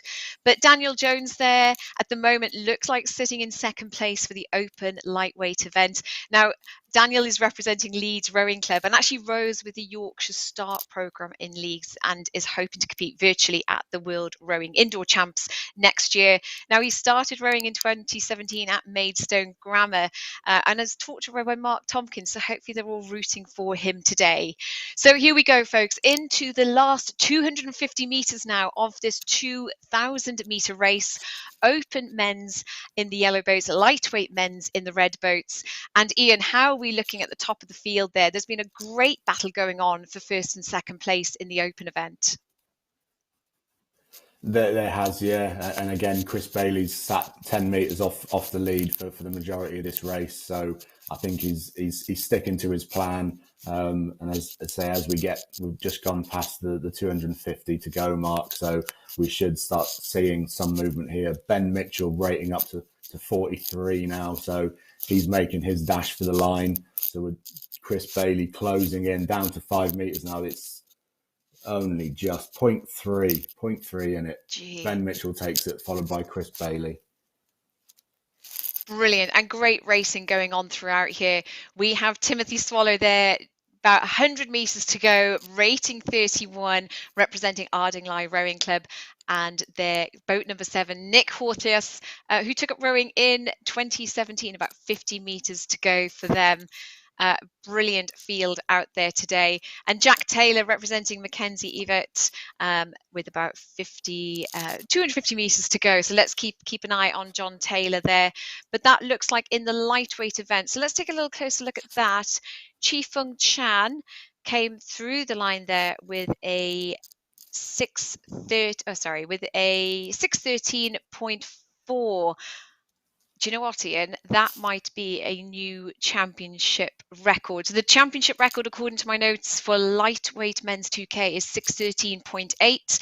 On my screen there, looks like Chi-Fung Chang produced a 613.4. So this is provisional, folks. Do wait until we confirm those results, but we will let you know if there are any new championship records today. But that might be a championship record going to Hong Kong rowing team.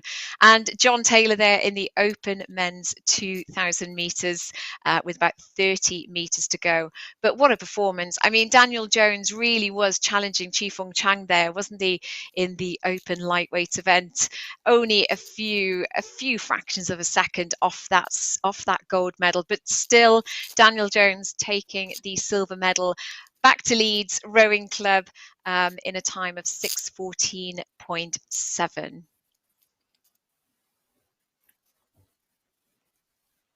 So we will be back shortly with the race 22, but over now to Jack with some results.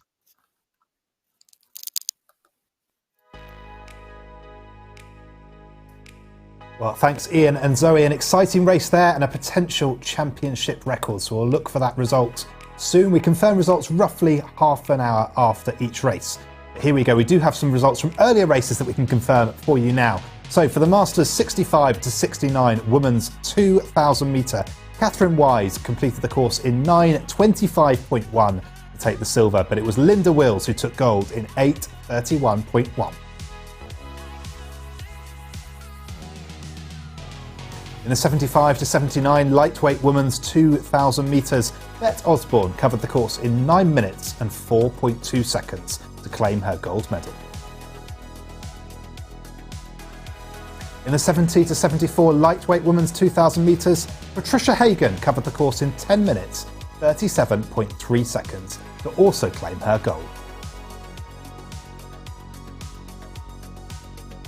In the Masters 60 to 64 lightweight women's 2,000 metres, silver was Martha Owen in 8 minutes 53.6 seconds. But in 8 minutes 15.5 came Helen King to claim the gold medal. In the 55 to 59 lightweight women's 2,000 metres, Stella Gamble took the bronze in 8:56.2. Susan Young came silver in 8 minutes 37.7, but it was Mandy Calvert who took the gold in 7 minutes 54.8.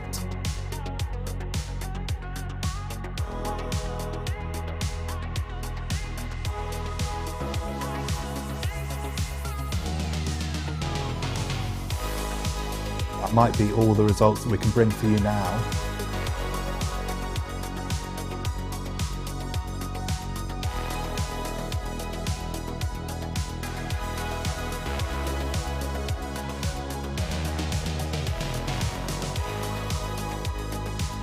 So while we're waiting, we're trying to load one more result for you, but just a reminder, we'd love to hear your stories of competing this weekend at BRIC 2021. Please do share some posts on social media, on Twitter and Instagram using the hashtag BRIC21. And we'd love to see those posts coming in. We'll share a few more on the live stream shortly. Here we go. We do have another result. This is the Masters 40 to 49 lightweight women's 2,000 metres. Freda C covered the course in 8 minutes and 20 seconds dead to take the gold medal.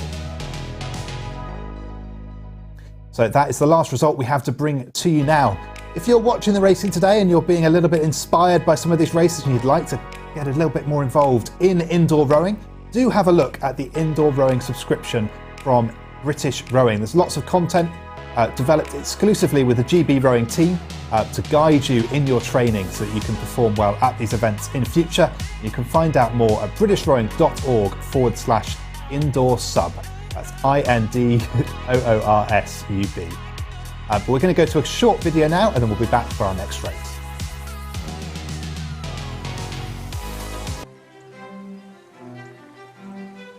To be a really good pole vaulter, you need to be strong.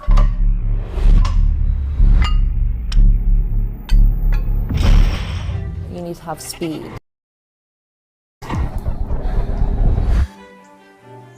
Powerful. But most of all, you need to be totally fearless.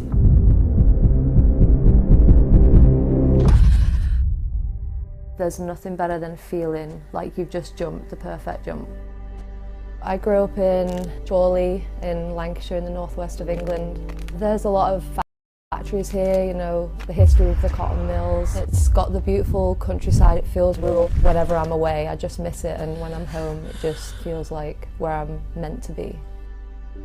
Holly was such a sporty child. She wanted to get involved in everything: football, gymnastics, hockey, athletics. From the age of about 3 or 4, she was just never still. She used to do handstands on the sofa. She would literally swing her legs up so she was like flat against the wall. I thought, this has got to be channeled really.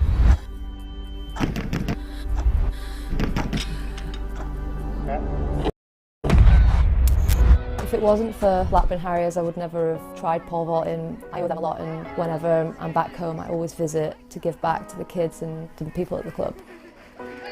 Loughborough is a university town, but also it's massive on sports. Alongside my training, I'm also studying. I want to make sure that I've prepared myself, and I want to go into a career that might last 30 years, being a sports psychology researcher. Being a pole vaulter, a lot of it is to do with your psychology. You could be in the best physical shape of your life, but if you're not confident, it's never going to work. Injuries have been the most significant problems that I've faced. I had to work really hard on the rehabilitation side of it. I missed out on a World Championships, Commonwealth Games and the Europeans.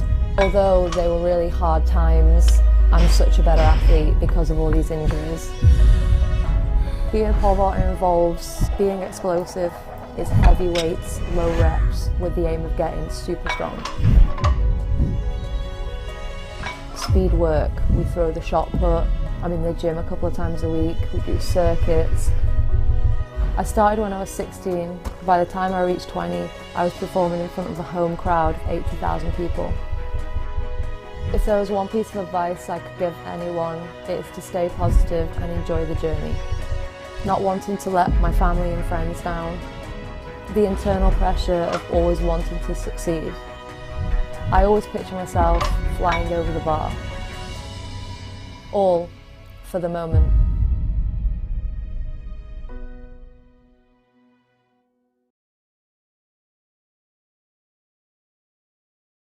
Well, thank you to our official sportswear partner and title sponsor of this event, Mizuno.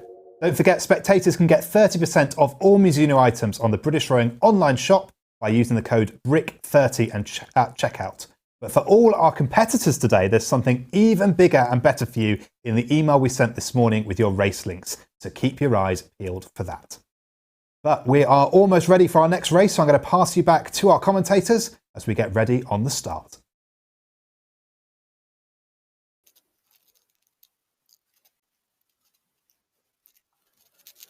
Okay, welcome back to race 22. So we've got the women's open and the women's lightweight and the men's open 1 minute sprints here. So should be some fast action here. We've got in the yellow boats, we've got the women's open. I think the blue boats they're showing are the lightweight females and the green boats, the men's. So from the field, we've got a range of sports. We've got an Olympic discus thrower who won the bronze medal in the 2014 Commonwealth Games. That's Jade Lally.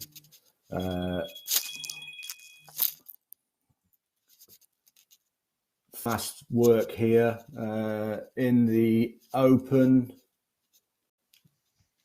And in the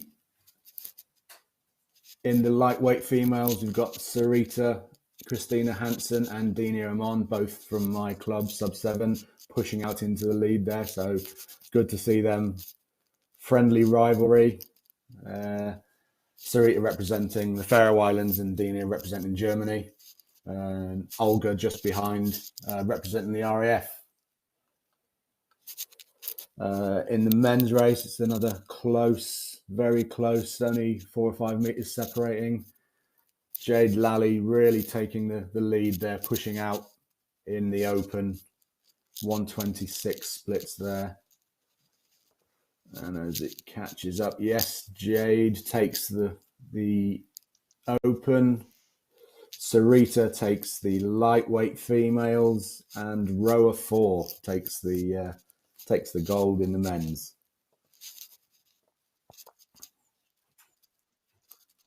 Okay, so we're just going to head back to Jack now for some more results.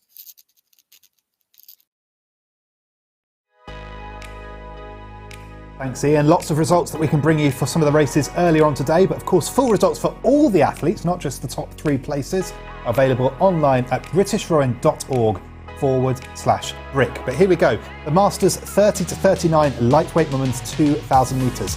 Hannah Bowman took the bronze in 8 minutes, 0.1 seconds. Corianne Prins took the silver in 7 minutes, 45.5, but it was Sarita Christina Hansen who took the gold in 7 minutes, 26.2.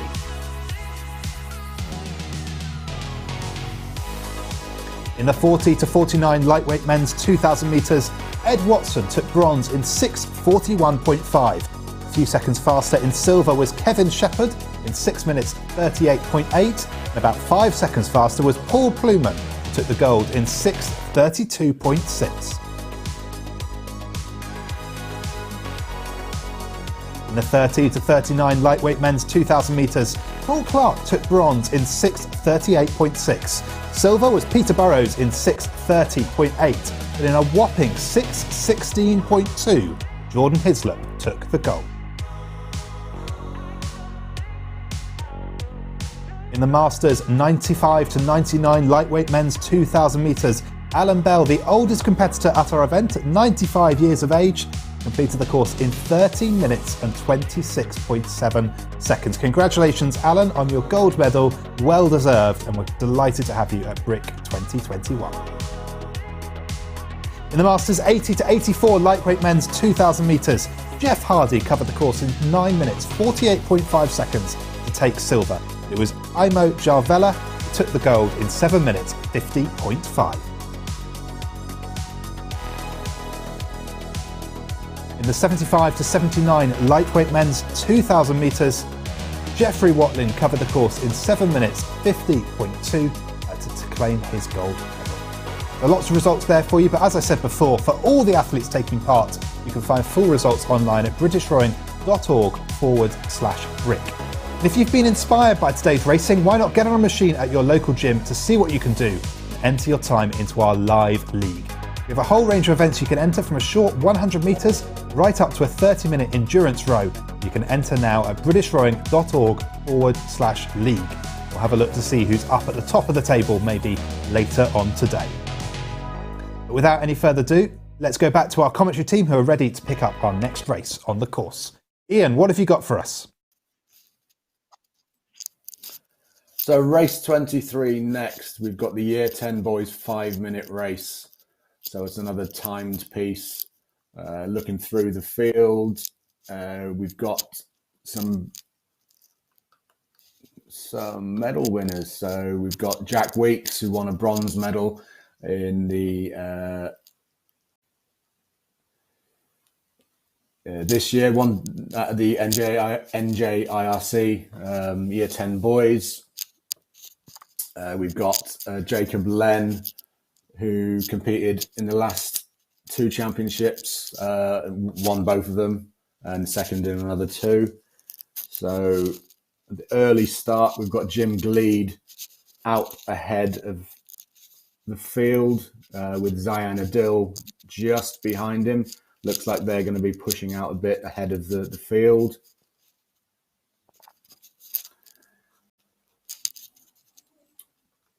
So let's have a look for Jim.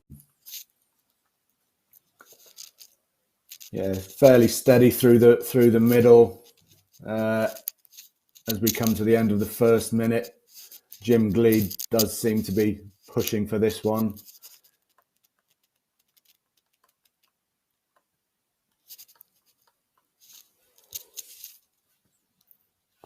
Yeah, Zayan just sitting off his shoulder again. And then we've got a good group of 4 or 5 just behind. Some strong rowing here. 137 from Jim, still going 136. And then the group just behind him at 142s. Just starting to see a bit of a rate change there from Zayan, trying to keep with Jim in the lead.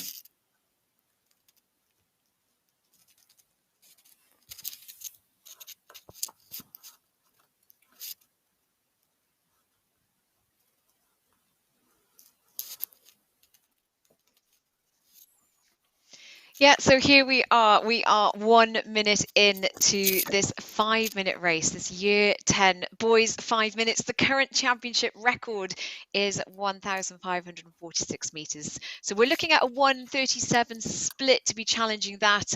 And as we've heard from Ian there, Jim Gleed at the top of your screen there, representing Newark Rowing Club. Now, he's won several heads and he previously won several indoor competitions. So a lot of calibre here and experience, which hopefully we should see come into the fore as we go into this middle section of this 5-minute Year 10 boys race.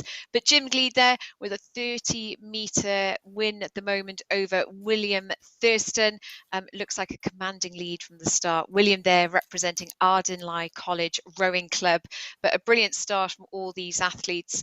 Coming into the last 2 minutes to go, and I think it's looking like a comfortable lead there from Jim. And Jim will be able to see on his screen, on his rowing machine, how William and Sam are doing and how much he's got to do in order to take home the gold medal today. So we're just clearing the 1,000-metre mark. This is a great distance, Ian, for Year 10 boys. What do you think about the distance so far and how they're doing on those splits? Look at Jim with his 140s, 138s now. What do you think we'll see? That's a great race so far from Jim. Still managing to keep just under the 140s now, I think. Hopefully everything's going well for him. He's got a commanding lead there, and you see the next 2 just starting to break away from the pack there. So second place, all to play for here. As we come into the last minute, but what a race from Jim Gleed, leading the way from the start, very close throughout the middle of the park there. So any last minute surges here, you can gain yourself 2 or 3 positions up the ladder.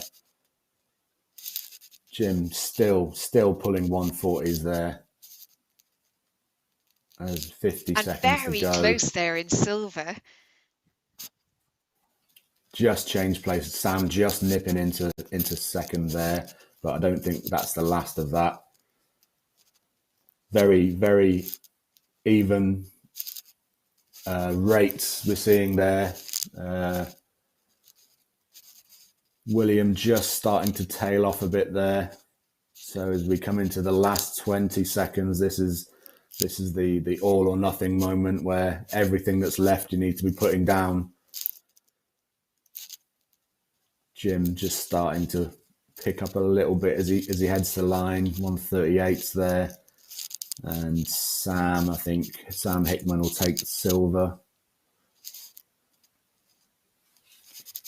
Yeah, great results there. And I think we saw Sam Hickman was sitting in third place and with about 40 seconds to go, put in a big push, dropped his splits, picked up the rate and just pipped William Thurston there and extended his lead over William to take provisional second place there for Sam Hickman, representing Bristol City Rowing Club.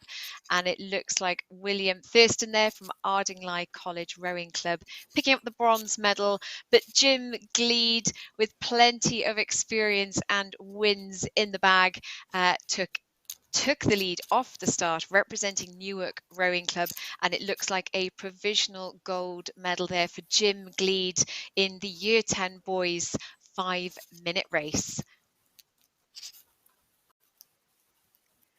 So up next will be race 24 at 1:45, and we will see you just after this break.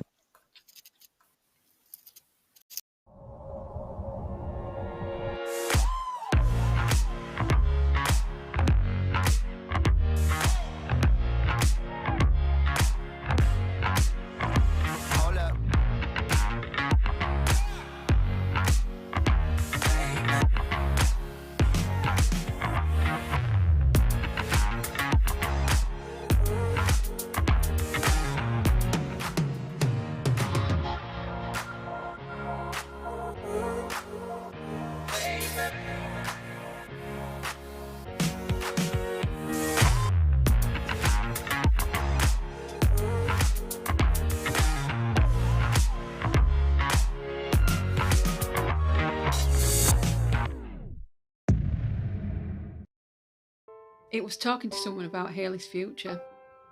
A trusted long-term relationship. It was knowing someone cared about me and my family. That was the human touch that mattered. If you need legal advice or support with financial planning, Irwin Mitchell is here for you, your family, or your business. We really get to know you so you can get the most out of life. Irwin Mitchell, the expert hand with the human touch.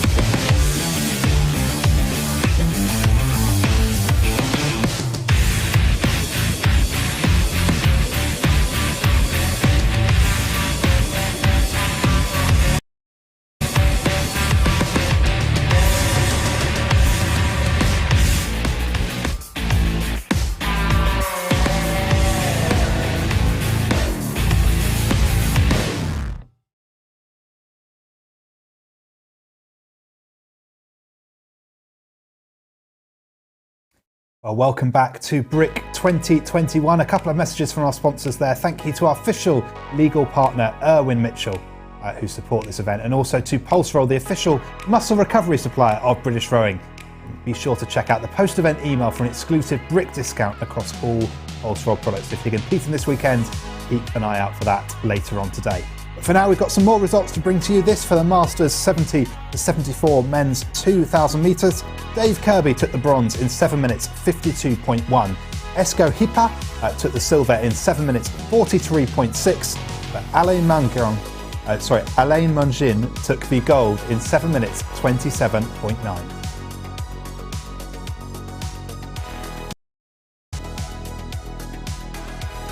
In the 65 to 69 lightweight men's 2,000 metres, Julian Kennedy took the silver in 7 minutes 53.7. It was Dale Evertson who took the gold in 7 minutes 36.8.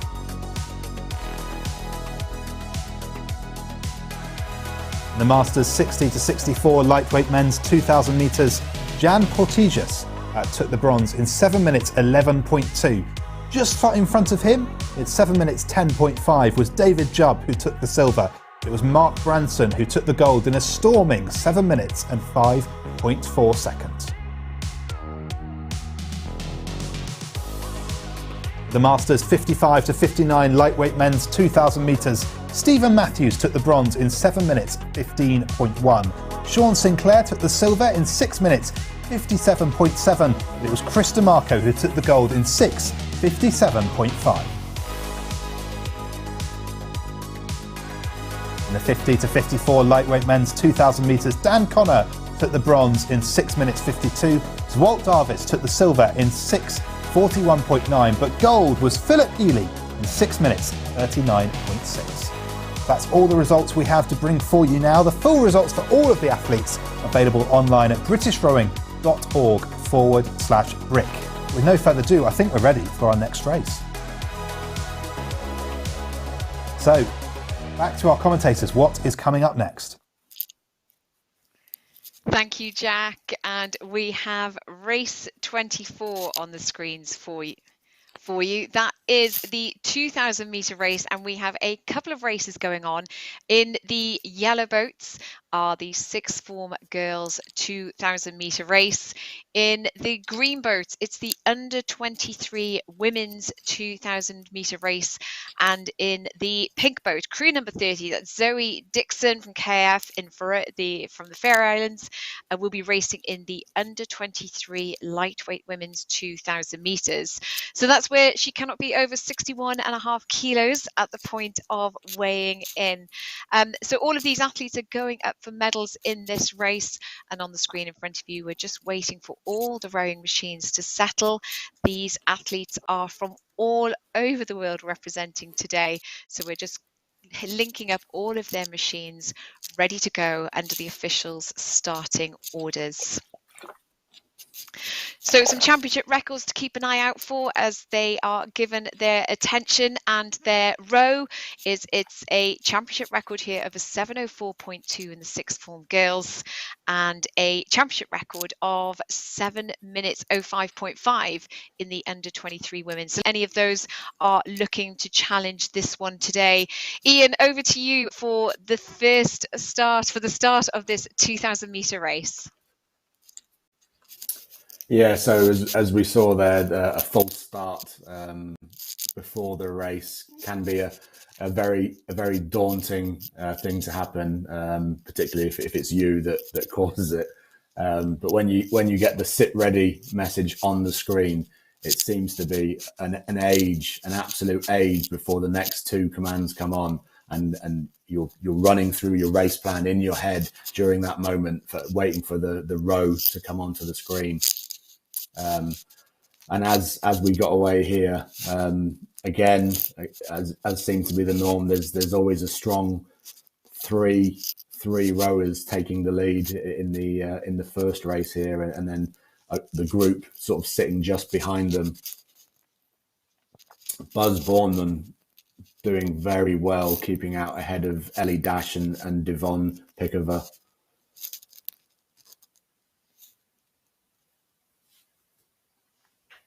Yeah, absolutely. A great start there from Buzz Bourneman, representing Canford School, and Ellie Dash there of Greenback Falmouth Rowing Club. Let's see how they go throughout this race, but Devon Pickover there, keeping them on their toes, not letting them spread out too much. Devon there representing Peterborough City Rowing Club, started rowing in 2018, so bringing a few years of experience to this. But exactly as you say, Ian, we've got our early leaders on this one, and Buzz, Ellie and Yvonne, only a metre or two between them, and they will be able to see on their screen exactly how close their competitors are, even if they're competing in different countries in the world. One of the things I love about this is you can see exactly what your nearest competitors are doing. So it is stroke for stroke. And Ian, I mean, you're really experienced at these races. When you are a metre or two from within the medals, how important is it to keep focused on your race plan versus reacting to the people who are nipping at your heels? What goes through your mind? Yeah, there are 1,000 things going through your head when it's that close to, and that close to the end, and deciding when to make that move, and especially in a field if you don't know the people you're racing against. Ellie Dash here with a PB of 7:19. I'm not sure on the other two; they don't have listed PBs, but obviously if she knows what she's capable of, and obviously if she knows the people she's racing against, she can put her plan into effect, where using her strength where she's going to take that sprint from. But in an unknown field, you're basically relying on having everything left at the end if you're that close. And this does look like it's going to be a close, with the top two now breaking away with just the metre between them, gaining a little ground on third and fourth. But as you halfway through the race now, you do either get a little bit of satisfaction that you've made it halfway, and you now plan the second half, or you've got to this point and you think, man, I've gone too fast. Am I going to make it? So these next 200 meters are vital for preparing the end of the race.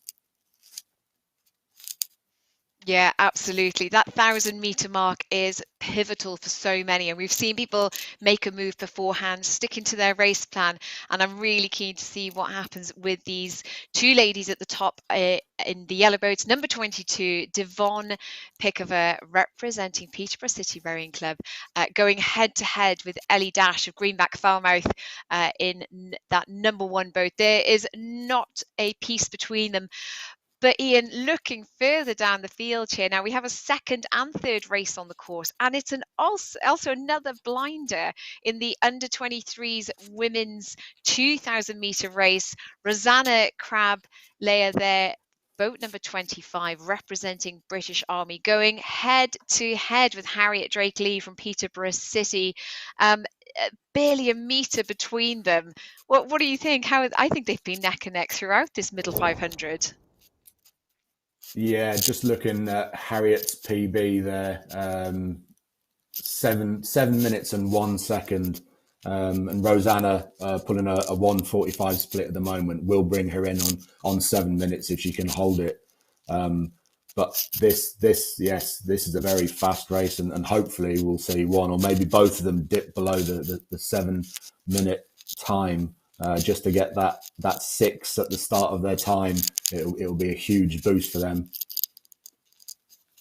Exactly, sub 7, the name of your club. I'm just looking here at championship records, so let's keep an eye on it, Ian. Rosanna Crabb Lahaye there, number 25. The championship record at under 23 women's is a 7:05.5. So the average split you are looking for, folks, is a 1:46.3. And Rosanna is currently churning out a 1:45.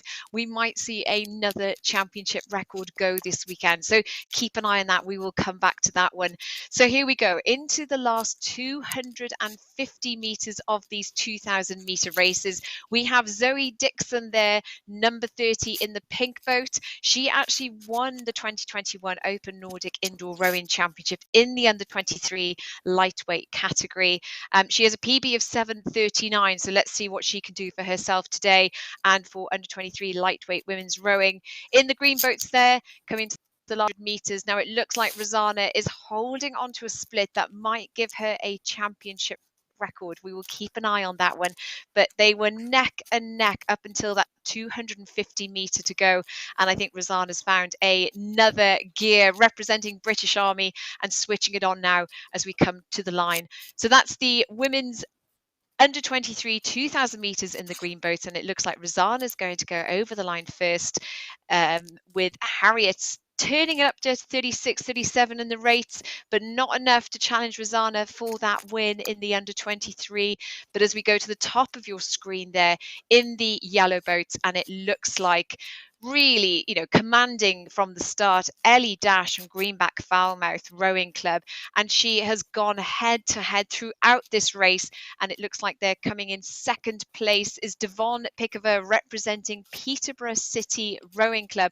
Oof, look at that, Ian. So Devon has got down here that she has a 7:33 PB. She's absolutely wiped the floor with that. 7:24.5. These results are provisional, and it looks like bronze medal provisionally there for Emily Burnham from LVRC. So these are your sixth form girls 2,000 meter races coming through there in the yellow boats, and Martha Pawson there just finishing her race in the green boat, number 29, the under 23 women's 2,000 meters. So let's take a look at some of these. We will verify whether we have a championship record for you there in the under 23 women's 6:59. I mean, Ian, brilliant. They did it. They went sub 7. What does it mean to go below those big numbers, the sub 7? Yeah, whenever you have your milestone that you're aiming for, to break it unlocks so much more. You struggle to beat that 7-minute marker, but then once you step over that line, you find another gear in races. It just gives you so much more. Interesting that, say, Rosanna and Harriet, it looks like they both broke the championship record there, and Zoe Dixon PB as well. So there's some very fast racing in the 3 races here. And we always say sometimes we need to be around our clubs and around our teams and directly sitting next, eye to eye with your competitor. But what's the difference in the psychology then when you're doing this either in your garage or in your gym and you haven't got the whole lineup of rowing machines around you? Is there a different mindset to it? I think possibly for me, it's mostly just in the way you approach it. I think the live events are generally you'll probably get a bit more nervous than normal when you're in your own home or in a gym and doing it on your own. But once, especially in a 2K, once you start, all of that goes, and most of the time you're hardly aware of what's going on around you. You're just on the little screen in front of you, and you're sitting inside your head somewhere, so you could be anywhere rowing.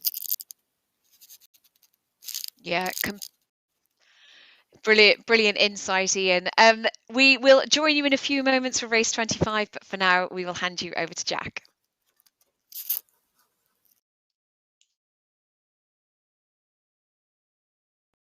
Thanks, Zoe. We've got a few more results to bring you now. As we said before, all the results are available on britishrowing.org/brick. They're confirmed roughly half an hour after each race. But here we go for the Year 7 girls. 2 minutes. Sophia Mills-Miguel took bronze, covering 463 metres. Kelly Clifton covered 495 metres to take the silver. It was Kendra McBoyer who covered 506 metres to take the gold.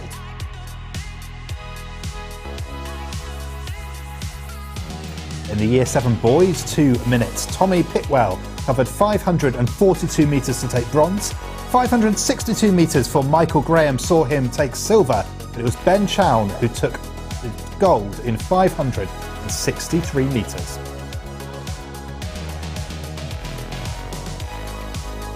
The Open Women's 2,000 metres, so back to distance races. Sarah Mbaby covered the course in 7 minutes, 17.4 seconds to take the bronze. Helen Bridgman covered the course in 7:13.8 to take silver, but it was Georgie Brayshaw who covered the course in 6 minutes, 37.6 to take the gold.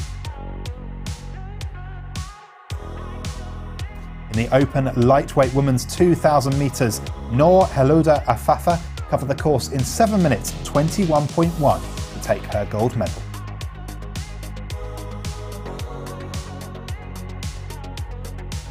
In the Year 9 girls, 4 minutes, Megan Brixey covered 1,009 metres to take bronze. Bella McDonald did 1,073 metres to take silver. But in gold, it was Maria Gulia-Costaglia who covered the course of 1,091 metres in the 4 minutes to take the gold. And in the PR3 women's 4 minutes, Valentina Zagat covered 1,060 metres to take the gold. Full results for all of our races and all the competitors taking part are available online at britishrowing.org/brick. I think we've got one more to bring you actually, silver for Sally Reynard in the IAR 6 women's 4 minutes. She covered 1,044 metres. It was Kate Boulding who took the gold, covering 1,048 metres. Just 4 metres separating those two. So that's all the results we've got to bring for you now. I'm going to pass you back to Zoe and Ian. Zoe, what race have we got up next? So I've got a great one for you now. I have race 25. So we are bringing you the 3 races on this course, so you can see they're just under starters orders, just waiting for their instructions to get going. And as we wait for them to start, you have in the yellow boats, you have the 6 for a false start. Oh, love the drama. So that means somebody has started just before the go, and it'll take a few moments because everybody will need to be told to stop rowing. Others may have started, and for the officials to take a look at what happened. So whilst that's resetting, everybody catches their breath, resets their playlists. Let's take you through who is racing. So in the yellow boats of this race 25, it is the 6th form boys in the 2,000 metre race.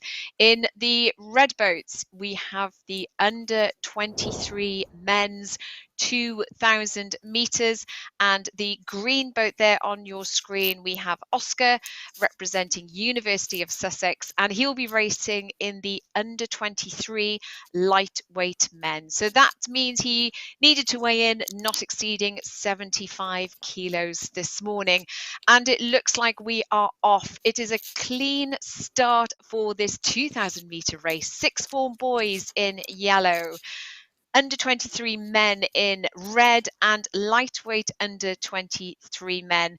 And we have a fantastic field representing all the clubs from around UK, and we have Faroese competitors in today's event. Absolutely brilliant start here. But looking at those rates, I mean, Ian, we've got different techniques going off the start of this 2K. What do you think? What are you seeing?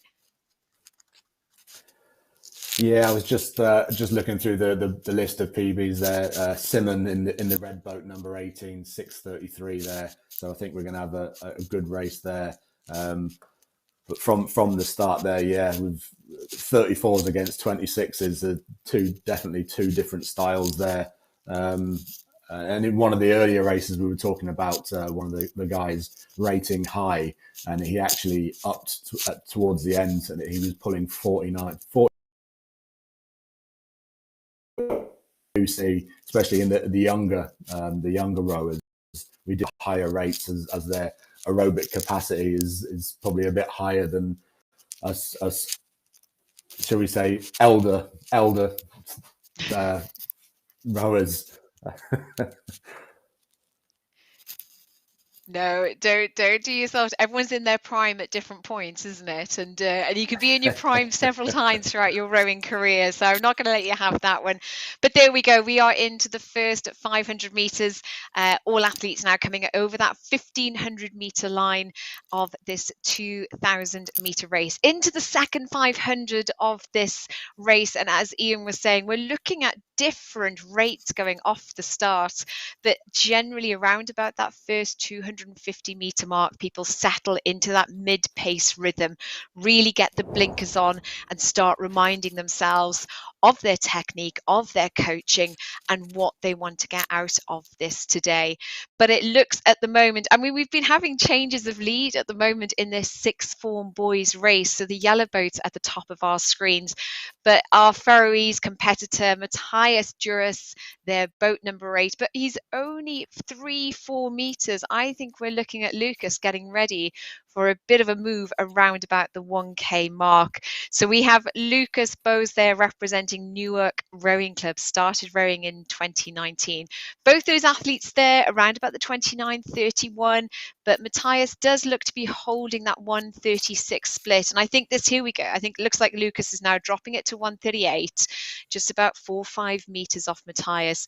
Now staying on their heels and not letting them run too far off into that medal zone is Matthew Hand, their number 16. He also started rowing in 2016. So I think if some of these athletes picking up the sport after the summer of Olympics and inspiration. So moving away there from the sixth form boys as that race goes over the 1,000 meter mark, just approaching now the 1,000 meter mark in the under 23 men's race. We have Iago Bailey representing University of Sussex going up against Simon Tora Jorn Jakobsen from SIV Faroese Rowing Club. And both these, I mean, this is another corker of a race here, Ian. Neck and neck, Simon and Iago, just 3-4 meters between them. We're seeing Simon there with a rate 30, Iago 31, coming into 750 meters to go. But different output on the splits, Ian. What do you think is going to happen through this final quarter of this race? Yeah, the two red boats have been very close for the majority of this race, and probably because there is only the two of them, they are very conscious of each other. So I think they've stuck with each other for the majority of the race, looking towards the end to making their move. 750 to go now. Probably it's still a bit too far out, closer to 500 maybe. Even 400, 300 is when the brave people make the move. But Jago just tailing off a bit here, but it's been a very cat and mouse game so far there. But I'm sure there'll be a big end to that race. Yeah, absolutely. So at the top of your screen there, the sixth form boys and the yellow boats just over the 500 meter mark to go. 500 meters to go in this 2,000 meter race. We'll keep an eye on those rates, see what moves we've got. But it does look like Matthias Duras, boat number 8, representing HVR, commanding lead there with about 35 meter lead over Lucas, representing Newark Rowing Club. Lucas there with a PB of 6:34. So exactly like you said earlier, these are going to be some punchy races from these athletes. And then in your, I think, bronze position at the moment, this is a good one going on. So bronze position between Tora Paulson and Barney Evans. 2-3 meters between them. They are absolutely matching it stroke for stroke on the rate. 1:36 from Tora, so it looks like Tora could extend his lead over Barney Evans in this sixth form boys event. Coming now through that 250 meters to go, I think we're going to start to see them switch it up, and Tora already has gone for it. Seeing some 32s, 34s there. Lucas Bowes up on rate 34, producing a 1:34 split. Don't know if he's going to have enough track to challenge Matthias for the gold medal in this sixth form boys event, but we'll watch those coming through the finish line there, and it looks like a gold medal for Matthias with a 6:19. My God, that's fast. 6:19. Lucas there coming through second place and Tora in third. These are provisional, so we will come back to you shortly and confirm those. In the men's under 23 in the red boats, it looks like, well, we had some neck and neck racing, but it just looked like Simon had a little bit more to give. Rating 34 there over the line. Number 18, Simon Tora Jorn Jakobsen in 6:44.9 in the men's under 23, closely followed by Iago Bailey in a 6:53, and a really impressive performance there from our lightweight competitor, also in the under 23 event, very, very close behind the open weight under 23 athletes. And Ian, before I hand back to you, we've just got Will there, just finishing a couple of 100 meters, 110 meters to go. Will Beaumont there representing Northampton Rowing Club. And Henry Nicholson for Worcester Rowing Club took up rowing in 2020, inspired by the Olympic Games. But those two are our final competitors in the sixth form boys 2,000 metres. Yeah, I thought in the first race, I thought Tora was possibly just going to snatch silver. That it really did go down to the line with about 3 or 4 meters to go. There's some great racing and some great times there throughout. The top 6 in the race under 7 minutes is fantastic.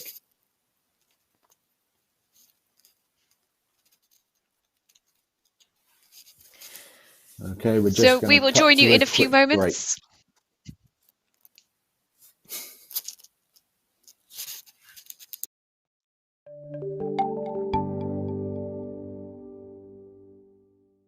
Really exciting. Yeah, we're just really loving being here. I think we've been here since September, and we're just really taking the experience in, training with new people. Yeah, really enjoying it. Yeah, I think it's great to get the opportunity to come here and train full time for the moment, and to be integrated in with all the returning Olympians from the last cycle, along with other development athletes, has been like a really fun way to start this next cycle towards Paris. And yeah, we've been here for a couple of months now, and the training's been building up and stuff, so it's been good.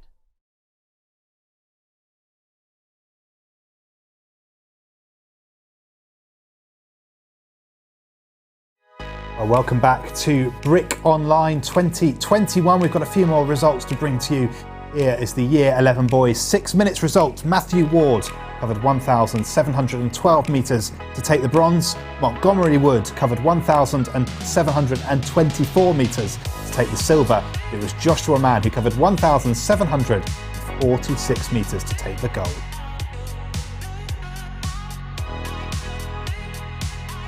In the GB Sprint Relay, where we have members of the GB team pitted against each other, it was Team 4 with Kyra Edwards, Matt Hayward, Hannah Scott and Jacob Dawson, who took a joint silver with Lauren Irwin, Sam Nina, Alice Davis and George Bourne in Team 1.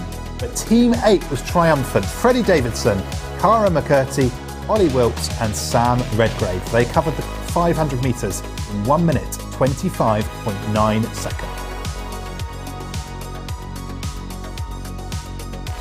In the Year 11 girls 6 minute race, Maya Amruni covered 1,618 metres to claim a bronze medal. Emily Downing covered 1,630 to take silver. It was Joy Wildsmith who covered 1,632 metres, just 2 metres more, to pit her for the gold. The Year 9 boys 4 minutes, Carter Horrocks covered 1,145 metres to take the bronze. Silver was Carter Clifton, who covered 1,168 metres, but it was James Dutton who covered 1,175 metres to take the gold.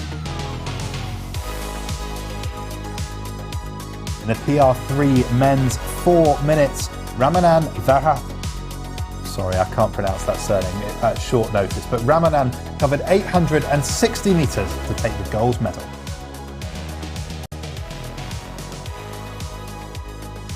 In the IAR 6 men's 4 minutes, Chris Zizek covered 1,095 metres to take the bronze. Warren Jones took the silver in 1,118 metres, but it was Maxime Bell-Saliard who took the gold in 1,186 metres.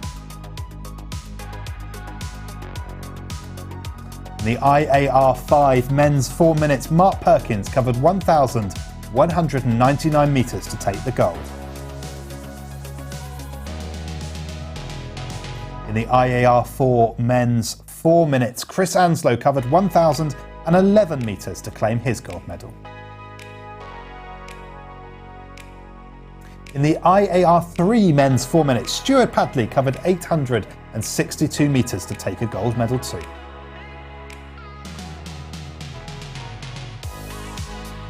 In the Year 10 girls 5 minutes, Charlotte Greening covered 1,261 metres.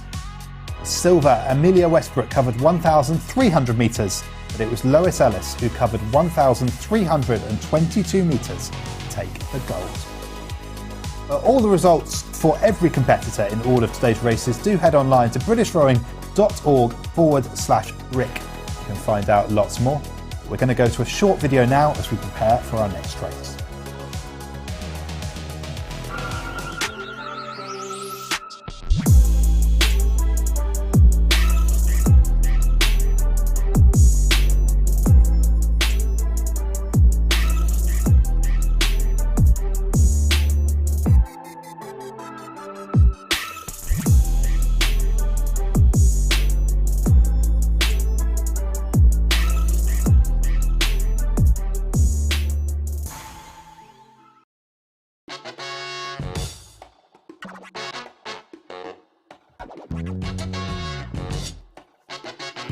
I started rowing through school. I had first experienced it with indoor rowing, and through Fulham Reach we would then go on to water through our PE lessons. Rowing on the water was a new and interesting experience, but after getting into it, it just felt right. I had tried many sports before, like rugby, table tennis, athletics, but when I tried rowing, it just clicked. I could apply the challenges I had encountered in rowing to real life.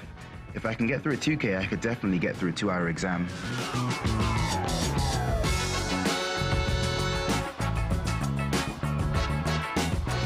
Knowing that rowing can adapt to my needs and ability allows for togetherness, a sense of team spirit mixed with individual pride.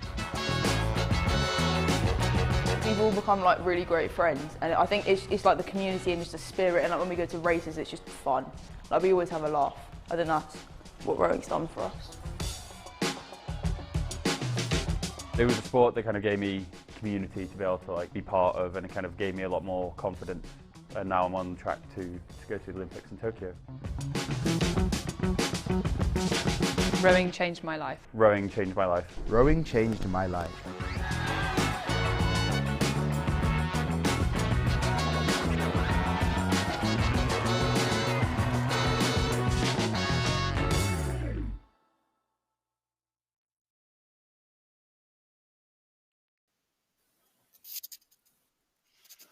Okay, welcome back to race 26, and what a race we've got here.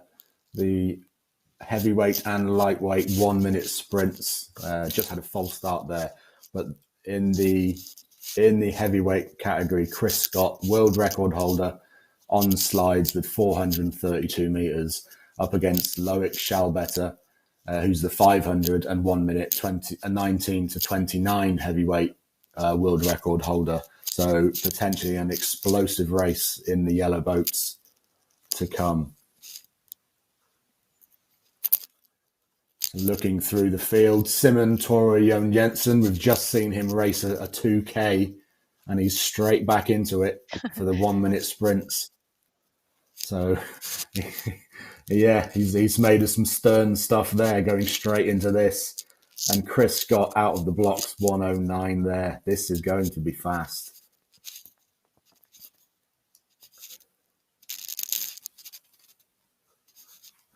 So further down the line, we've got down the bottom in the white boat, Børge Robert Dam Jensen in the lightweight category, rowing for sub-7, and the Faroe Islands.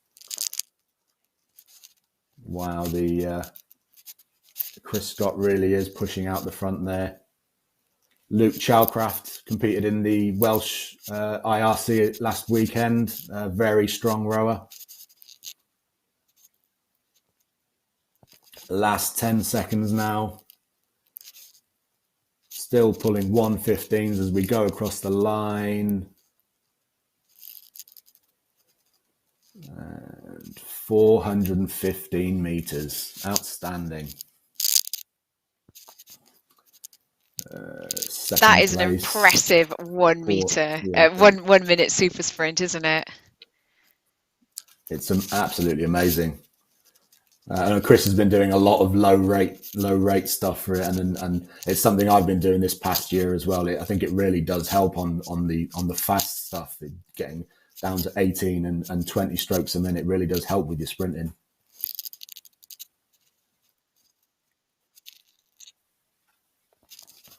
Okay, we're just going to head back to Jack now.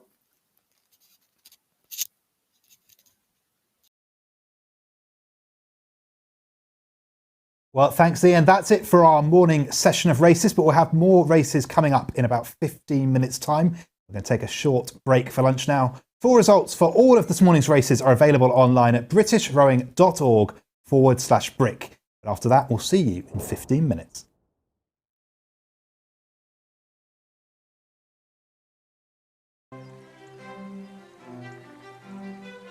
To be a really good pole vaulter, you need to be strong.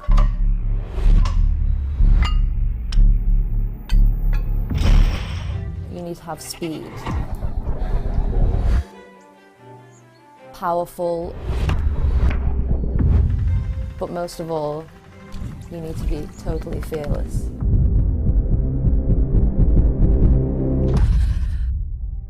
There's nothing better than feeling like you've just jumped the perfect jump.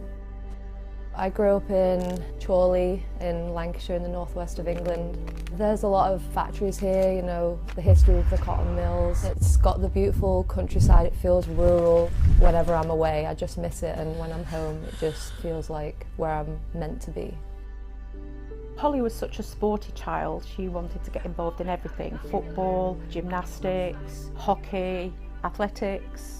From the age of about 3 or 4, she was just never still. She used to do handstands on the sofa. She would literally swing her legs up so she was like flat against the wall. I thought, this has got to be channeled, really.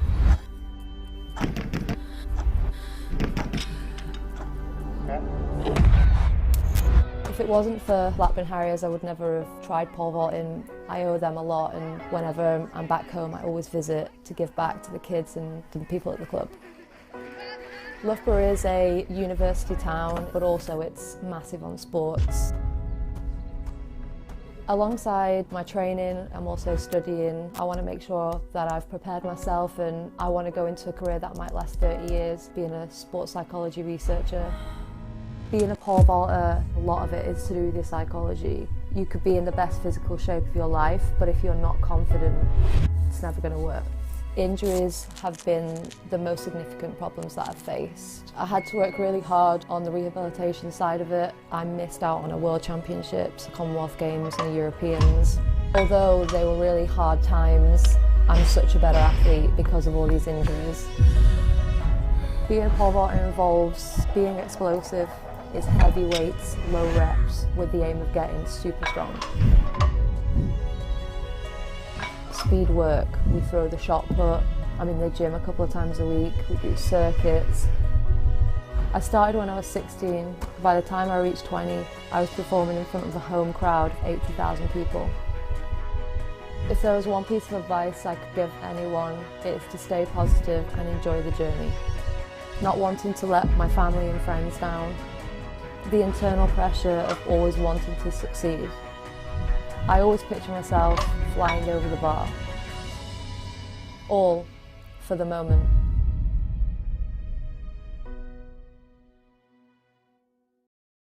It was talking to someone about Hayley's future. A trusted long-term relationship. It was knowing someone cared about me and my family. That was the human touch that mattered. If you need legal advice or support with financial planning, Erwin Mitchell is here for you, your family, or your business. We really get to know you, so you can get the most out of life. Erwin Mitchell, the expert hand with the human touch.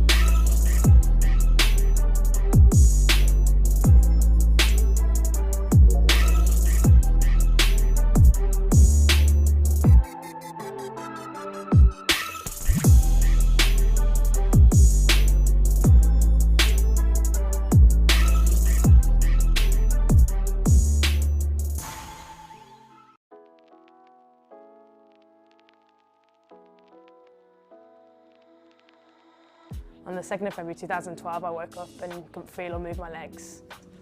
I swung around off the side of the bed to try and get up and stand up and completely collapsed to the floor. Overnight, my body attacked its own spinal cord, leaving me with paralysis from the waist down. That morning, I went into the hospital and the doctors deliberated over the scans and what they'd shown, and they found out that I had a rare neurological disease. I just couldn't grasp how, if I couldn't walk, then I couldn't run, and if I couldn't run, then I couldn't go to practice and run around in circles for hours and hours. And if I couldn't run, then I couldn't be this amazing Olympian I'd dreamed of since I was a kid. And so when my mum said to me, do you want to go and watch the Paralympic Games in London? I was like, okay, not really expecting to see anything that good there. And that was the day it all changed for me. I went into that park and I pushed out and I was no longer a minority. I was amongst loads of other people that were in wheelchairs just like me and had similar disabilities. Nobody was looking at me because we were all the same. And so we set out, me and my mum, on this mission to find an athletics club, and I pushed around this track and I was so slow. But I remember just this feeling of freedom that I hadn't had in a long time. But I realised in that point that I really wasn't fulfilling my passion and my purpose in life. And it was in the very 2 weeks that I was in the hospital, revisiting my old spinal centre at Stoke Mandeville, that the British Rowing Talent Scouts for the Para programme were there. And then 2 weeks later, I find myself 100 miles away from home in the middle of the Thames in a boat. The minute I pushed off from the stage, the minute I let go and just got on the water, watched my wheelchair fade into the distance, it was like freedom I'd never found since I was back running, back when I was a young kid. And I knew in that very moment that this is what I wanted to do. This was like the fire in my belly that I wanted, and I've been looking for it. 5 months after I took my first strokes, I ended up in a World Championship start line, and we were not only the first boat to qualify for the both Olympics and Paralympics for GB, but we also rocked up and got a silver medal out of that championships. 18 months after I took my first strokes, I got selected to represent GB at the Paralympic Games. We just pushed off from the stage and not one of us said a word to each other, but we just pushed off knowing that we were going to do something great that day. Now it's looking as though Lauren Rolls and Lawrence Whiteley will win Paralympic gold. They are the champions. 2 gold on the board for Great Britain. What a fairy tale story that is for them. That's fantastic.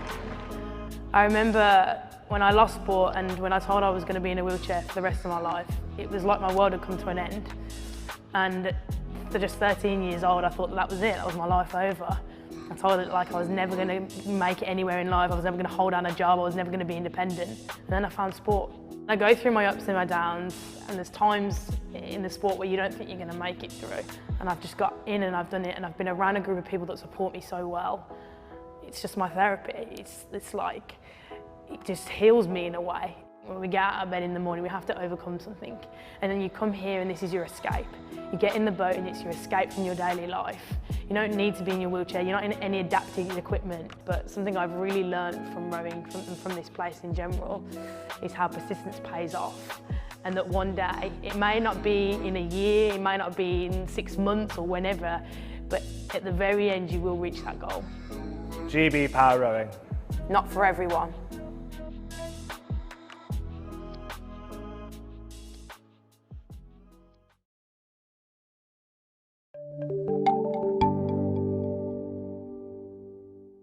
I guess it's so easy to get off the ergo and just want to lie down and not do anything. I think the quicker you can get up and get moving, the better. We know that either just going for a quick walk or if there are some spin bikes there, just getting your legs turning is a good thing to do. It helps just get the blood and flush out all the stuff that's just, you've built up in your legs off that period of that 2K. So that would be a really good thing to do. Making sure you're getting the hydration back in, and sort of electrolytes. So if you guys have any sachets or things to add into your drink to help with that replenishment, is really important because you obviously lost a lot of salts, not just water. I would a bit of food, a bit of fresh air is probably a good thing.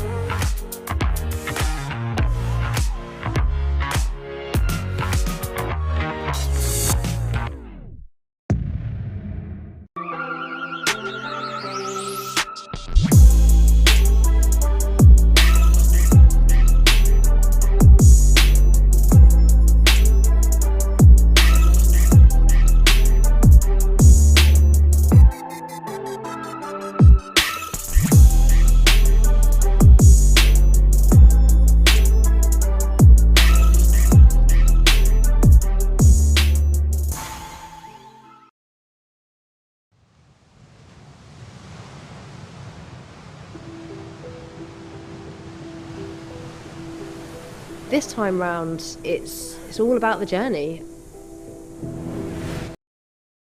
Before, when I've done it, I've always thought about that moment you cross the line. I'm showing my children what hard work is like, and I'm showing them to dare to dream, and I think that message, is much more important for me this time round. I just wonder if I could do this. It didn't seem possible, but I think that's what intrigued me. My main challenge at the moment is just simply juggling motherhood and sleepless nights with trying to be the best rower I can be. I came up with a rule that I'll always put the children first, and it means when I know they're happy, that I know I also do my best job as a rower. I'm from Penzance, which is the southernmost point in the UK. It's pretty much Land's End, and it's right on the coast.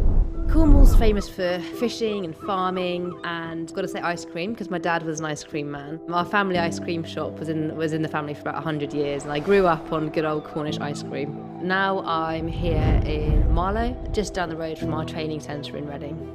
It was 4 years before London that I first got into a boat, and I never, ever, ever could have dreamt of where that journey went.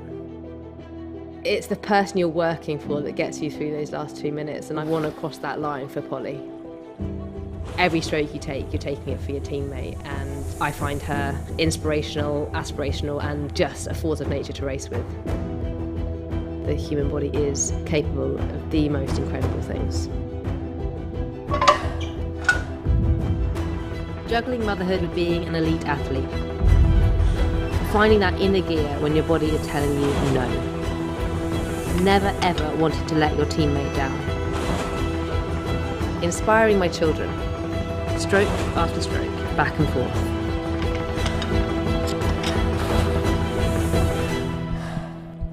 All for the moment.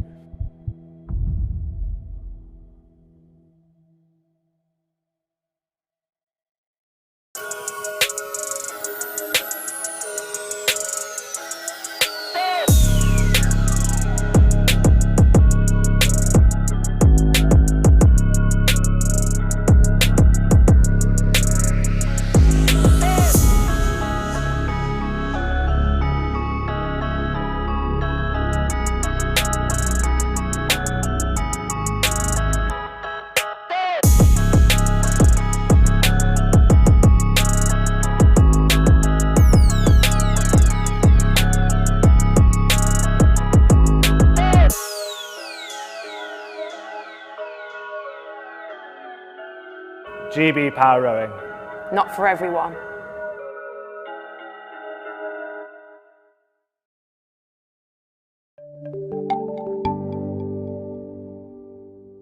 When you're in the race, sometimes you can find yourself not in quite the right rhythm, or it doesn't feel quite right, and you can be tempted to probe around and try and focus on a few things to find the thing that fixes it.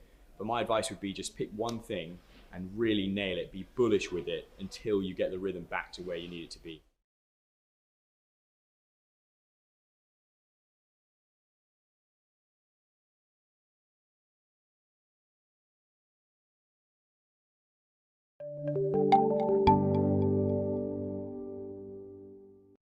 I quite enjoy it. I think, having a good playlist is really good, and what I found is the vibe's really good.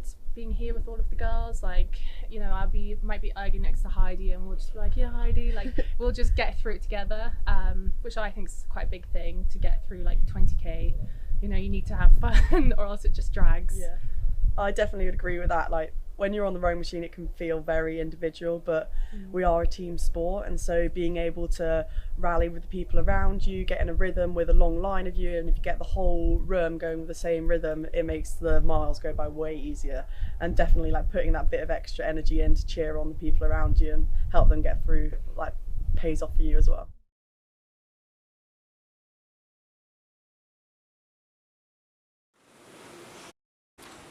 Well, welcome back to the British Rowing Indoor Championships 2021, where our next race is well underway, and I'm on the race floor with some of the GB team who are taking part. Ben Pritchard here is racing in the PR1 2-kilometre race. We'll be picking up with him just after the race. But for now, let me pass you back to our commentators to bring you all the action.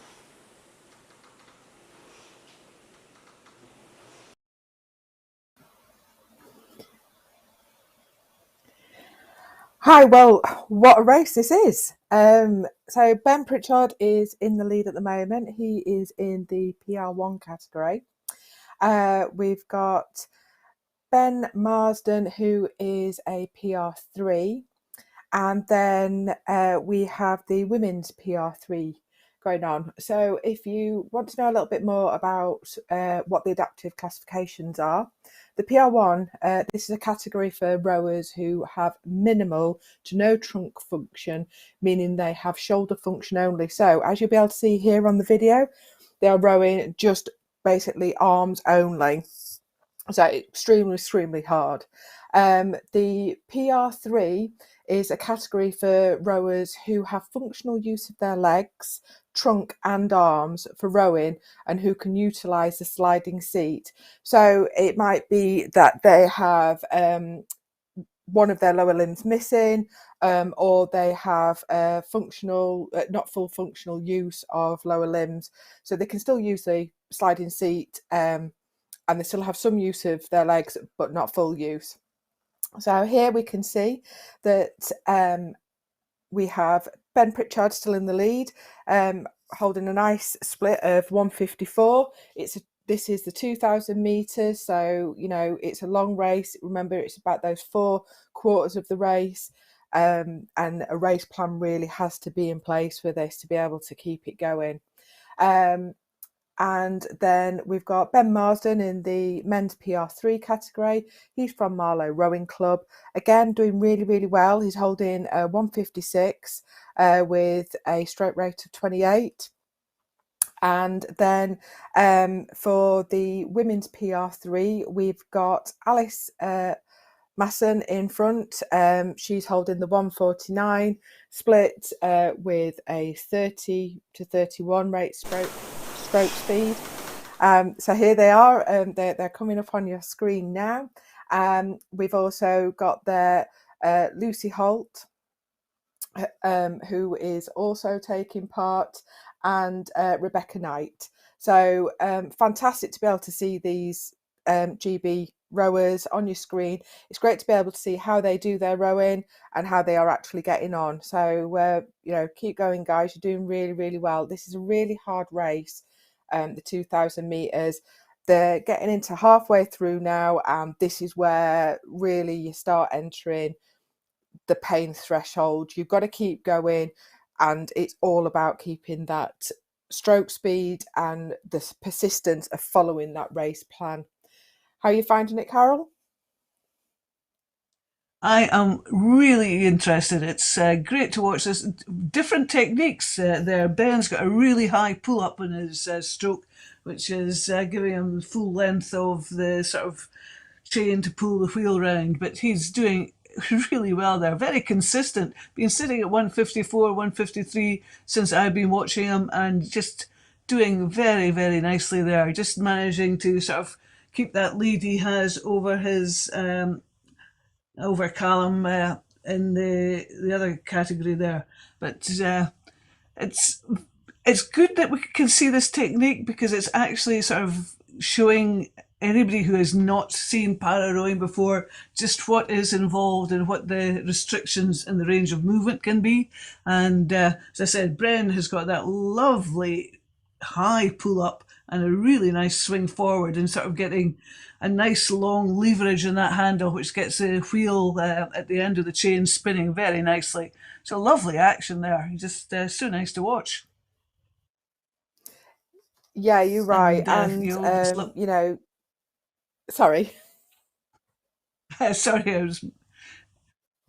But you know, his lovely action is just sort of showing that is pulling him forward, and he's leading his PR1 race there. Alice Mason has doing really well in the PR3. She is very consistently about 1:49, 1:50, nice steady 33 strokes a minute, and tugging it along beautifully. As you said, it's a long race. It's a 2,000 metres race. Some of these athletes just coming into that last quarter. In rowing terms, we tend to break the 2,000 into 500 metre little blocks. So there are 4 quarters to the race. Off the start, you're doing something differently. That last quarter, you're focusing on something else. But the middle half of the race turns your mind to focus on just being consistent, just getting that steady state thing going on. But now some of these athletes, as I said, into the last 500 metres, and I'm just wondering if we'll see a change of pace, maybe the rating going up, splits coming down.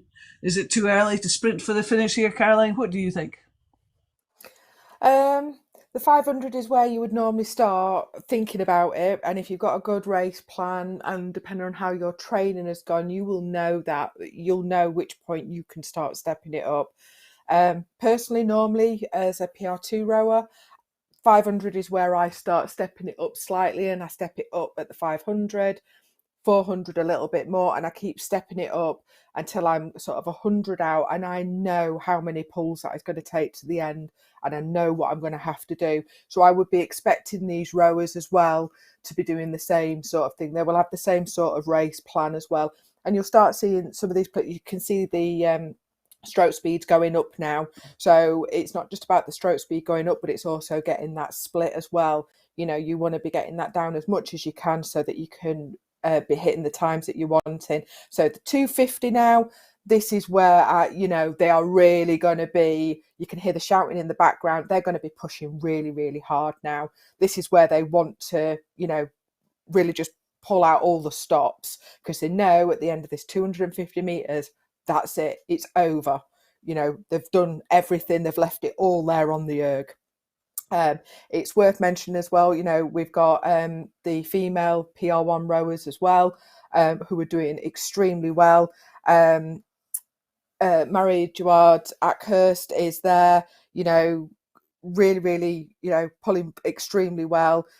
You've got Ellen Field, who is actually on the video clip there, and then there's also Sophie Wilson. So, you know, they're really, really working hard. There is so much shouting going on in the background. They've got that support, and that's what it's all about. So fantastic. Ben Pritchard has come in.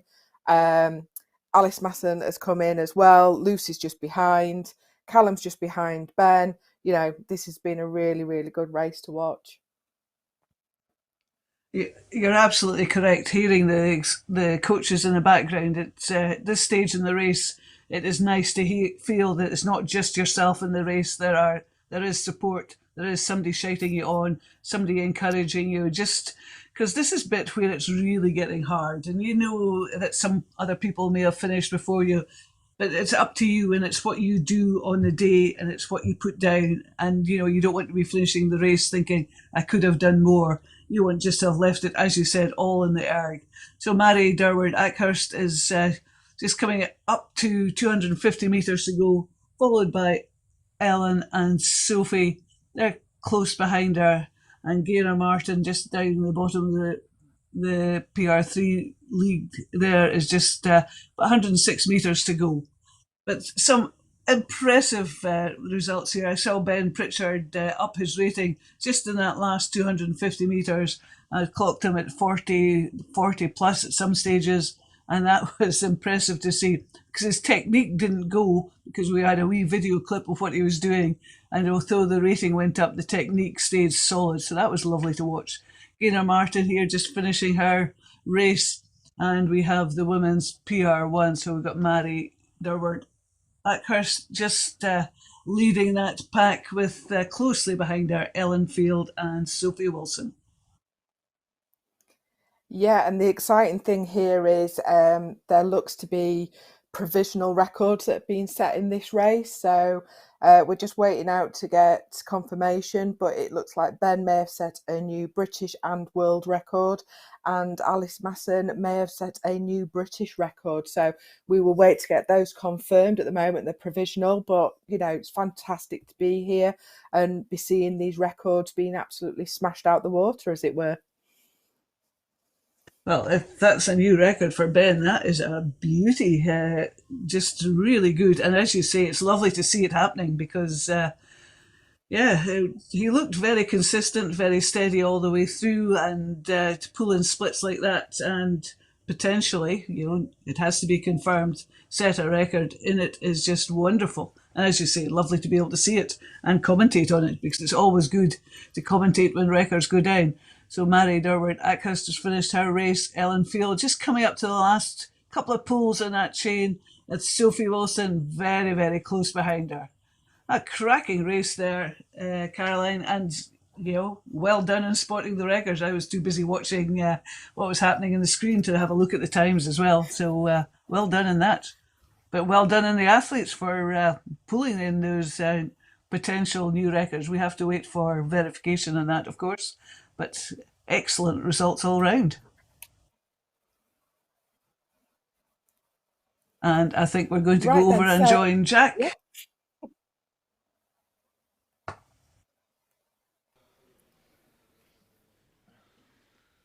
Well, I'm back down on the race 4, and as Carol and Caroline were just saying, what a race indeed. And beside me is GB Paralympian Ben Pritchard, who was racing in the PR1 2-kilometre race. How is that race for you, Ben? It's a definite wake up to the system. I've been back in training 4 weeks now, so this is just to see where we got to, and I'm still a long way off where I want to be, but it was a good start, that's for sure. Absolutely. And are you aware, we're seeing that's a provisional British and potentially world record? No, I wasn't aware of that, but that's fantastic. Yeah, it's pretty stoked to get that, and it was great to be with the development guys as well and see them racing, and yeah, it's a good day all round. Absolutely. So 4 weeks back, how are you feeling? How's training going? Rough. No, it's good. We're doing some big changes to how I row and the seating and the straps I use, and a bit of experimenting going on this side of Christmas, and then the wheel train starts in January, so exciting few weeks ahead, and then crack on with the big stuff in January. Absolutely. So we saw you obviously in Tokyo on the water, and here you're doing indoor rowing. Which do you prefer, and what do you find different about the two? I prefer rowing on the water. I enjoy it more. I'm better on the erg, but yeah, I love the feeling of the water underneath my boat and the freedom you get. But on this, I find it's a real test of mental character, and you can kind of just look at the numbers tick down, and that's what I love. And yeah, it takes me back to time trying to make all the data in front of you on your bike, and you're trying to just beat yourself, and that's what I think of these machines. Absolutely. Well done to you and indeed all the development squad. We'll get you back to your relaxation now that you've had your race. But a good message for all of you there. If you enjoy rowing on an indoor rower, then it's well worth trying to have a go on the water. Do find out where your local club is. You can find out more on britishrowing.org. And as Ben says, that feeling of the water underneath your boat, definitely something that you ought to give a go.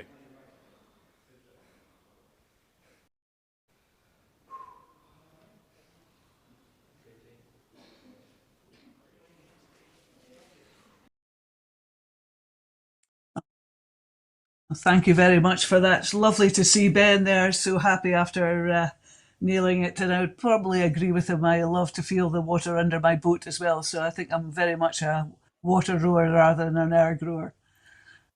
But we're going to move on to some of the really exciting races now, Caroline. I think we're going to be speed commentating 2-minute relay races. So this is going to be fun. Are you looking forward to it, Caroline? Yeah, I definitely am. When I saw that this was going to be one of the sections I've been commentating on, I was really excited. 2 minutes rowing, it's not long, working as a team. Yeah, this is definitely going to be a lot of fun to commentate on and to see. And I hope the guys and girls are also having a lot of fun actually taking part in this as well. So they're just getting ready to start their race. So they've been told to stop rowing. So the flywheel can slow down and stop so they can get into their start positions. So we're just waiting on that. Okay, so taking part in the races today, we've got Reading Juniors, who have a team of 4. So in the relay, they have 4. You have 4 ergs taking part, and then there's the MIRC boys relay team, the GMSBC boys team, and the NSB team, and finally there's Cranford School boys team. Oh, sorry, and Langley Academy. And Ardingly College. So again, they're just getting ready to start rowing. It's all about making sure that all the flywheels have stopped. Normally what would happen is you'd all be in the same place at once. So you'd know that everyone was stopping. However, being the delay that it is, that everyone is away, you know, and in different places. It's just about us bringing all of these together, and the computer systems can tell us when everything has stopped and everybody is ready. So they're just coming to attention now, and they are off. So Carol, what do you think to this? This will be a really fast race. It certainly will be a fast race. I'm just hoping that all these schools are all together in a gym with a whole pile of their clubmates or schoolmates cheering them on and creating an atmosphere for these team events, because with a big atmosphere it sort of lifts the performance. But as you said, very fast race, and it's NSB in the lead. I think it's Great Marlow School boys second place, Langley Academy boys, nothing in it. Look at that, nothing between these three, really. 3 meters in 2 minutes, that's nothing. Reading Rowing Club Juniors, Ardingly College boys, Canfor School boys, and MIRC just trailing behind at the moment. The NSB, this is going to be such a race. I've done 1 minute already. They've gone through 300 metres, and the GMSBC boys, they're rating at 39, whereas NSB are down at 30. To my mind, a higher rating would probably pay off in a short race. What would you think about that, Caroline? Yeah, I would definitely say the higher rating, I would expect it to be a shorter race, but it also depends on that split. You can have a really high rating and not be able to maintain that split. And, you know, it is about having both the lung capacity, but also that strength as well at the same time. So NSB and GMSB, they are doing amazing. I mean, there's 3 meters in it between them. The splits are really, really low, and but it's interesting to see, you know, you've got the GMSBC boys who are on a 40. See, race is done. You know, that is how fast it happened, and there wasn't that much in it. So we've got NSB have come in with they've covered 662 meters, and SBC covered 653. So, but their splits, literally, there was a second between them. So, you know, really, really good, and, you know, amazing. Do you want to report on the other ones, Carol? I'm looking at the splits and just thinking, these are 4 people combining to produce splits like this. Can you just imagine the adrenaline surging through those bodies now, having done this sprint for 2 minutes, producing a split like this? That's fantastic. It was really, really impressive. You know, 5 of the 7 teams did more than 600 meters, so their splits were, you know, all sub 140. That is unbelievable, really, and much credit for NSB and GMSBC boys. They had a race going on between those 2 teams. What a fantastic race it would have been to be in the thick of it with them. But really great performances here.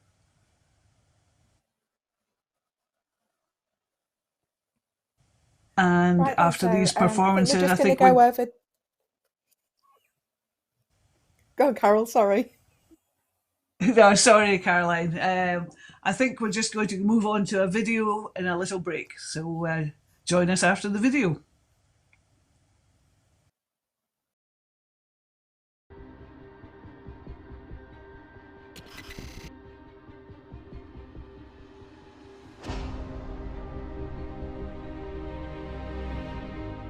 I know that the action of running is probably, to somebody who doesn't run, it's just running. But for me, there are different purposes for why I run. Some days it'll literally be a specific training run. I've got to hit a tempo for a particular race. So there'll be a purpose to that run, and that would be purely for training. 80% of my runs are because I just enjoy running, I enjoy being outside, I enjoy being with my friends. There's been lots of different experiences, and they all go into the same motivational pot for me. I draw on the good, I draw on the bad, and they all help push me forward when I'm running. Running fast was important to me. It's the benchmark which a lot of people who run use to evaluate themselves. For me, it's very much shifted to being about experience. Whereas beforehand I was motivated by wanting to gain the experiences, and now I'm very much motivated by the experiences it's given me and how it makes me feel. It's taken me to all sorts of places. It's dug me out of holes. It's taken me to extraordinary highs, but it's always been running. This is what motivation means to me.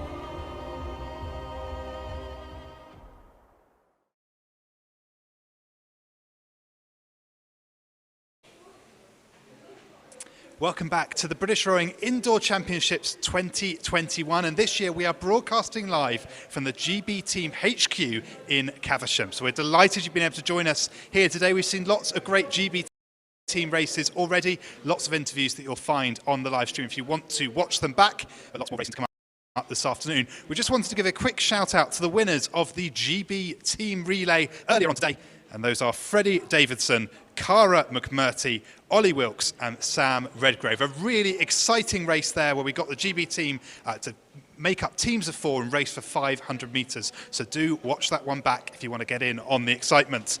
Also a shout out to our oldest competitors this weekend who've already been racing earlier this morning. Val Coleman, aged 93, and Alan Bell, aged 95, who I'm told still gets out on the water every week, weather permitting.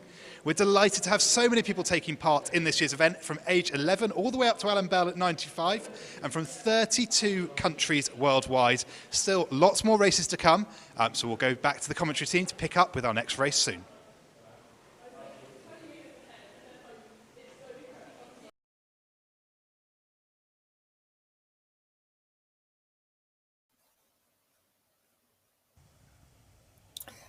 Hi and welcome back.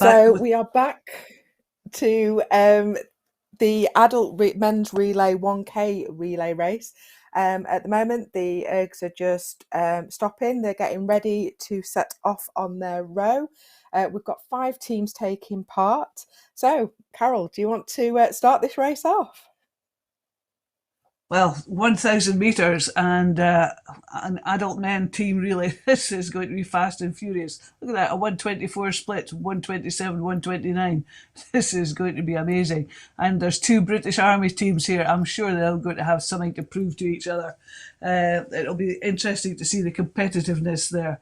So Stock and Boat Club off to an early lead. Just sort of 150 metres in, and they are about 13 metres in front. British Army B pretty much level with Sussex Men's, and British Army A just dropping off slightly there.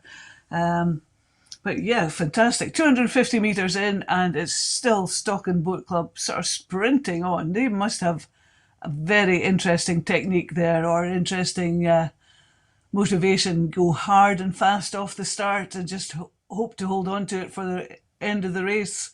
But the race is on for the second place at present, but it's still early in this race. It's a 1,000 metre race, and I think, to my eye, I think it's a Stock and Boat Club at the moment.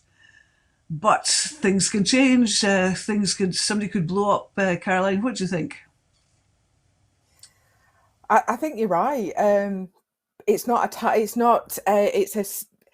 a distance race. So, you know, it's different to these timed races, you know, that we've been seeing. So unlike the race before, which was 2 minute, this is just about that 1,000 metres. So if you can hold on to it and you're working well as a team, then, you know, and this is showing by Stock and Boat Club, they're obviously working very, very well as a team. And they're keeping good, reasonable splits throughout. Obviously, this is an average through the 14 members. And yeah, they've done amazing. They came off the blocks fast and they haven't really let up at all, which is just amazing to see. British Army B is definitely, you know, following up, but I think they're going to really, really struggle to catch up and overtake. Sussex Men, they're keeping going. And, you know, British Army A, they're further behind. It all depends on whether they've got a bit of a race plan or did they go out too fast, and now, you know, they're struggling to keep it up. And, you know, they've lost it because they're not used to this very, very short sprint distance. So yeah, you know, they're into the last 250 metres now. British Army B are starting to pull it up, but there's still 38 metres between them. And I don't quite see them getting there unless they really, really pull something out the bag.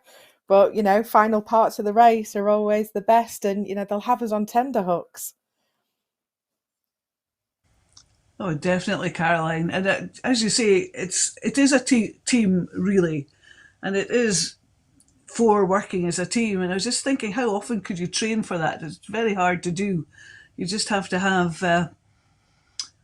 So I suppose it comes down to the trust and the mentality and the game plan and the race plan, and, you know, talking it through together and getting on together. So an ultimate team event, I would say, just to tie it all in together. And, you know, the team event has played off for Stocken. Look at that, 1K in 3:08. Well, that's pretty impressive. Utterly amazing. You just think that sometimes working as a team just raises the game of everybody involved in that team. And I think times like this are showing that working as a team has raised everybody's game. So well done to Stocken Boat Club. Good on British Army B, Sussex Men's, and British Army A. They're just lifting it in these last few pulls of their ergo chains. Yeah, they're just coming in now. But, you know, it's fantastic, you know, to see that and to see how well that they've done. And like you said, in these times, it's quite hard to train as a team. And I think it's harder if you're erg training. If you're used to being on water and you're used to working in that quad, and that's, you know, you're used to working together. But a lot of this is about the trust on the erg and the trust that your oppo at the side of you is going to actually pull the same split. You know, you agree your splits and then you just go for it. So yeah, they've done really, really well. Well done, Stocken. 3:08, amazing. British Army B coming in at 3:15.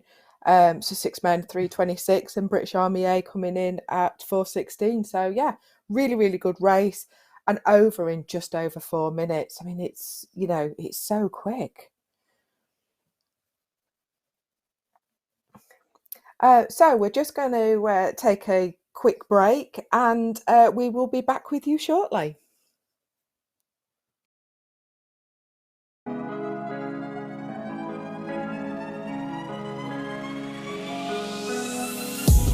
I don't want to say my goal is an Olympic gold now, because like that's so far away, but my goal is definitely to be an Olympian.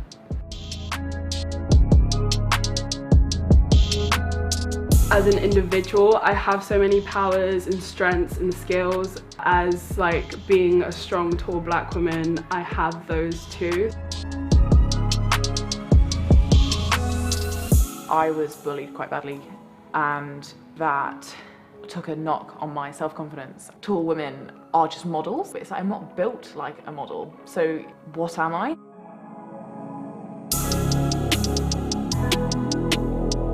The stereotype of rowing is that everyone's white and comes from a private school. It just doesn't matter where you come from.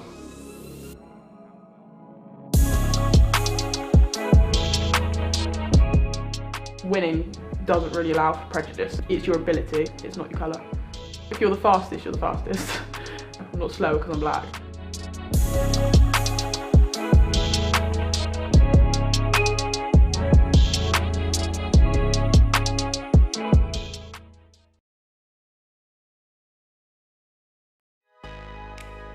Well, there you go, a video from British Rowing's world-class start. And if you'd like to find out more about the programme, you can head to britishrowing.org/WCS. But for now, we're back with BRIC 2021, and we've got some more results to bring for you. This for the Year 8 girls 3 minutes. Mary Waller covered 746 metres to take the bronze. Cara Beresford-Murray covered 759 metres to take the silver. It was Ella Butler who covered 771 metres to take the gold. In the Year 8 boys 3 minutes, Oswald Martini covered 814 metres to take the bronze. Ernie Stevens covered 823 metres to take silver. In gold, it was Oliver Blanche, Vasconcelos Blanche, who covered 838 metres to take the gold. In the Open Men's 2,000 metres, Thomas McBride covered the course in 6 minutes 30.6 seconds to take bronze. Silver went to Christopher Bailey in a time of 6 minutes 15.3, but exactly 1 second faster was Ben Mitchell, who took the gold in 6:14.3. In the Open Lightweight Men's 2,000 metre, Robert Leonard covered the course in 6 minutes 17.5 to take the bronze.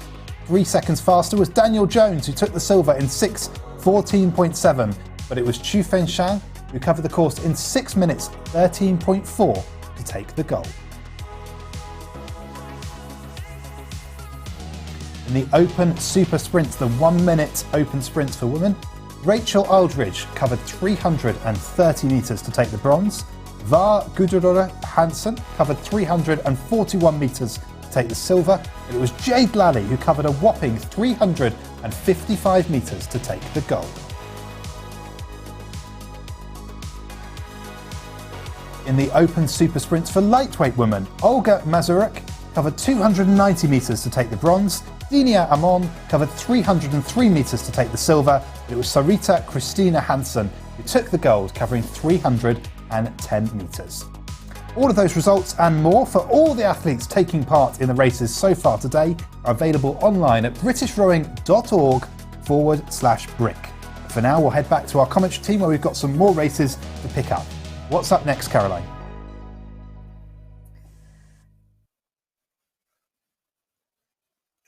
So our next race coming up is race 30, which is the Junior Mixed Team Relay 2 minutes.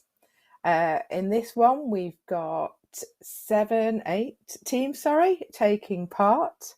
So this should be another interesting race. Carol, what do you think to this? Do you think this is going to be quite a good 2 minute race, especially with it being a mixed relay?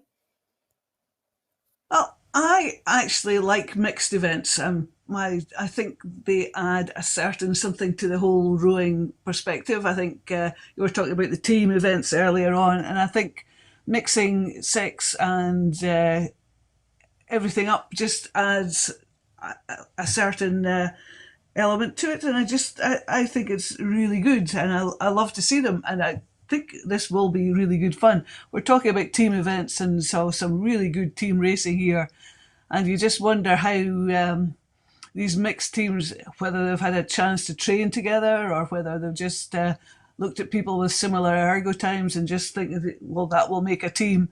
But you also need a bit of psychology in with the team as well to find if they will work together and whether they will support each other working together. So yeah, it's going to be really good. 2 minutes though. 2 minutes is a fast race. Yeah, definitely. And I'm just looking the ages. These are juniors, so you're going to have an age range within the junior age range. So the team won't be just of 15-year-olds or just of 16-year-olds. They will probably have a range of ages in there, and it would be interesting to see, how the team selection happened, and how it was decided. I know that when I've taken part in relays, we've actually just come together and said, who wants to be part of a relay? Because it's also the want of to be part of that as well. And the fun. I think that's the great thing about them, is that they are so much fun to do the relays and to work together. And especially if you reach that goal that you want in, and you reach it together, you've got your other 3 teammates around you, and you just you have that to share with them. So I think relays are quite special, and definitely, like you said, mixed relays I think are just fantastic. They're fantastic to watch, and they're fantastic to see how the teams are made up as well. Yeah, definitely. I haven't really seen any of these ones racing before though, Carol, have you?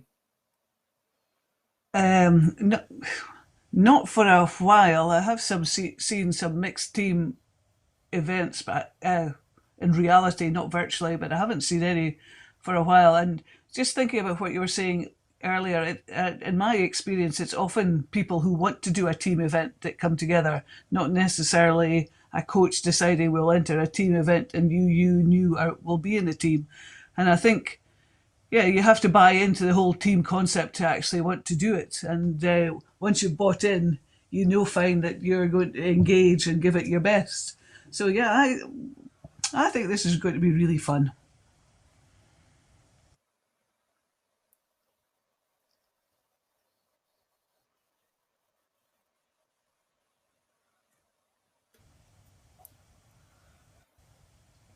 So we're just going to go over to Jack. He's just going to have a look at the social media and see what's been going on there.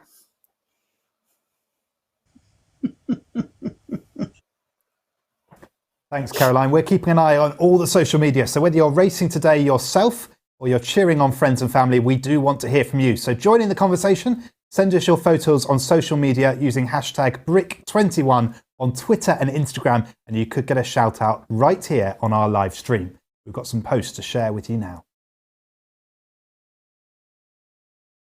So from Stratford-upon-Avon Boat Club, congratulations to our two oldest competitors today at Brick21, who both finished up as British champions. And I can see Alan Bell mentioned there. Indeed, not only the oldest competitor from Stratford-upon-Avon, but the oldest competitor at Brick 2021 in total. So congratulations to both of them. Delighted to have them with us here at the British Rowing Indoor Championships.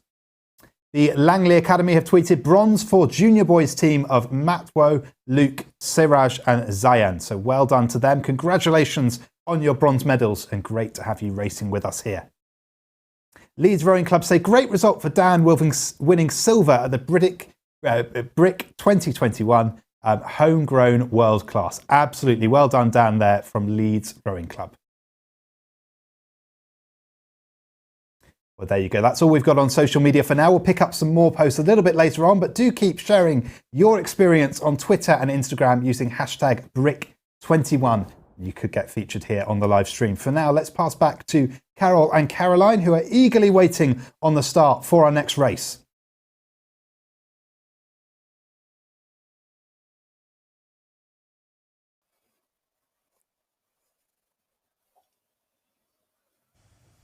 Definitely, Jack. Thank you very much for that. Eagerly doesn't describe it. I'm sitting here on my physio ball, bouncing up and down in anticipation, in excitement, because as I've said earlier, team events are always fun. A mixed team event where we've got the juniors working together as a team in a 2-minute race, I think will deliver some exciting results. And I wish we could zoom in and actually see them live, Caroline. What do you think? Yeah, definitely. I'm hoping, because a lot of these are schools, that they are schools and colleges that are taking part in this. So I'm really hoping they are actually together, because I do think that it's a really big part of it. And not only that, but I hope that they've got some of their mates in school and college with them, that are able to cheer them on, because it is a lot about, it's nice to have that audience participation behind you, where people are shouting for you, and it can gear you up a little bit more. So yeah, I think I do really hope that they've got people together with them, and they are all together. But it's definitely going to be a very exciting race. 2 minutes, it isn't that long really. And as we've seen in most of the other races, they're covering some distance as well, a good 600 metres. Certainly bring their A team to these events. The team really is, they may have done an individual race earlier this morning, but I think they always maybe keep a little something back for a team event so they can actually have a good bit of fun.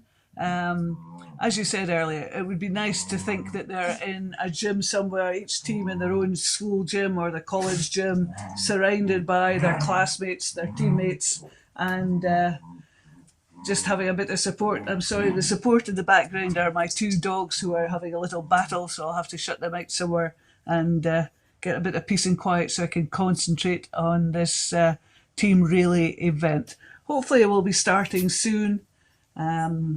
But yes, I'm looking forward to it, Caroline.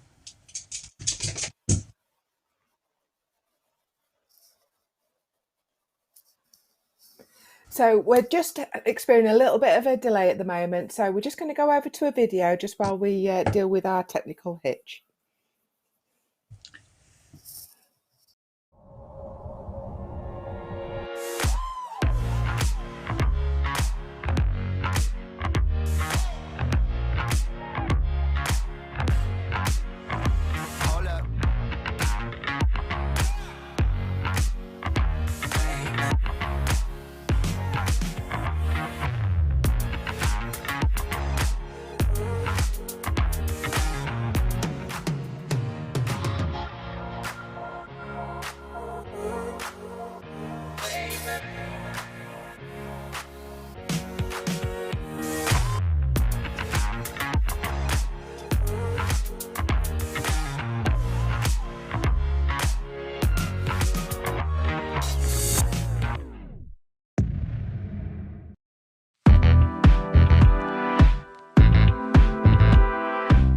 Many supplement companies do an incredible job in their advertising, promising great results in a short amount of time. This is something that can be all too alluring to an aspiring teenager who's never heard of the phrase strict liability. Luckily for me, when I was a young athlete, I had a mother who wouldn't allow me to spend my hard-earned pocket money on such things when there was plenty of good food to eat. What we want to do is get the message out from amateur to elite rowers and make sure that they are armed with the knowledge to be able to assess the risk, assess the need, and assess the consequences for themselves. Be an informed athlete, be a clean athlete, join our movement and share this message. I row clean. As an elite athlete, I feel like we have a responsibility to do what we can to promote anti-doping, which is why I'm really proud to be a Clean Sport ambassador, because what I want to do is try and help educate younger rowers, club athletes, and bring transparency and clarity to the whole process of anti-doping, and do what I can to send across the message. In sport, there's always a choice. From my early years playing rugby, I heard stories, I heard rumours, and then I was finally confronted with performance-enhancing drugs. For me, there was a clear choice. I wanted to be a clean athlete. In 2009, when I joined the World Class Start programme, I finally felt part of a community that wanted to prevent, protect and maintain sporting integrity. Members of the rowing community are now part of something bigger. To make good choices, to spread the value and beliefs that sport is at its best when it's clean. Be an informed athlete, be a clean athlete, join our movement and share this message, I row clean.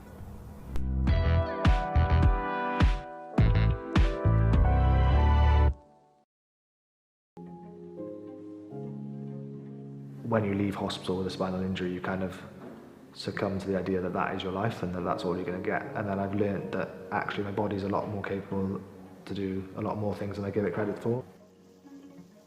Hey, my name's Benjamin Pritchard and I'm the PR1 male sculler for British rowing. So I had a cycling accident in 2016 and went to Stoke Mandeville Hospital, and we got to try 1,001 different sports, and everyone asks me why rowing, and I think the main thing for me is that it's the only sport where I don't have to sit in a wheelchair. I went along to one of those evenings and it was absolutely rubbish, and then they came back on my last week in hospital and I'd had a big significant improvement, and that's kind of where the journey went. Every day I get to watch my wheelchair disappear, you know, that stark reminder of my disability, I get to watch it disappear, and that's really powerful. And every day I wake up and I come in here and I do something that makes me feel normal, and I quite like that. But what's really interesting is that rowing's a real community, and the Paralympic squad, there's only 13 of us, including staff. So because there's such a small number, you can kind of, you become a really intimate group and you don't feel like you're by yourself, and it's really special then, because you're all invested in each other's success. I didn't appreciate that to get here it takes some time, you know, and if you look at the Olympic side, those guys have been rowing since they were juniors, whereas I had an accident 4 years ago, picked up a rowing machine, started rowing, and then wanted to be in the World Class Centre. When you're here, you're training 6 days a week and 49 weeks of the year, so don't think just because you've got a disability.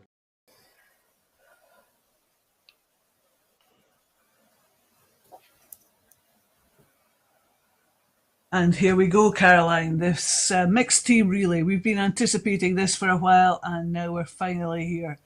And look at these splits. Despite being a mixed team, they are pretty low. Some teams going off high rating, some going down for the low rating. Interesting contrast in techniques there. 2 sticking at the low 30s and 2 at the high 30s. But it's NSB in the lead by 5 metres over Ardingly College, who are 5 metres in front of Canford School, who are about 5 metres in front of the TURC team. And 2 minutes, so we're almost halfway through. And the first team has gone through 250 metres, second, third and fourth have all done more than 250 metres in less than a minute. This could be quite a distance these teams cover, Caroline. Yeah, definitely. Just looking at them, the NSB have covered 350 metres. They've got less than 45 seconds left in this race. It's, they are definitely going at some speed. Cranford seem to be trying to really make up that distance against Ardingly College. There is 5 metres really in it for those two. So yeah, I think they're definitely going to have quite a fight for the finish. And it'll be interesting to see because, like you said, there is a difference in their stroke speeds, definitely, where you've got low 30s and higher 30s. So yeah, it'd be interesting now to see. I mean, again, Ardingly College, there we go. Cranford's just overtaken Ardingly College. So yeah, and race is over. That is how fast it happens. So yeah, NSB covering 593 metres. So like we said, round about the 600 metre mark was sort of what we were expecting to see. So they're not far under it. Cranford School coming in with 558, Ardingly College with 556, and TURC team with 516. So for the second and third spot, there was not a lot in it.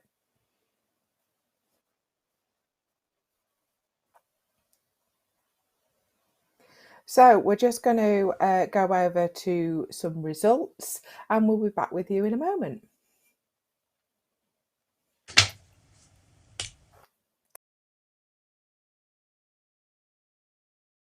Well, we are 2 minutes away from our next race, but in the meantime, we thought we'd bring you some more confirmed results.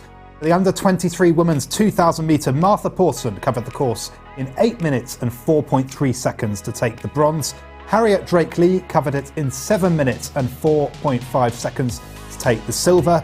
It was Rosanna Crabb-Leahy who covered the course in 6 minutes, 59.5, sub-7, to take the gold. In the sixth form girls 2,000 metres, Emily Burnham covered the course in 7 minutes 31.6 to take the bronze. In silver, Devon Picava covered the course in 7 minutes 24.5. It was Ellie Dash who took the gold in 7 minutes 14.4. In the under-23 lightweight women's 2,000 metre, Zoe Dixon claimed her gold medal in a time of 7 minutes 38.1.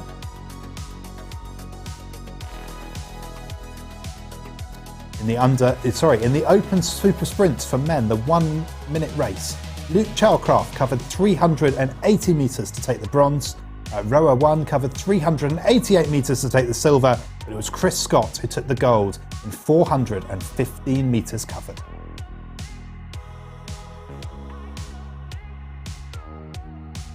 In the open super sprints for lightweight men, again a 1 minute race, Francesco Procatti covered 342 metres for bronze.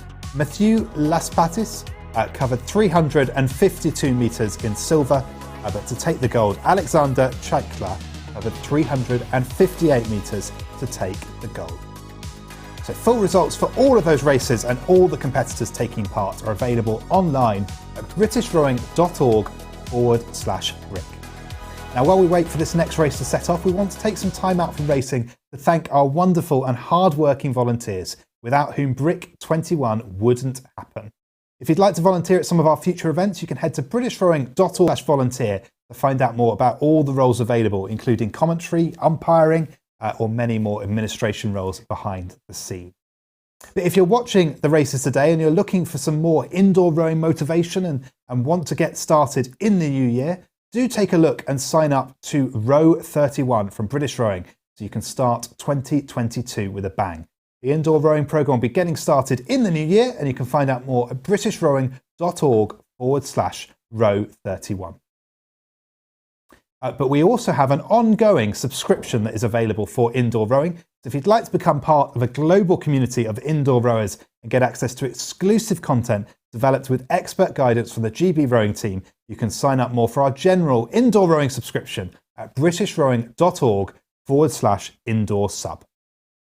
So lots of different opportunities to get more involved with the sport there if you're enjoying what you're watching here today. Of course, don't forget we do have our online league also available at britishrowing.org/league. That's your opportunity if you're sat at home to go down to your local gym, see what you can do, and you can submit your time into our website. We'll upload it into our live league tables. As I say, more available at britishrowing.org/league.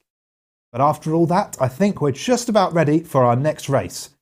So we're going to go to a quick video first, and then we'll be back to our commentary team.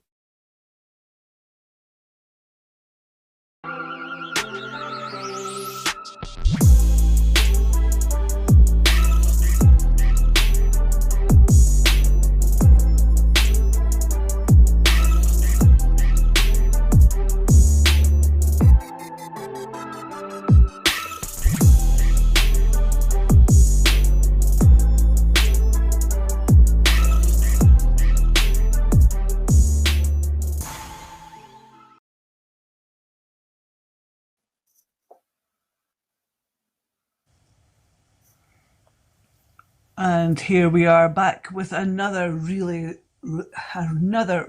race, Caroline. It's quite hard to say. This time the women's and another mixed relay race. It's the British Army who have a team in here at the bottom of our screen. This time we're racing 1,000 metres, and I'm really looking forward to this again. A bit longer to commentate on, Caroline, but not by much, because having seen some of the other relay races for 1,000 metres, it didn't last that long at all. So yeah, this could be really interesting. Yeah, definitely, Carol. I mean, the last relay that we did, where it was 1,000 metres, it was what, 4 minutes? So we're looking at sub 5 minutes. You know, it's a fast race. This is going to be quite interesting to be able to see that split between a mixed team up against female teams. So I think that's going to be quite interesting. Again, British Army have got two teams in there, so you know they're going to be on a head-to-head just against each other, with the little bit of rivalry and team spirit going on there. We've also got Tidal Wave and Sussex Women too. So yeah, I think this is going to be a good race. Interesting, and I think it's going to be nice to be able to see that split between what a mixed relay do against, you know, just a female team, and see how that pans out. Yeah, it will be interesting. There are calculations out there that sort of allow for mixed crews on the water, and I'm sure there's probably calculations out there that allow for mixed teams on ergos, but yes, it's quite complicated. But we're just waiting for these team events. There's a lot more technical issues to overcome, getting all 4 ergos to be stopped all at the same time, and 4 ergos in 4 different places, and yeah, it's quite tricky just to get it all started. We can now see on the screen that we're just waiting for these ergos for the wheels to stop spinning. And then the competitors will just have to pick up their handles, compose themselves, and I'm sure they'll have had chats about strategies and the race plan, the trust, and I'm sure there's lots of what if scenarios going on there. So the screen's going blank. We'll see their instructions, and these instructions appear on the screen in front of the rowers as well.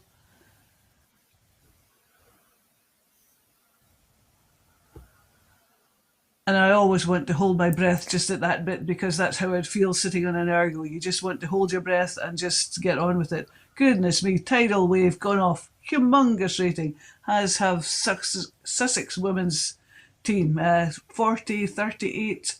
Be interesting to see if we have a development like in the last race, Caroline, where we had two teams at high ratings and two teams at much lower ratings.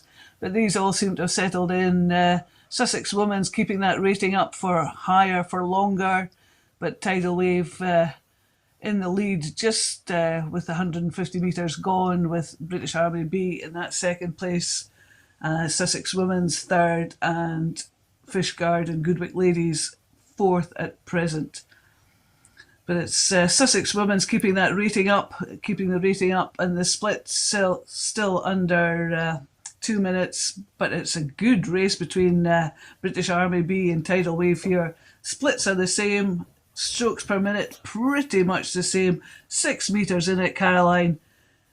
Can they get past them? Can the Army get past Tidal Wave? What do you think? Oh, I'm probably the wrong person to ask. I'm affiliated. I'm a veteran myself. So yeah. I definitely have, I suppose I've got strong ties to the Army, but yeah, it's a really good race. I mean, I'm actually sat here on the edge of my seat, but my face is right up to my screen because it's brilliant to watch. They're holding the same splits. The stroke rate is pretty much the same. There's 5 meters in it. This is one or two really, really good, strong pulls, and they, these people will change over,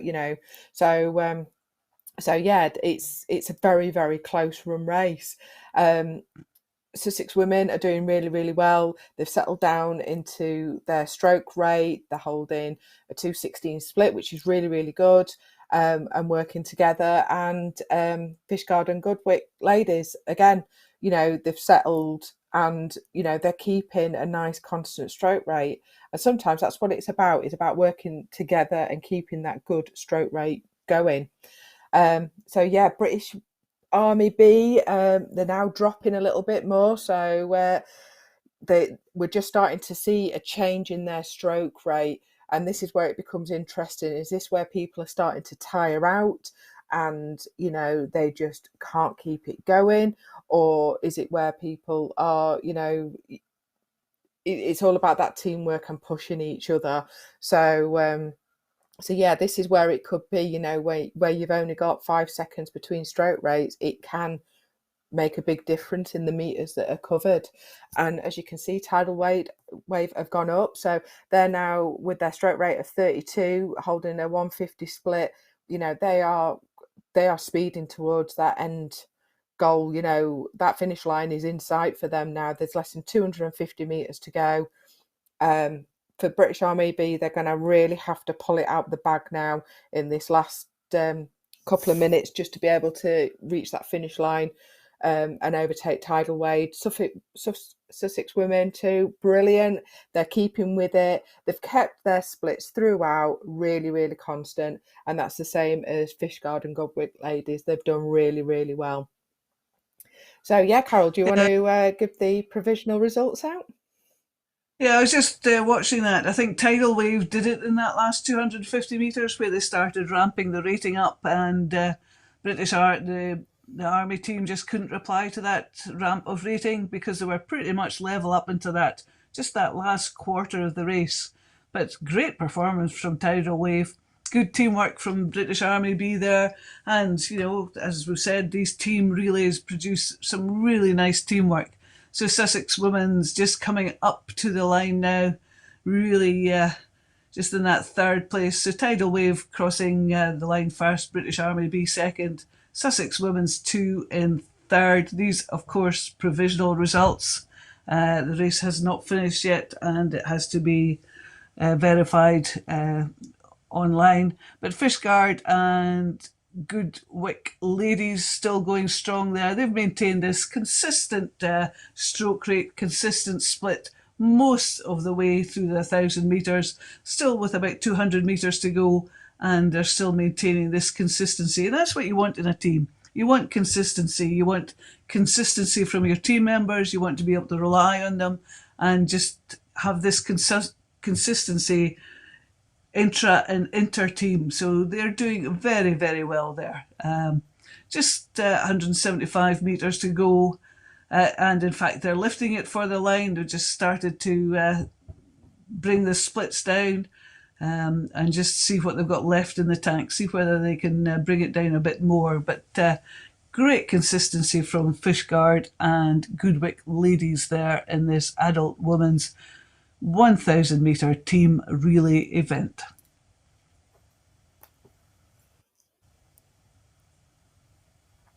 Yeah, they're really holding it. They're doing really, really well.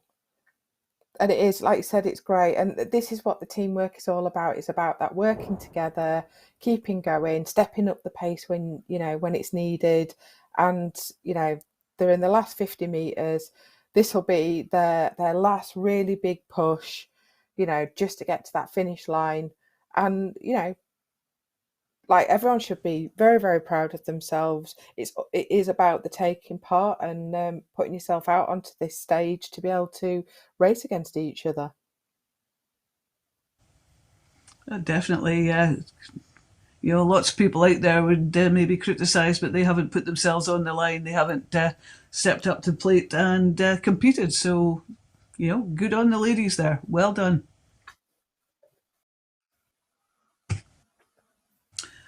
And from the women's team event, we're going to the junior girls team event. And Caroline, we're back to 2 minutes of racing. So this could be frenetic, fast and furious. Looking forward to it. Are you? Definitely. This is where you and I are both, on the edge of our seats and cannot wait to see what happens. These races, I'm enjoying the relays just so much. It's great. I mean, this is the junior girls 2-minute relay, and I'm interested to see how they do. And again, it's going to be a lot of clubs, colleges, and schools that are taking part in this. So I'm hoping that they're together, and I'm really have got their cheer squads around them, to help them, because that is what's going to get them to that finish line. So unfortunately, we've just had a false start. So we'll just have to wait for the ergs just to be reset. And like we've said, this is quite difficult when it is team events, because it's not just one erg that we're waiting for. There is 4 ergs per team that all have to come to a stop. So we're just going to have to wait for that reset to happen, which can just take a few minutes. But if you just bear with us, we won't be long.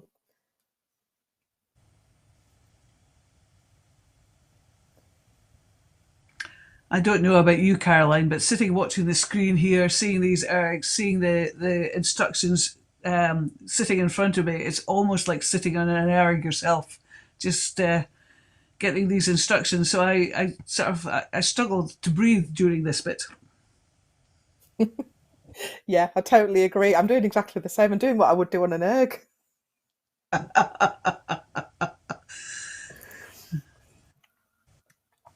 So that's it. They are off. So let's see. GMSB girls are going off at a really, really good rate. Splits seem to be pretty much the same, along with their stroke rate, but GMSB girls definitely went off just with that foot on the pedal just that little bit more. So it'd be interesting to see if they can now keep that up. Cranford School are doing really, really well. They're 7 metres behind. NRC Relay, they are around about 5 metres or so behind Cranford. NSB are coming up now, but I think NSB and Langley Academy are going to probably have a little bit of a tussle for their placings. They're quite well matched together at the moment, along with Queensgate Rowing Club as well. They're 6th form girls, so I think the the second three are going to be really, really closely knit together, and they're going to be having their own little battle between themselves. But what's interesting is now to see how well the ones who went off quite fast at the start, if they're going to be able to maintain this. It is a 2-minute race, although they've only got 30 seconds left to go. So it's really, really anybody's race at this point if they can pull it out the bag at this last 30 seconds. Well, to my mind, I think GMS BC girls are just the set off high rating, and they've just decided in the last 30 seconds just to ramp up the rating even more and just keep it high. And they are going for the line in some style here, up at 37, 36, and just keeping it going. And they are certainly in that first pole position at the moment. Canford School in second place, and 2 minutes, and that's it. And wow, the GMS BC girls covering 567 metres, Canford School 548, NRC Relay 536. In fact, all first four clubs, teams, all made more than 500 metres. And I think Jack wants to interrupt me because I've spoken too long. Only to say that we've had Caroline Bucker with us all day today, but it is now time for her to say goodbye, I'm afraid. So thank you to Caroline, who's been with us since the first thing this morning. Carol, you're staying with us, but we are now welcoming into the commentary Sam Courtney from the GB rowing team. So welcome to the team, Sam, and we're looking forward to picking up the next race, which I think will be here in just a few moments. But Carol, what race is up next? Well, Jack, you've caught me hopping here. I was just scrolling through my screen, and I think it's the Masters men 500 metres. So more sprints, and these are the exciting races because they are incredibly short and lots happening and not a lot of time to speak about it. So yeah, it's going to be fun. Well, there you go. We're about to get underway in just a few seconds' time, so I'll pass it over to you, Sam and Carol.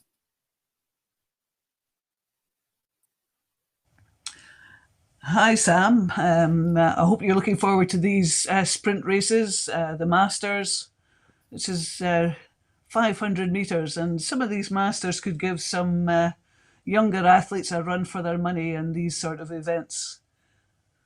But as looking across the screen, we can see that there's a range of competitors from all over the world. Canada, Croatia, Norway, France, Italy, the States, Ireland, and at this stage, I get a bit nervous seeing the instructions on my screen.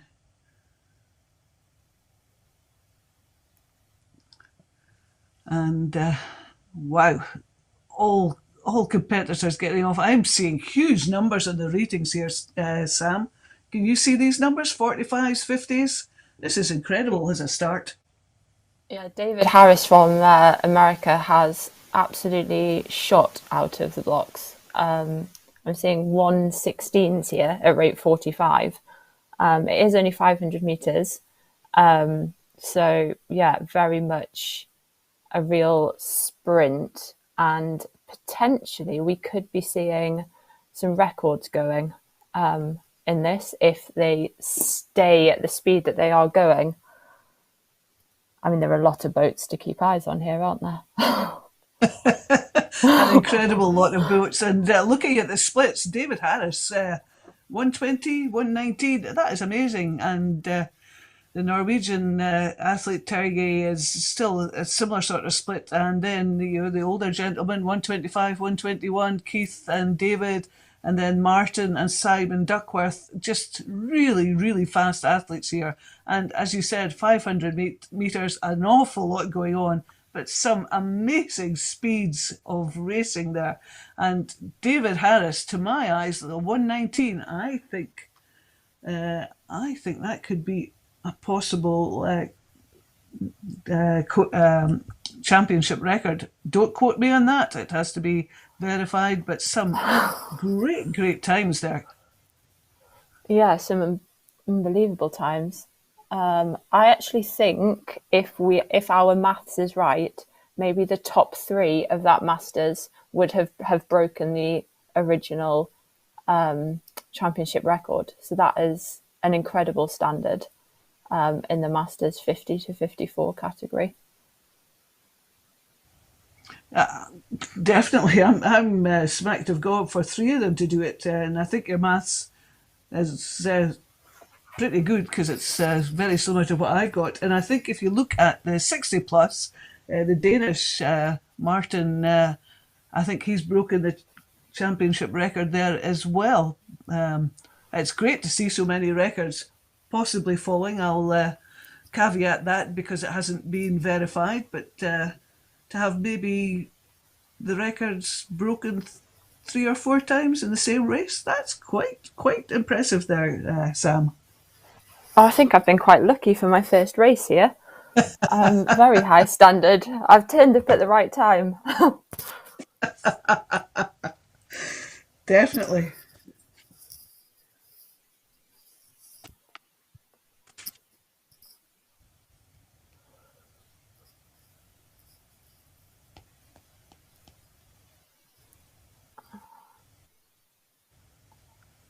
They're certainly keeping us on our toes, Sam, from one race straight into another. And yet again, 500-metre sprint from the lightweight women 30, 40, 50 and 55, and the women 30 and 40. As in the previous race, an awful lot to keep an eyes on in quite a short time. And I wonder if we can get some more records broken here. Live and hope, eh? Yeah, that's fingers crossed. We're looking.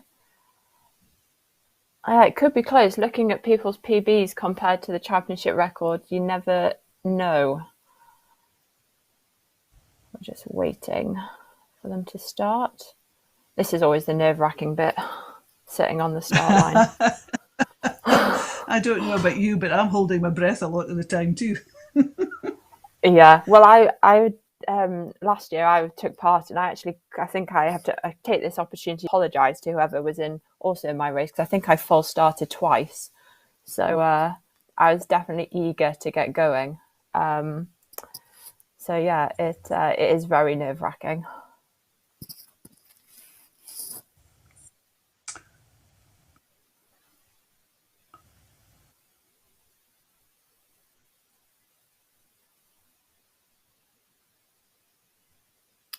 So I think we're a slight delay, so we're going to go to a short video.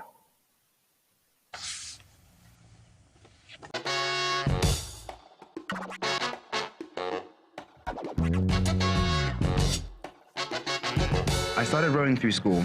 I had first experienced it with indoor rowing, and through Fulham Reach we would then go on to water through our PE lessons. Rowing on the water was a new and interesting experience, but after getting into it, it just felt right. I had tried many sports before, like rugby, table tennis, athletics, but when I tried rowing, it just clicked. I could apply the challenges I had encountered in rowing to real life. If I can get through a 2K, I could definitely get through a 2-hour exam.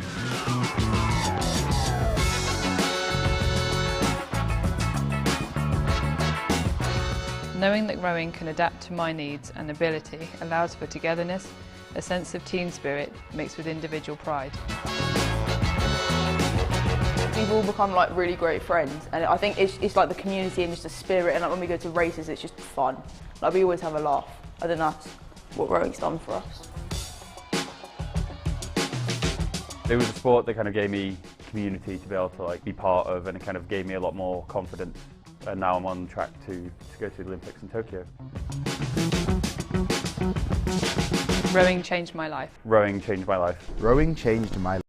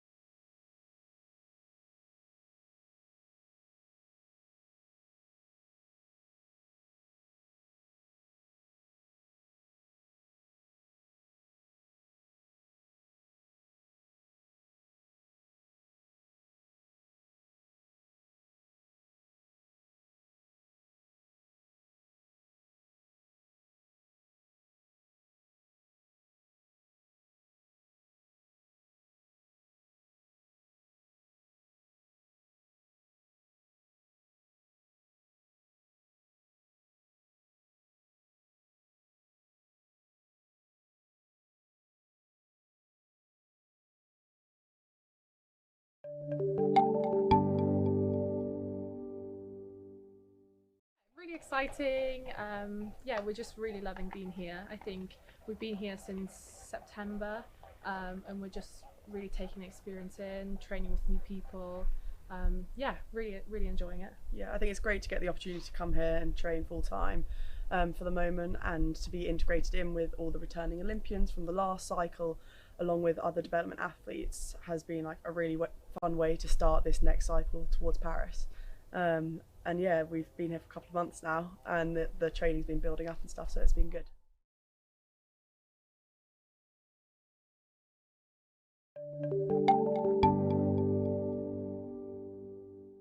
I guess it's so easy to get off the ergo and just want to lie down and not do anything. I think the quicker you can get up and get moving, the better. We know that either just going for a quick walk, or if there are some spin bikes there, just getting your legs turning is a good thing to do. It helps just get the blood and flush out all the stuff that's just, you've built up in your legs off that period of that 2K. So that would be a really good thing to do. Making sure you're getting the hydration back in, and sort of electrolytes. So if you guys have any sachets or things to add into your drink to help with that replenishment, is really important, because you obviously lost a lot of salts, not just water. I would a bit of food, a bit of fresh air. It's probably a good thing.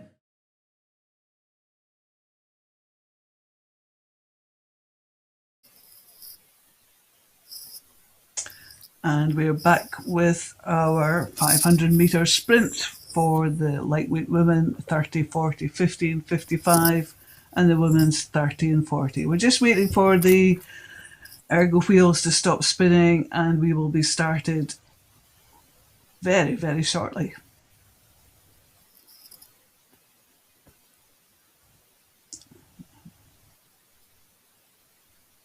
And indeed we have. And just as in the previous races, some of these athletes are going off the blocks at incredible high ratings. I see 48s, 47s, high 40s, just to get these wheels spinning, just to get the ergo wheel moving.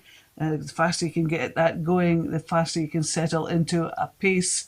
But at 500 metres, there is virtually no chance of settling down to any sort of relaxed rhythm or routine. And some of these events, the championship record for the 30 to 39s is 1:32, so I'm expecting this race to be incredibly fast. I see a 49 rating from Corrie and Prins of the Netherlands over in the left hand side of my screen there, and 42s, 46s on the right hand side. How do you think it's going, Sam? I think we're the lightweight 30 category are absolutely flying, and it's extremely close as we come into the last 100 metres. I think we have 1 and 2 pretty much neck and neck, with third place only 3 metres behind. And the same in the women's 40 class as well. It is so tight, this racing, and that's what we get racing over 500 metres. And yeah, I mean, that is tight in that lightweight women's 30 class. That is tight racing. And I believe, again, we have a few more championship records, if I'm not mistaken.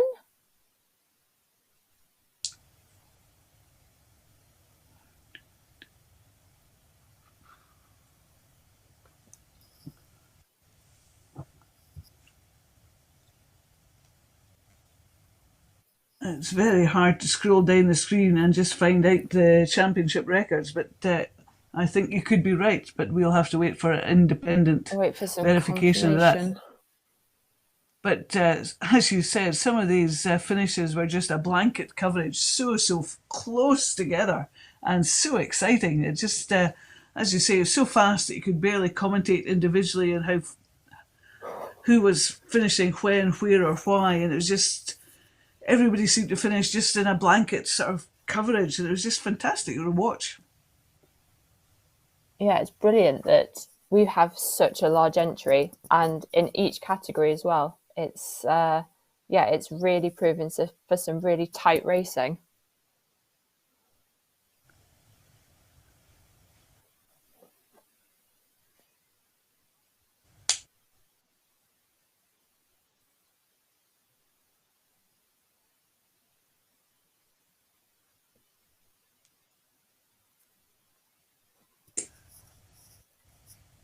And we've got a mix of ages and all with the women, but from the year 10 girls up to 90 plus category, and just brilliant to see that so many people are just so engaged with doing this sprint events, because I know for a fact that I'm not very keen on a flying 500, as I would call it. Like, I'm more suited to a 2K paced piece. I think 500 meters is actually that's probably more. I think I'd rather do 500 than 2,000 meters, if I'm honest. But just looking at this screen here and seeing that we've got female representation from year 10 all the way up to 90 plus is just brilliant for the sport, and it also just shows how inclusive and how this is for indoor rowing is for everyone. Like, you've got no excuses here. Doesn't matter what your age, you can take part. Oh, you hang my head in shame there. This is brilliant. As you said, no excuses. See, Valerie Coleman won her category earlier in the day, boat 20. I think she's 93 possibly, and here she is back yet again, having competed earlier today, back again, taking part in the sprint. Brilliant to see. Just fantastic. And then we've got the year 10 girls as well. So that will be interesting just to compare and contrast. I always think that youngsters go off hard and fast and just keep going. But, 500 meters, you have to go off hard, fast and keep on going. There's no escaping it. So, yeah, there's some other names that I've spotted who competed earlier as well. You think, yeah, get back on a bit of stretching to get the legs moving and then just jump back on an ergo again. And here's Jack with some more information for us. Well, I was just going to say, just like you were saying there, Caroline, we've been talking all day about the range of ages taking part in the event. Youngest 11, oldest 95. I didn't think we were expected to have them all in the same event and in the same race. So it's great to see the real range of age categories in this next race, and we look forward to seeing that set off from the start. I don't know about you, but I think some of the more experienced athletes in that race are going to be fearful that there might be a year 10 girl coming up behind them. Or in front of them, Jack. Or in front of them. You know what year 10 juniors can be like? Fast and furious. Absolutely. No, I think it's a really good example. It's one of the things we've been saying throughout the day, that rowing is a sport for all age groups. And indeed, we wanted to share that if you've been inspired by today's racing, you can get on a machine at your local gym and see what you can do. And we actually have an opportunity to get involved in our live league, which is on the British Rowing website. So you can head down to the gym, take part, and there's a range of distances available. And all you have to do is take a photo and submit your time into the website, and you'll go into our live leaderboard. So it's a good chance to have your first row on a rowing machine maybe, and see how your score stacks up against some of the other spectators at this event. And then maybe, who knows, you might be here at Brick next year to join us for the full racing experience. So do have a look at britishrowing.org/league to find out more about that opportunity. But for now, I'll pass you back to Carol and Sam as this race sets off.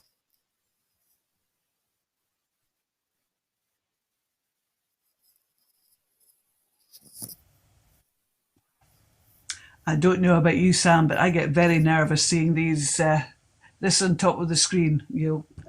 Sitting here bouncing around in my physio ball, and just I can feel my nerves just buzzing around here. I don't know about you. Oh yeah, I'm definitely sat here with butterflies. It's just you know what they're going through. You know how it feels. Just waiting for the row, and we're off. Now this is when we have a false start. Now this is what I do. I do have experience of this, and I was the cause last time. It was my fault. So it is easy because you're full of adrenaline and you just want to get going. And it is. You also just want to get a slight. You think you can try and cheat it a little bit, but it does catch you out. But just the slightest twitch of a muscle is just enough for the machine to register a false start, and it's very easy done. It's just you just twitch at the wrong time. And as you say, the adrenaline's just buzzing through your body at this stage. Yeah, we're just lucky it's not like athletics, and if you have a false start, you're not allowed to race. Yeah. We're away this time. We're off. And we've reordered the screen, so this is confusing me now, but let's bear with it. Got the Year 10 girls in the purple, got Valerie Coleman down there. This is 500 metres, so it will be fast and furious. Just to get us going, it's going to be a cracking race. Yeah, huge age range here, and the youngsters aren't falling behind any at all. In fact, some of their splits look very impressive indeed. 143, 149, rating most of them high up in the 40s, 39, 40, 45, and be put in a race with some of the oldies. They'll be desperate to demonstrate what they can do. Yeah, we've got a real wide range of rates actually, which I guess if you're a powerful, strong athlete, then really press it along at a lower rate. And if you're on the slightly smaller side, then that's when you can use the rate. But you just got to make sure that you can hold on for the whole 500 meters and still give yourself somewhere to go in that last 100. And as we start to enter that now, the rate is starting to creep up for some people. These Year 10 girls are so close together. They are indeed, just ramping up the rating and just sprinting for the line, as you say.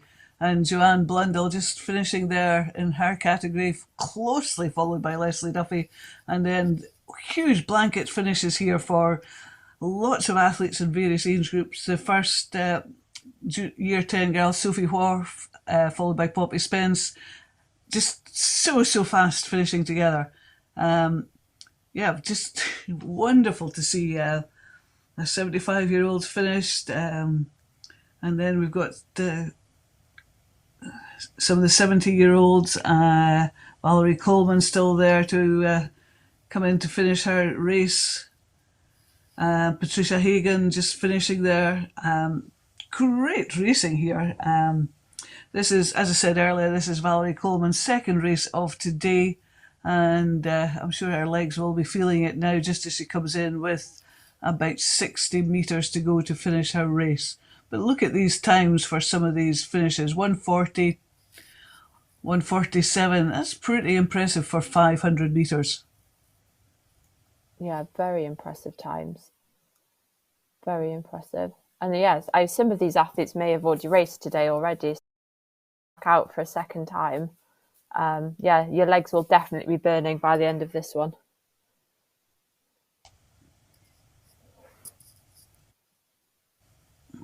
And I think that Valerie Coleman's just perhaps broken a record there. I think the course record's 3:04, but as I said earlier, I'll cover myself that this is somebody else independent will have to verify that. But if she has, I think that's maybe two records.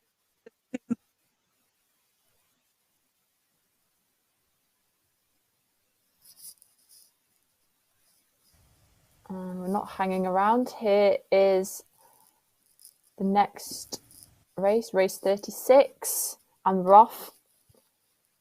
You blink and you miss it. Okay, you're telling me.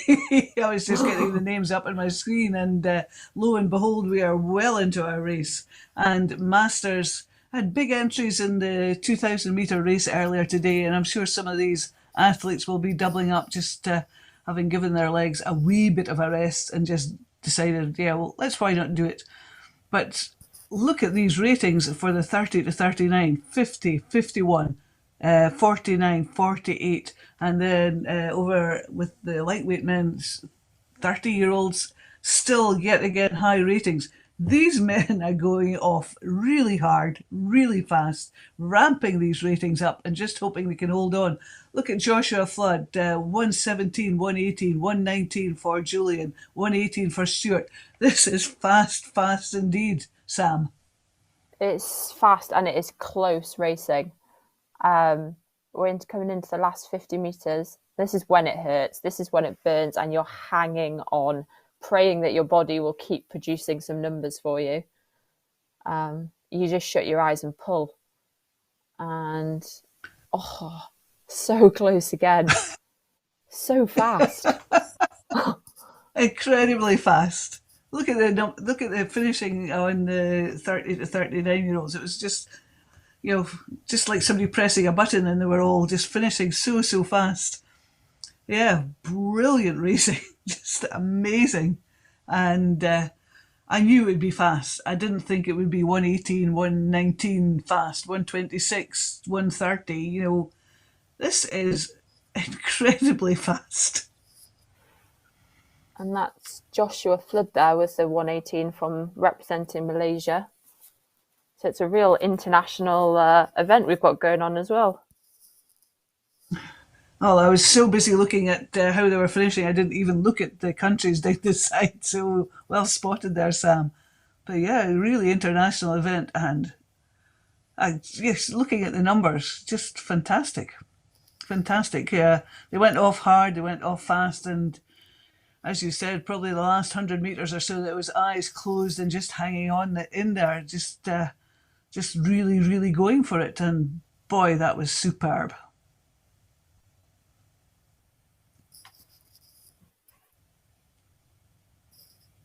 I was just having a look through the results we've got, and we've got Australia represented, Italy, Russia, Spain.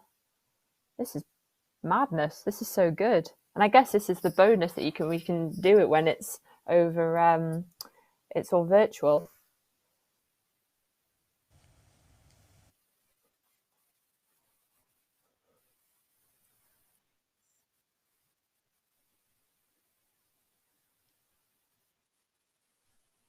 And now we have the next race of I say this afternoon, evening now, starting to get dark outside. We've got some year 9 boys, year 8 girls, some lightweights, and some masters rowers, 70, 75, so a real mix again. This time it's the men seem to be taking over this race as we just wait. Everyone's sat there nervously, watching the screens.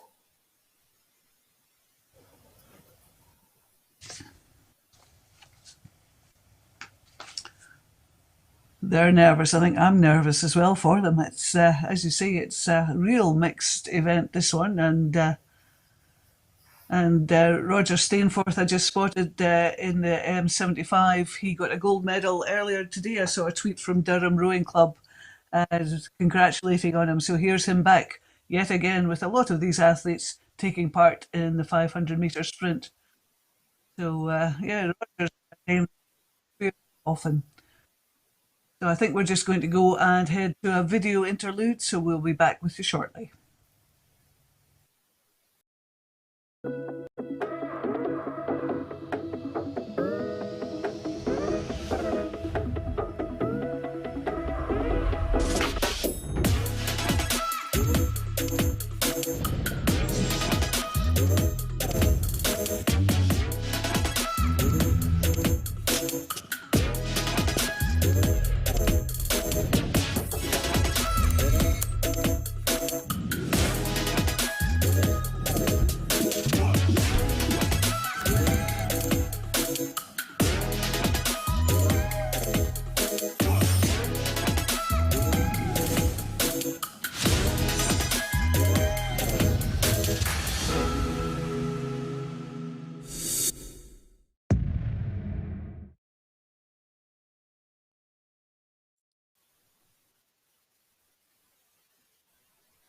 And we're back on the race, and instructions on our screen, and this is where I get very nervous, and I'm sure Sam is too, just watching these athletes start. Nice clean start, no false starts, which is great. And oh boy, look at these ratings: 51, 53, 40, high ratings, really low splits. Lightweight men's 40, men's 70, men's 75, lightweight men's 75. and the year 8 girls and the year 9 boys. So this is really, really amazing race, amazing spread of athletes, all age ranges. As we've said before, rowing's for everyone. And Francesco is doing really well, but nothing between him and Jem in that lightweight men's 40 stuff. Robin Sterk-Yuri doing very well. Roger Stainforth going fast. And James Dutton in the year 9 boys leading the field by some distance over Jacob Mann and Gus Hussey. And in the girls, it's Ella Hardman leading Mary Waller. And this could be a fast race. I'm going to let Sam get a word in edgeways because otherwise I'll have to finish the race. Sam. Well, looking at the lightweight men's 40 category, I think the lead has changed at least 5 times, and that's quite impressive for 500 metres. But Francesco is slowly starting to creep out now. He's got 5 metres over James Short as we head towards the line. And he's done it. He's got the win. And as the boys are starting to finish now, and we've still got the girls racing. They're doing their 2. We come in and we are waiting for on the other side. So we've got the year 8 girls. Carver's come in with the win there. And Derek Vaughan has won his category as the last few girls come in. It's so impressive. And it looked very close, the Francesco and James battle in the lightweight men's 40, but actually looking at the final times, those 2 seconds, and that last 50 metres really brought out the win for him there. You wouldn't have thought it was 2 seconds because, as you say, the lead changed so often in that race, and 500 metres, it seemed a very sort of frequent change in race. But James Dutton in the year 9 boys, that was a very impressive performance from him. Went off hard and fast, stayed in front, and his split's a good 14 seconds faster than everybody else. That is really quite something. I think he should feel very proud of himself today to pull that out of the bag. And some really, as we said before, some great results in these races, these sprint races. So exciting. Just I'm bouncing up and down. I think I'll have to start pacing up and down because it's just getting to me.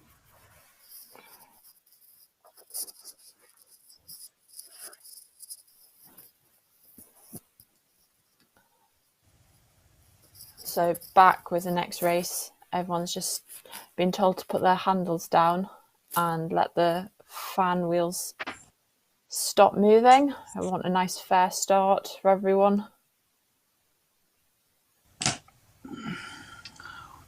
There we go. Now you sit there and you wait for the ready attention.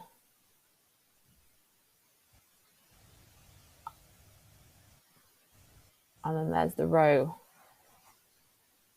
Another clean start. And again, some very, very fast starts. I think that was a 57 I saw there on the rate somewhere, which is ridiculously high. But like we say, it is a sprint and you do have to commit. As we've seen in the previous races, that seems to be what's working for people. Go out hard and hang on. And my screen appears to have frozen. I'm sure the rowers haven't. I'm sure they haven't, Sam. Oh, here we go. Here we go. We'll pick it up. Where are we? Right, 200 metres. And still some very high ratings going on there. I've spotted a 48 from Andrew Marland in the 40 category, and the Finn up in the 65 category is going really well. A sub 130 and is just spectacular. Matthew West from GB in the men's 40 category, he's pulling in a really, really fast split there. Rating 40 and 122. Seb Bienes of France has just ramped up his rating there, just really sprinting for the line, and that has paid off. to my eye, it was possibly a third place, but as I've said before, these need to be verified independently. But as we said before, we've got an international field of athletes taking part today, which is great. It's just wonderful to see Finland, Canada, all over the world spending their Saturday racing on an ergo with other athletes around the world. So really, really great performance in this race number 38 in this 500 metre sprint for such a range of age categories, 40 up to 90 plus. Just wonderful to watch. I also wonder actually what time some of these international rowers are actually racing at in their countries. Because I mean, it's now 4:20 here, but I'm sure it's not 4:20 where they are. I wonder how early or how late some of them are doing this. Well, Canada and the USA cover so many time zones. They could be sort of early morning. This is, as you say, be interesting to see where they are in their clock. And sometimes it's difficult to get up in the morning and motivate yourself at 4 o'clock in the morning to jump on an ergo and do a 500 metre sprint. So much credit to these athletes for taking part.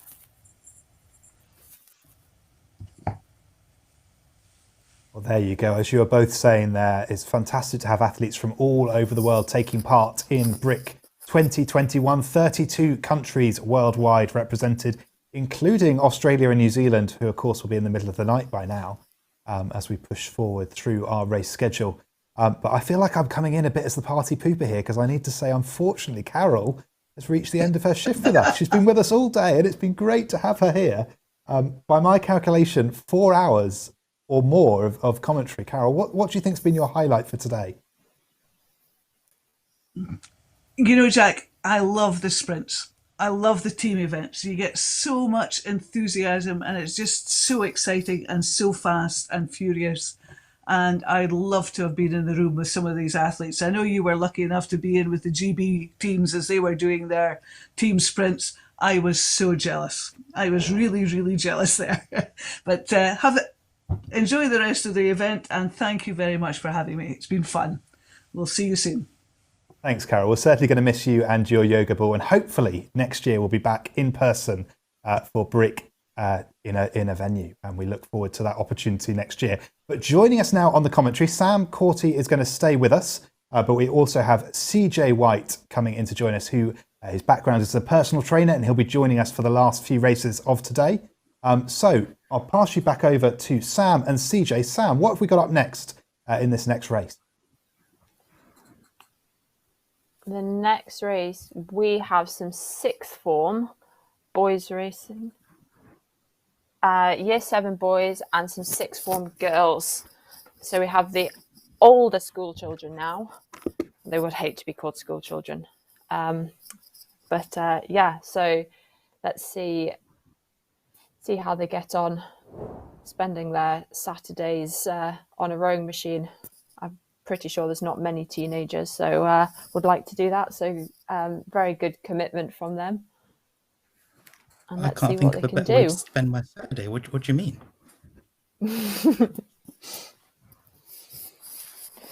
Yeah, some of us would like to spend our Saturdays like this. I'm sure there are some teenagers who haven't given it a go, so wouldn't know how fun it is. Let's put it that way. It was definitely the highlight of my weekend. I was dedicated to the rowing life rather than the social life.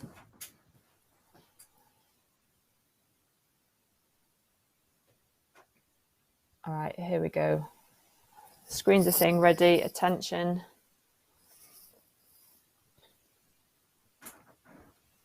And here's another 500 metre race starting. Who has gone off out of the blocks like a rocket?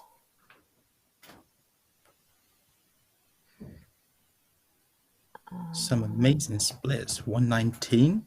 Wow.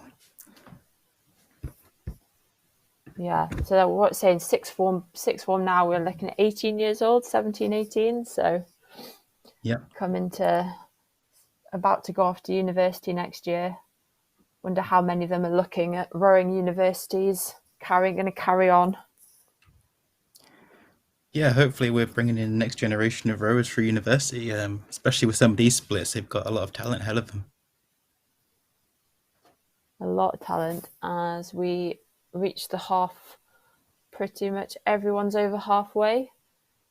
We've got Edward Baker leading for the 6-1 boys, Lexi Buss leading for the 6-1 girls, and Michael Graham leading for the Year 7 boys. And some of these splits are incredible. Lexi Buss with the sub 140s still, rating 40. Those splits from the Year 7s are phenomenal. I cannot imagine going anywhere near sub 210 at that age, let alone 150s. That is amazing. Unbelievable speeds. What's that? 134. That is very fast. They're absolutely blistering. These are got a very bright future in rowing ahead of them with splits like that. Yeah, that's hopefully we can keep them on a rowing machine.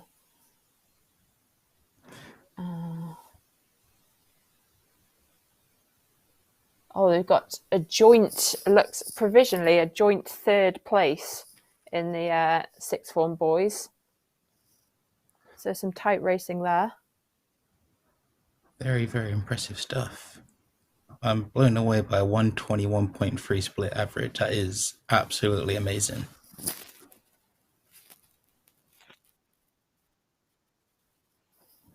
Yeah. And so that is the end of that race. We're now going to go to a quick video and then we'll be back with the next race.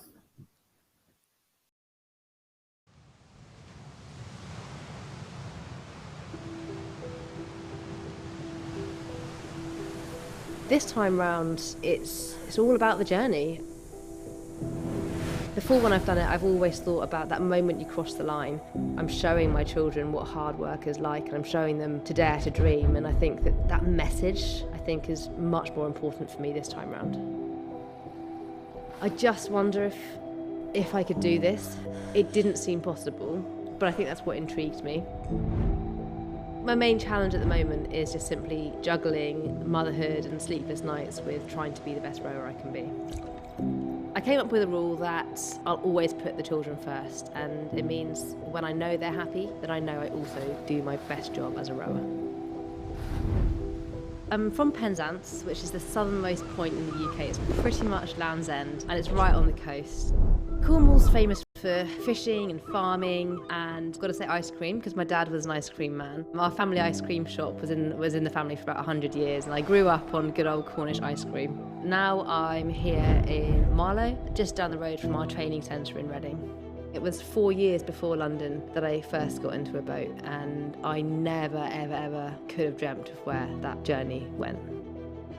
It's the person you're working for that gets you through those last 2 minutes, and I want to cross that line for Polly. Every stroke you take, you're taking it for your teammate, and I find her inspirational, aspirational, and just a force of nature to race with. The human body is capable of the most incredible things. Juggling motherhood with being an elite athlete. Finding that inner gear when your body is telling you no. Never ever wanting to let your teammate down. Inspiring my children, stroke after stroke, back and forth.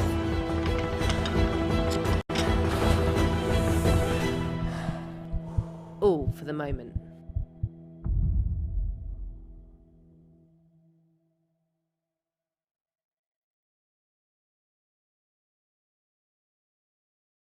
Well, Helen Glover there, GB Rowing Team Olympian, representing Mizuno, our official sportswear partner and title sponsor of this event.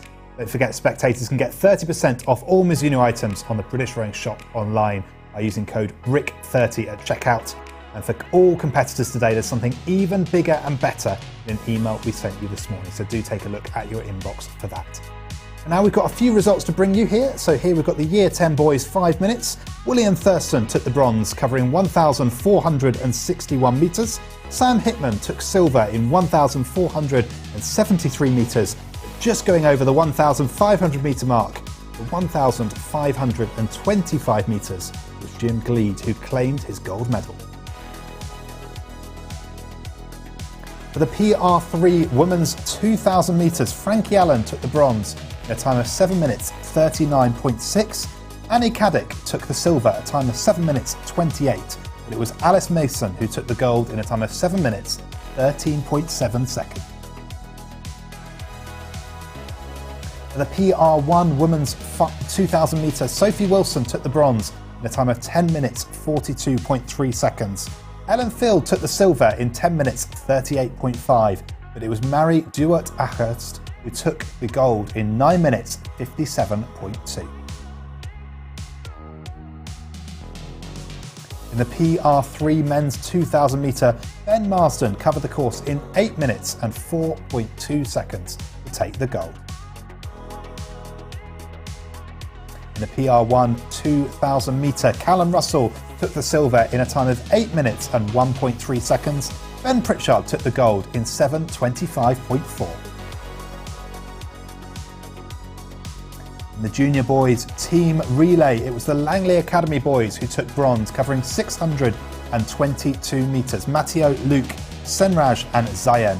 It was the GMSBC boys who took silver. Tom, Henry, Leo and Noah, covering 653 metres. For the NSB boys, it was Ben, Josh, Edward and Henry who took the gold, covering 662 metres. Full results for all of these races, including all of the competitors that took part, is available online at britishrowing.org/Rick. For now, I think we're ready for our next race. So CJ, what have we got coming up next?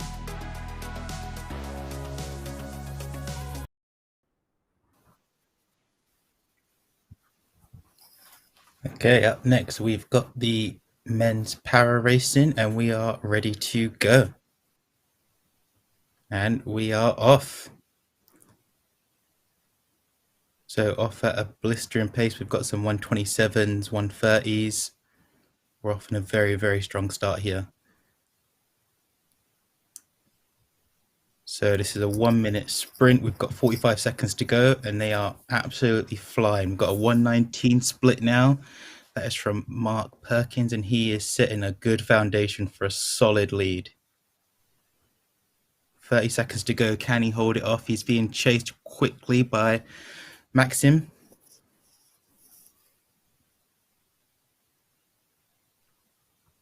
There's only a very small gap now. It's 3 meters between them. Can he hold it off for 15 more seconds? As we come into the last 10 seconds, still holding the lead. 5 meters ahead, 8 meters ahead.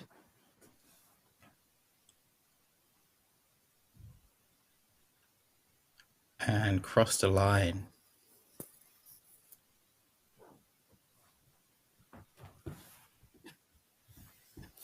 A lot of these athletes are representing, have been involved in the Invictus Games, which is a great setup, which I have a feeling Prince Harry was the founder of. And yeah, there's a lot of these athletes have either represented at the Games or their plan is to go to the Games. And looking at some scores here, it looks like they'll be doing pretty well.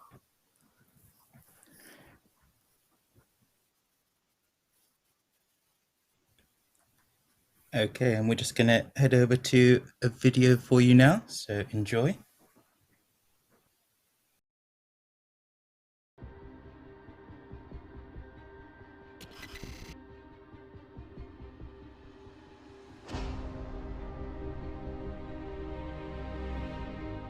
I know that the action of running is probably to somebody who doesn't run, it's just running. But for me, there are different purposes for why I run. Some days it'll literally be a specific training run. I've got to hit a tempo for a particular race. So there'll be a purpose to that run and that would be purely for training. 80% of my runs are because I just enjoy running, I enjoy being outside, I enjoy being with my friends. There's been lots of different experiences and they all go into the same motivational pot for me. I draw on the good, I draw on the bad, and they all help push me forward when I'm running.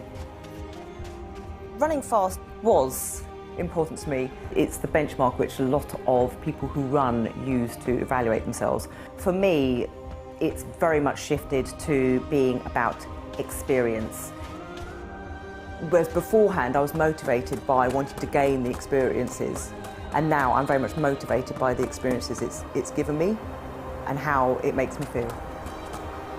It's taken me to all sorts of places. It's dug me out of holes. It's taken me to extraordinary highs, but it's always been running. This is what motivation means to me.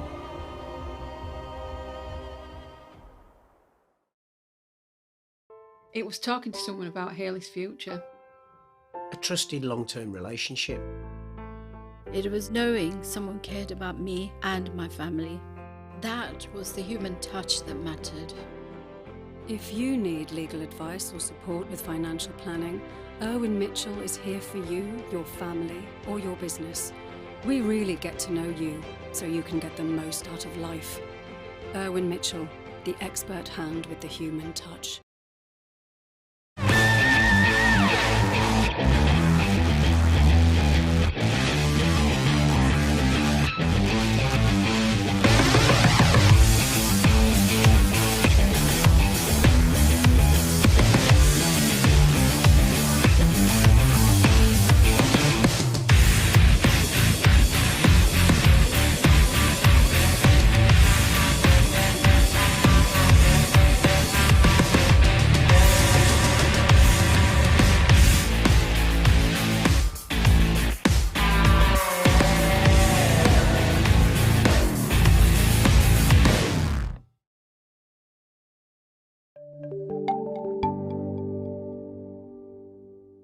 It's lovely lunch. It was like today, you have so many. It's normally I do around 4 to 5 choices for the lunch. Yeah? You have like 3 lovely salads with all vitamins. You have all the time like carbs. You have like gnocchi. You have like homemade chips. Today you have like grilled chicken breast with salad. You have like grilled salmon. You have like lovely soup as well. Normally what I'm doing for the rowers is like big bomb of vitamins, say 30% carbs and around 30% protein. Then they need, especially now in the winter, they need like good amount carbs as well. Yeah. And so like carbs, protein, and good bomb of vitamin. That's perfect.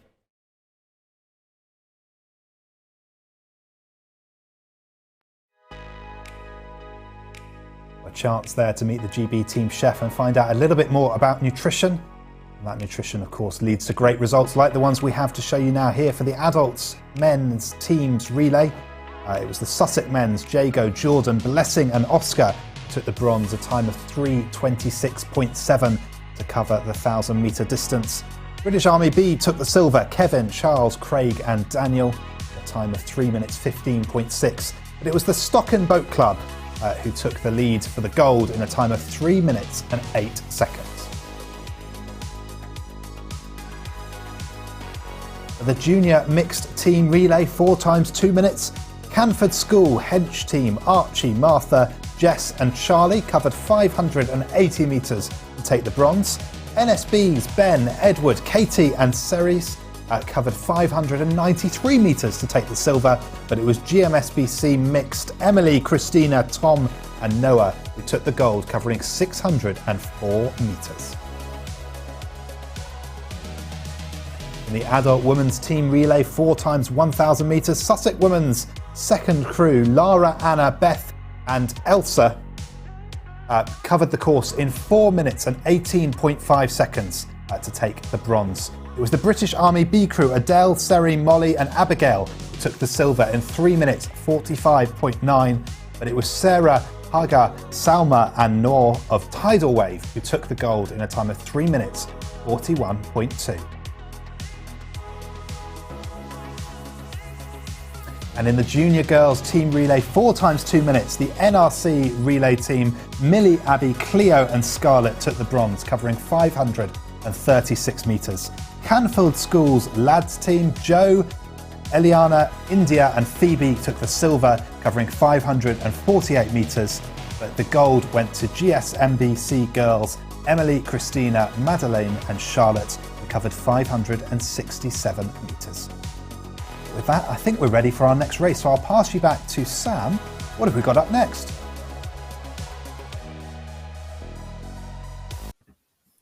Next, we have some Year 7 girls and some Year 8 boys.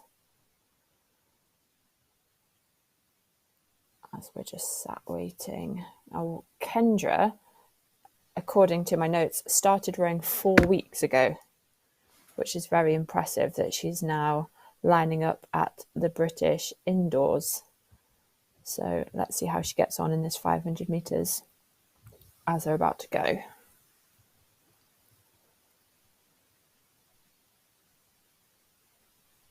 And we're off with a clean start.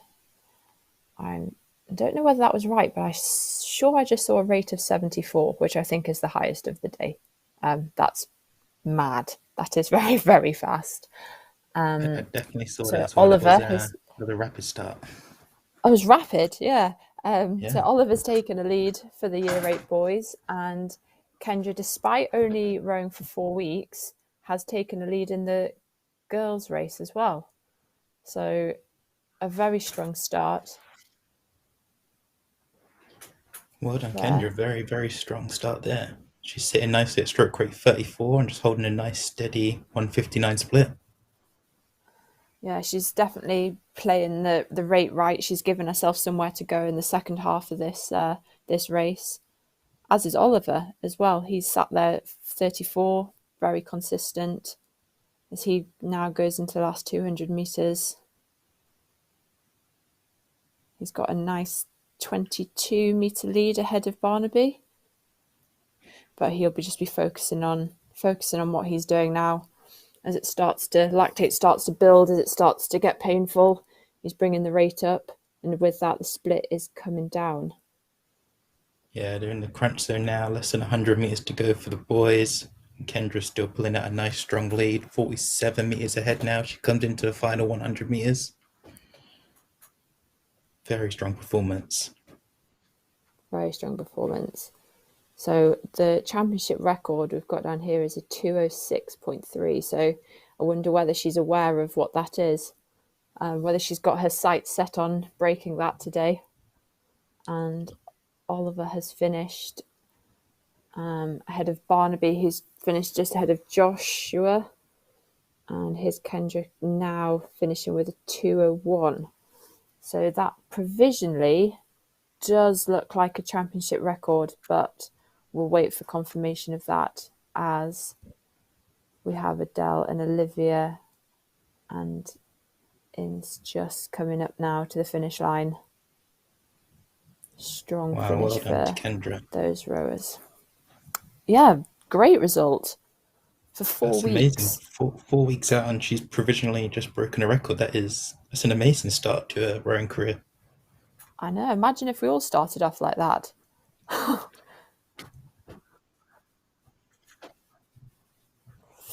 And now we're just going to go to Jack, who has got a message, some results. Let's find out.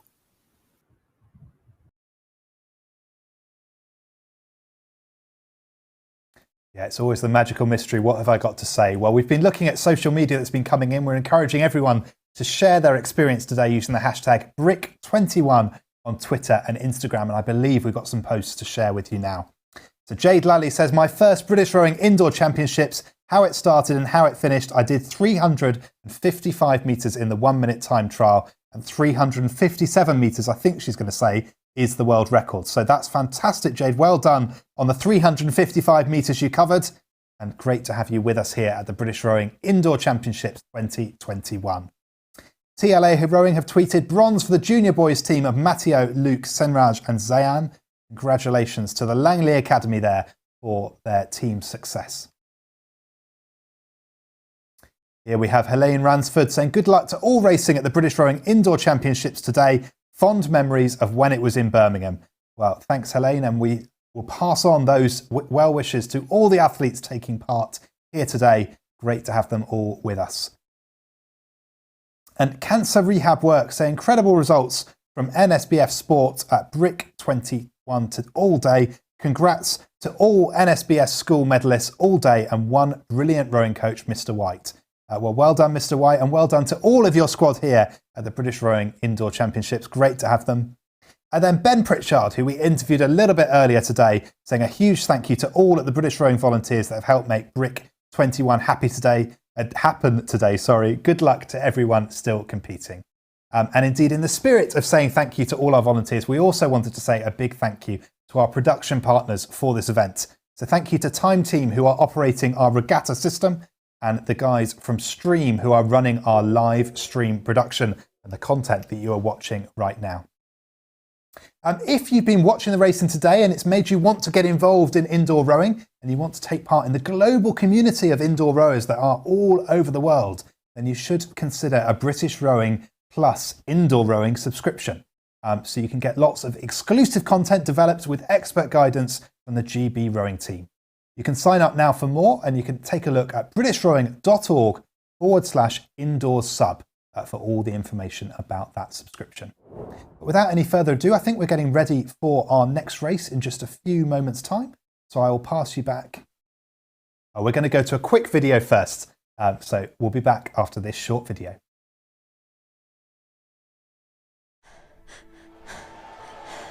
So at the end of Chicago Marathon, I collapsed. I just knew something wasn't right. When I found out I had cancer, my first few thoughts were, I've got some running to do. I haven't got time for this. Running for me became the sole focus in my life and what I was doing. It gave me everything that I had to focus on next. My next race, my next time out running. It became the strength that I needed to keep positive and keep focused. I really identified everything I am in myself as a runner, and as long as I could still run, I would still be okay. The things I've learned through running have definitely helped me cope. They've given me a very strong and positive mindset. Your body thinks it's had enough, and if your mind is stronger, you can actually keep running. There's still one race that I really want to do. It's 135 miles through the hottest place on earth and ends up in the mountains. I can't wait to be stood on top of that mountain with the world at my feet. What's not to love about that?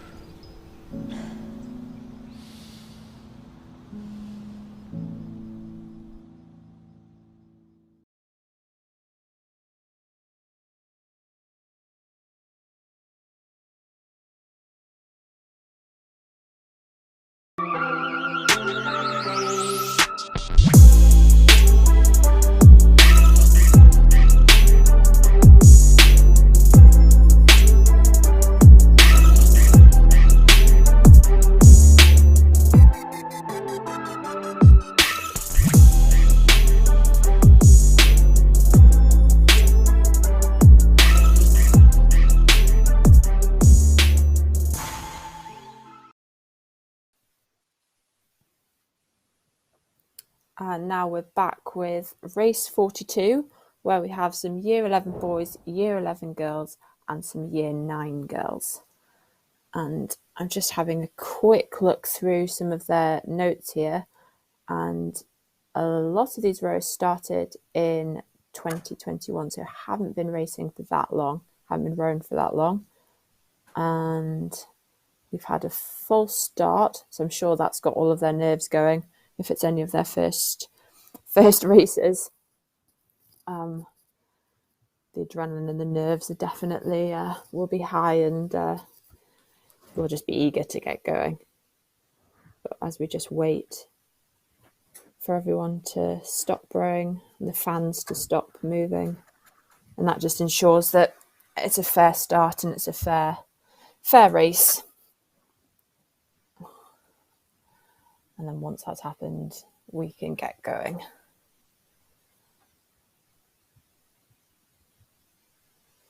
Just got one more. There we go. Now they'll be resetting themselves back on the start, watching the screen.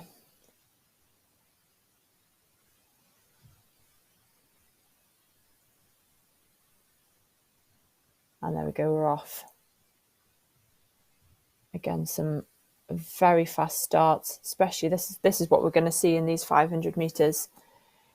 Big fast starts, high rating, get the fan moving on the ergo. And then you've not got long, so you just shut your eyes and keep pushing. And that's definitely what Joshua and Montgomery are doing there. They've taken, I think it looks like they're going to have a battle with themselves for the silver and the gold medals as we go down to the Year 11 girls as well. Charlotte Smith has taken an early lead of 6 metres. And the Year 9 girls, we've got 3 very close together here. It's going to make for some very tight racing. Joshua's just starting to creep ahead now of Montgomery as we reach the 200 metres. Oh, and it looks like Maya's just taken over from Peyton, and then Charlotte's now dropped down to 3rd. Oh, this is very tight. It's hard to keep a look on everyone, as Bella and Maria are fighting it out in the Year 9 girls as well.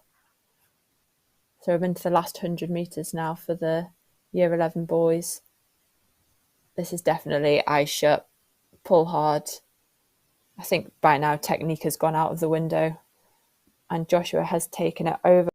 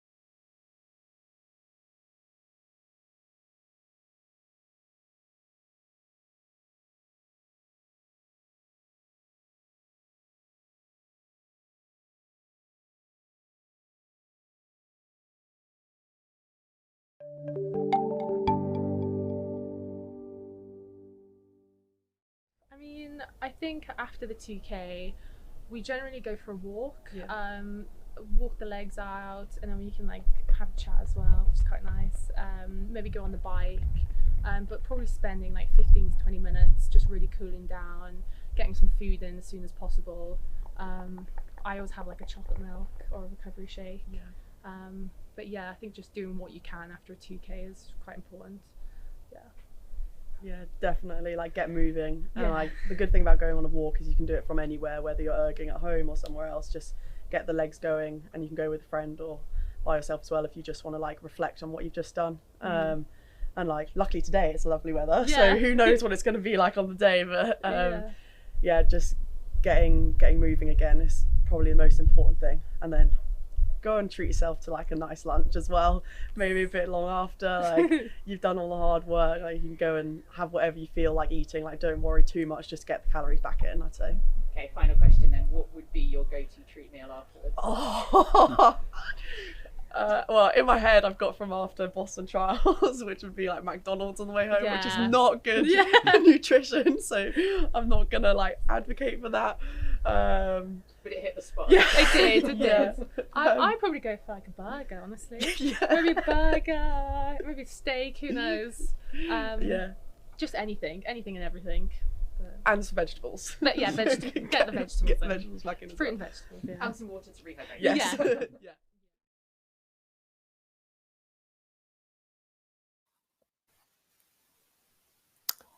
Sorry about that slight glitch there, but we're now back with the results of that race, and it was a win for Joshua over Montgomery in the year 11s.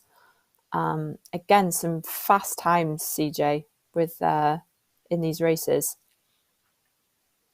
Yeah, these 500-meter races, they fly by, but these guys are putting down so much pace and effort. It's hard to commentate on it. You start talking and they're done. They're going so quick. It's amazing.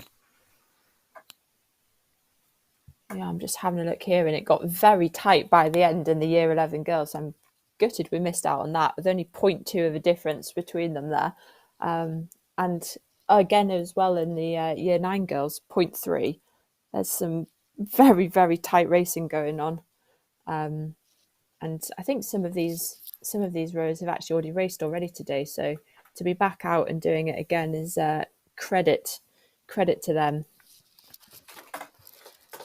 It's absolutely amazing. And I was looking at the stroke race, and some of them are up at stroke rate 49. It's amazing they can hold that for so long. Yeah, it's so impressive. So now we're on to our next race. We've got a mixture here. We have some year 10 boys, and then we have some adaptive rowers as well.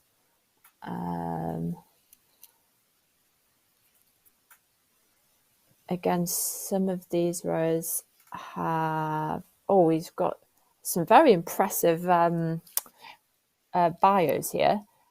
We've got Gaynor Martin has been World, European, British, Welsh, Irish and Scottish records, and awards for Sportswoman of the Year. So that's very impressive. That's a very impressive CV to be boasting a very, here. very impressive CV. I'd like to have that. We'd all want one of those, don't we? Well, here we are. We've started, and We're off to a we've very got... strong start here. It just amazes me looking at these stroke rates, like 55. I don't think I've ever seen that stroke rate on my ergo in my life.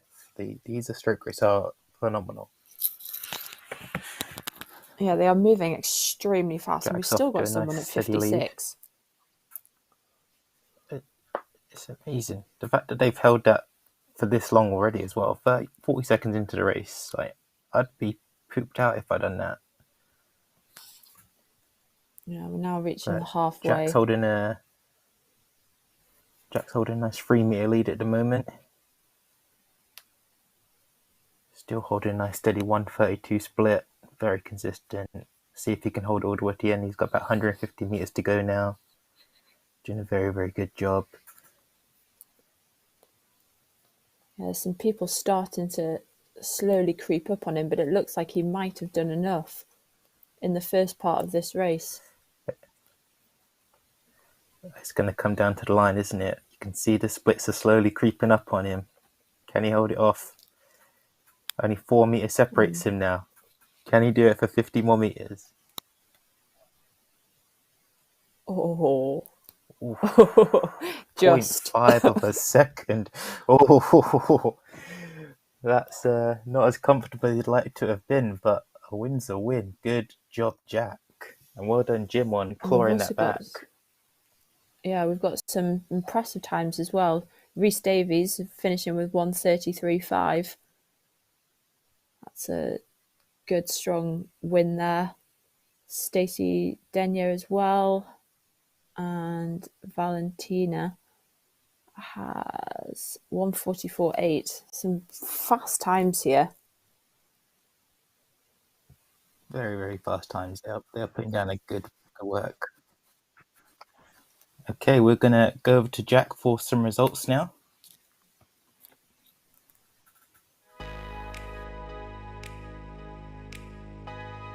Thanks, CJ and Sam. Some really tight racing there in these short sprints. We've got 2 more races left today, coming in just a few moments' time. But before that, some results. For the Masters 60 to 64 men's 500 metres, Nick Cowan took the bronze in 1:29.1. Simon Duckworth the silver in 1:27.4. But it was Martin Mario Gelani who took the gold in 1:23.9.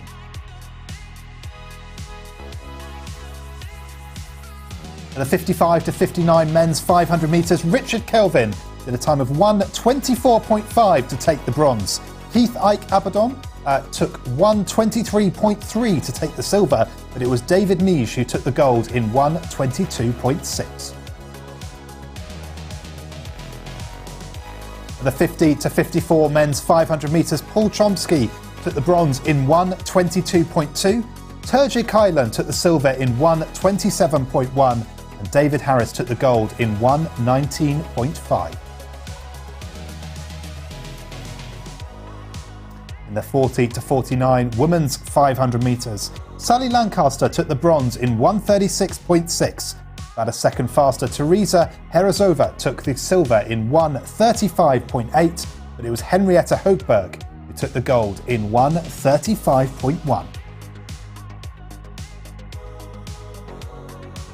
In the Masters 30 to 39 women's 500 metres, Lee Rakoku took the bronze in 1:40.8. Steph Russell the silver in 1:39.9, but just a second or so faster, Nikki Kelly took the gold in 1:38.5.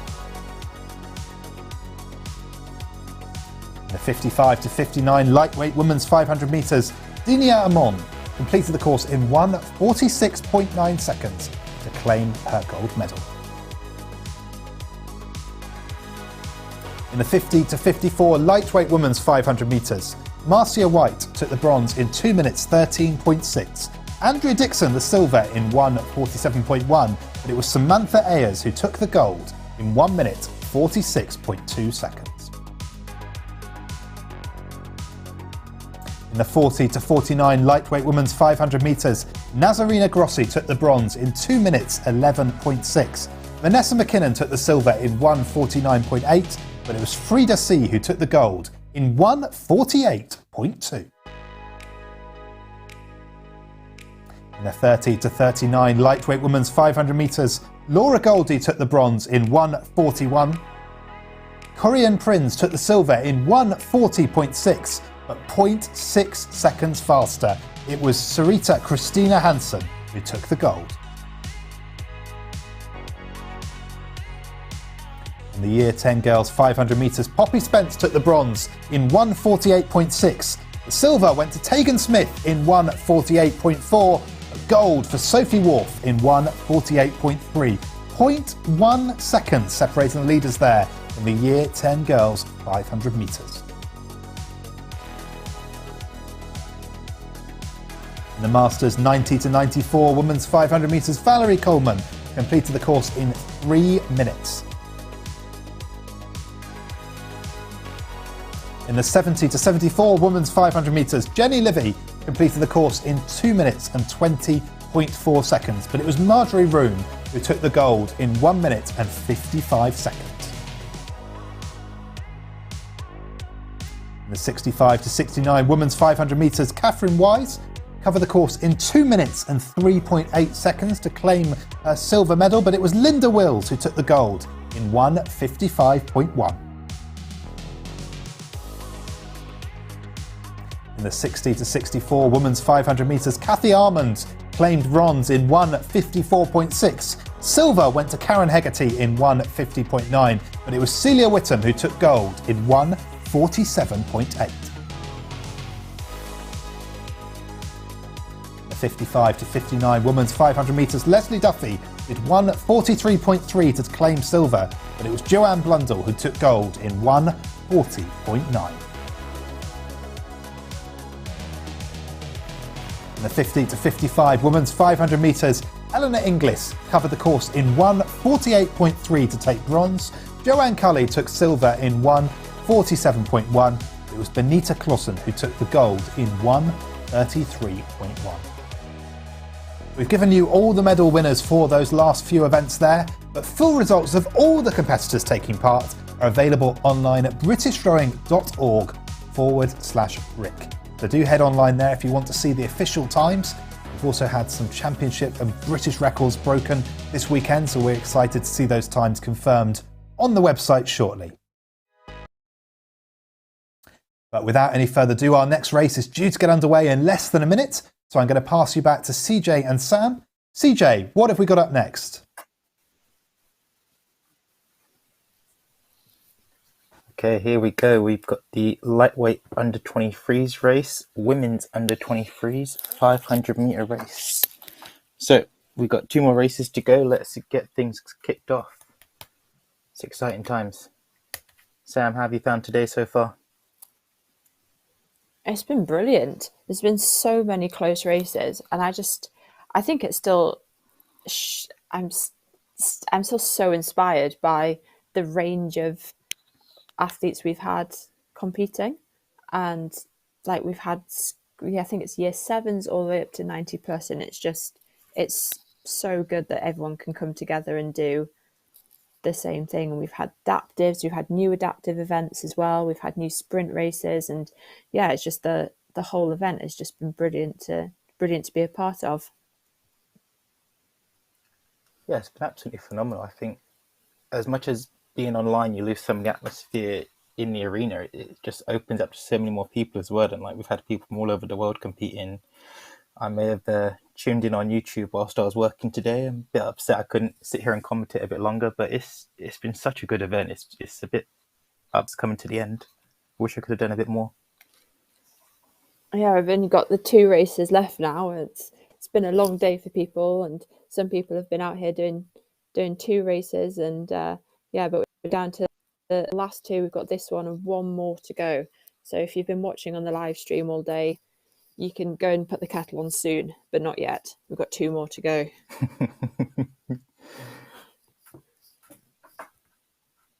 Okay, I think we're just about ready for this second from last race to start. We're just waiting for a couple more machines to wind down. So let's tune we in. also have to remember that the last race of the day is that open 500 metres and under 23 500 metres. So it's going to be a fast one. So yeah, if you've been hanging around for that, you've not got much longer to wait. Let's see if we can get some more records broken at the last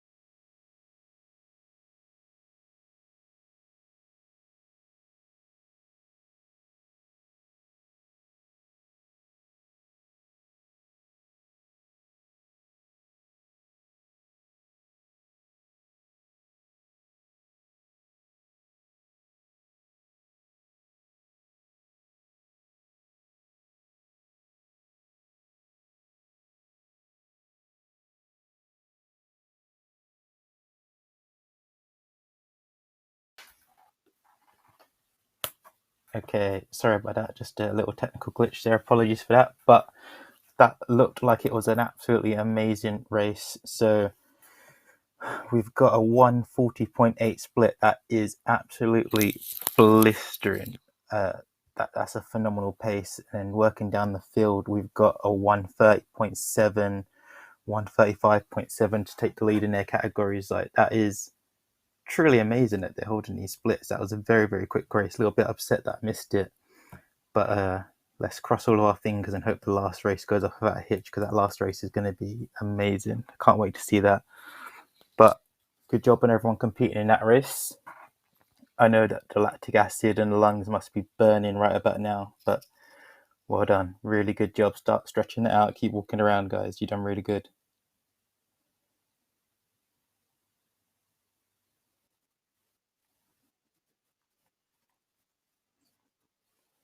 Okay, we're just going to jump over to Jack.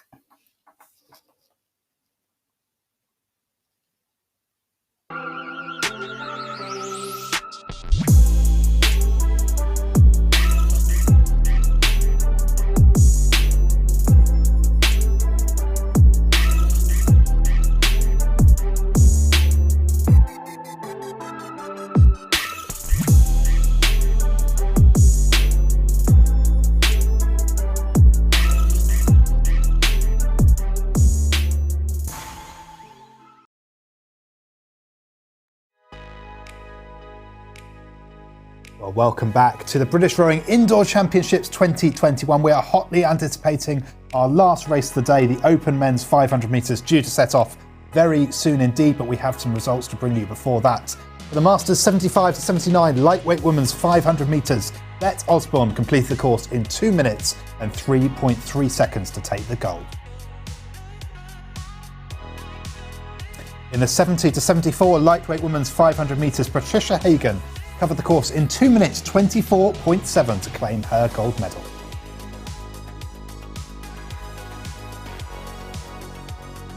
In the 60 to 64 lightweight women's 500 metres, Martha Owen completed the course in 2 minutes and 1.4 seconds, also taking home her medal.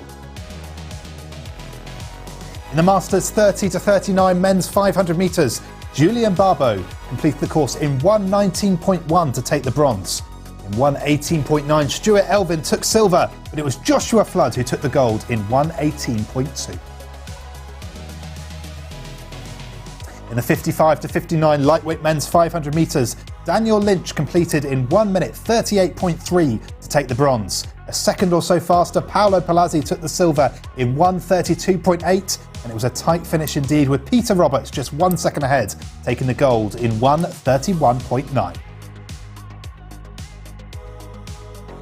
In the 50 to 54 lightweight men's 500 metres, Rue Taylor did a 1:34 dead to take bronze. Paul Johnson took silver in 1:32.5.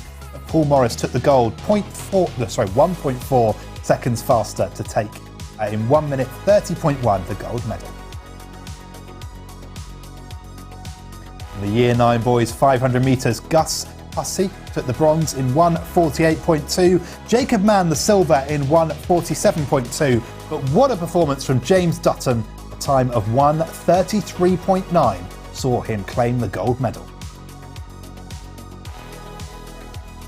In the Year 8 girls 500 metres, Mary Waller did 1:56.5 to take the bronze, Ella Hardman 1:54.4 to take the silver. It was Cara Beresford Murray who took the gold in 1:53.4.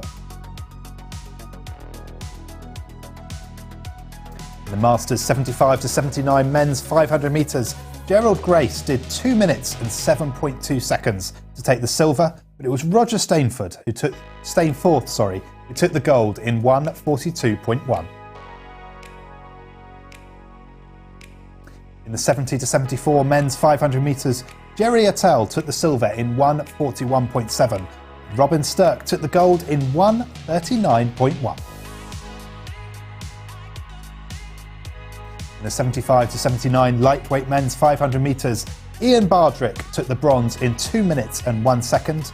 Gwyn Davies took the silver in 1 minute 50 dead, but it was Derek Vaughan who took the gold in 1 minute 46.7.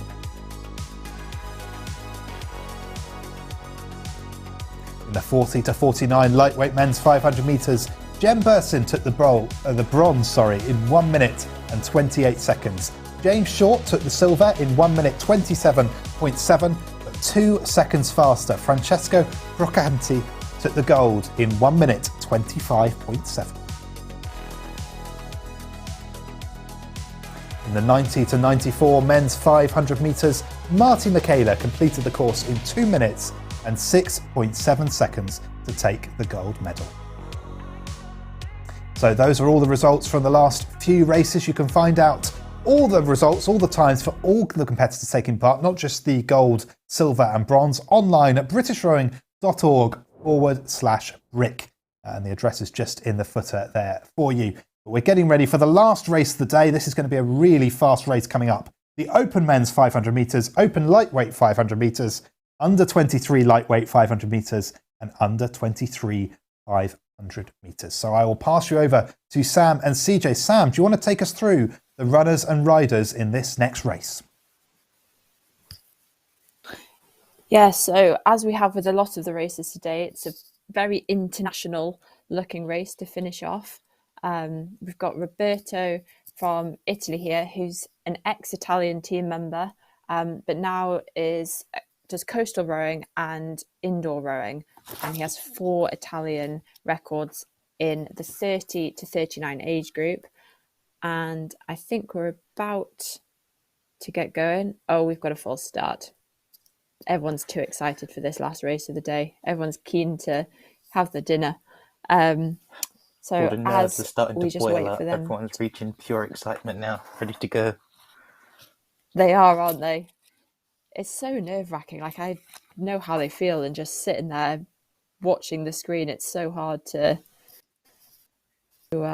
keep a lid on everything.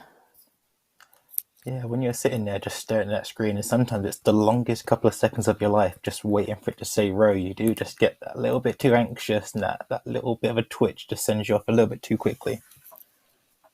Yeah, it's very easy to do. I've been in many a race where it's happened. Thankfully, I've never been the one to cause it, but many a races where it's happened to me.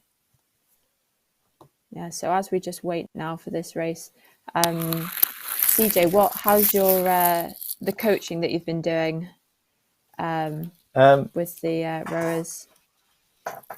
It's been amazing. I run my own little rowing club over in Essex, Fairlop Rowing Club, and we've done loads of stuff. We've got some amazing rowers over there. Let's comment on this race first, and then as we finish, I'll come back to it. I don't want to take away from the last race of the day talking about myself. Yeah, I'd say they've started just as we started chatting. Always the way. So always happens. Yeah. And but no, we do know this is going to be a fast race, so we don't want to miss it. We've got some high rating again. 1:15 split. That is outstanding. That is amazing.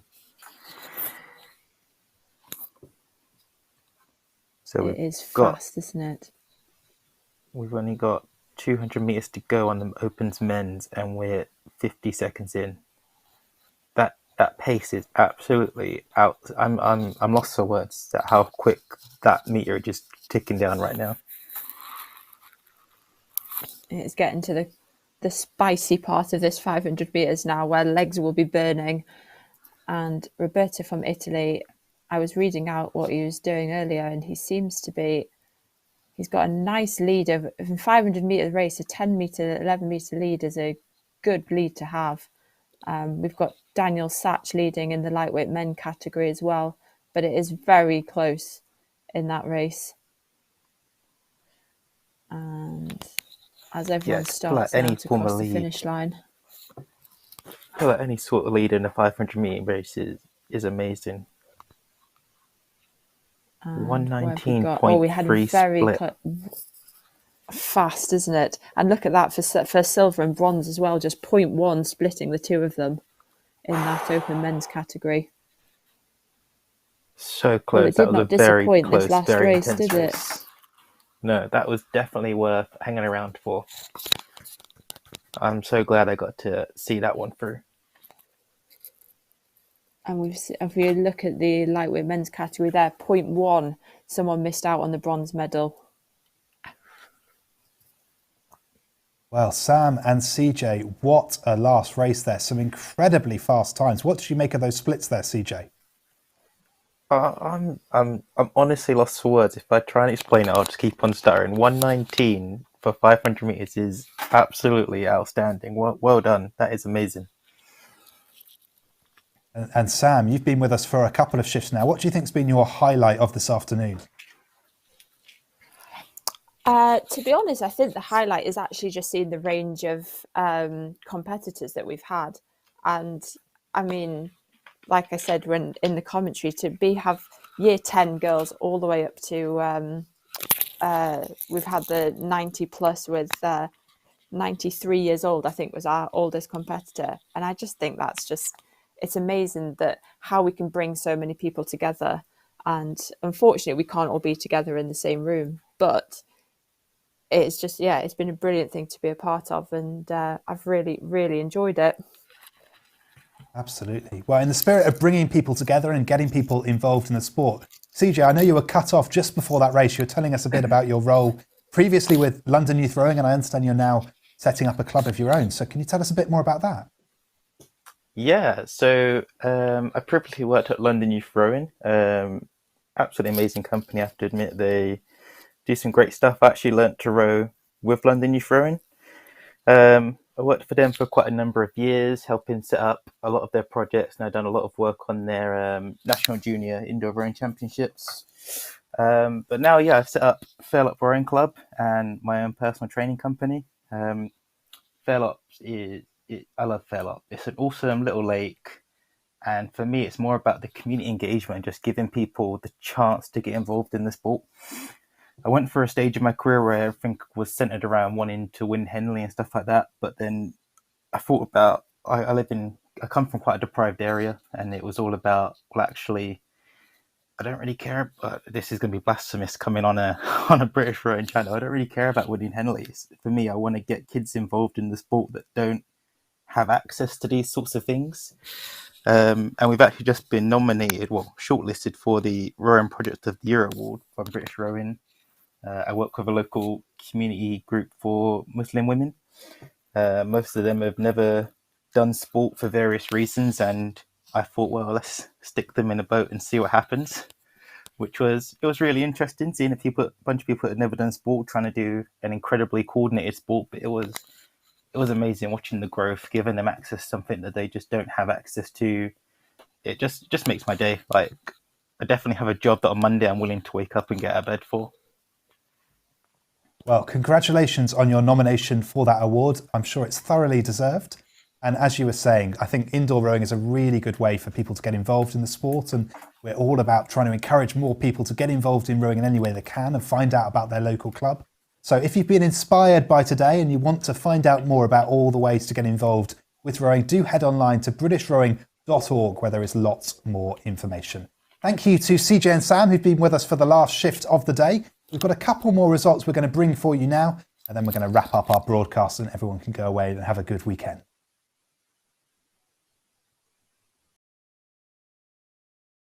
So here we go with the last few results for the Masters 80 to 84 men's 500 metres. Ryan Court covered the course in 1:58.5 to take the gold. In the 65 to 69 men's 500 metres, Gerard Leolu got a bronze in 1:32.4.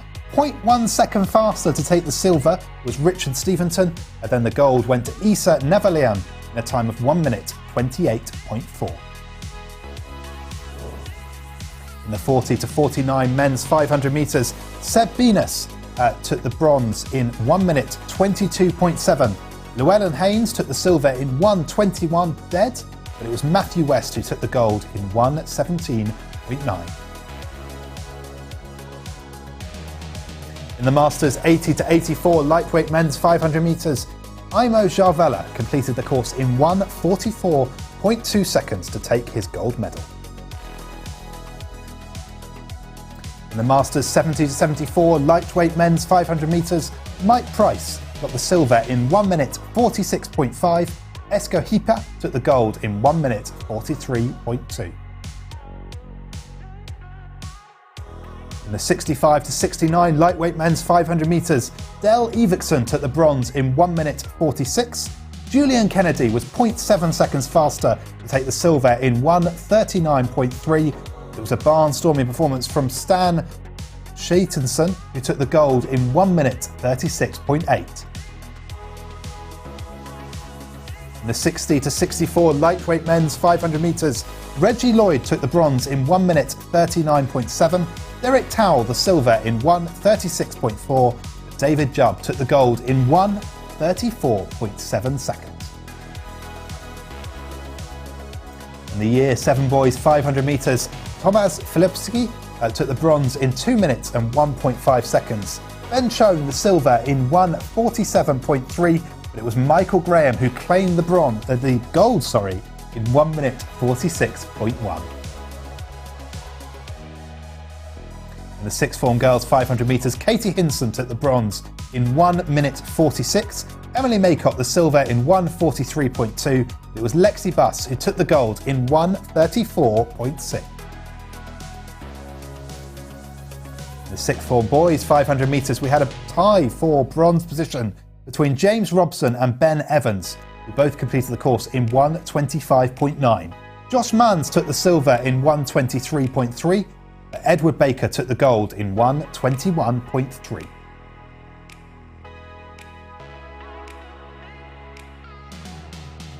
In the IAR 6 women's 1 minute race, Sally Reynard took silver covering 281 metres. It was Kate Boulding who took the gold covering 295 metres.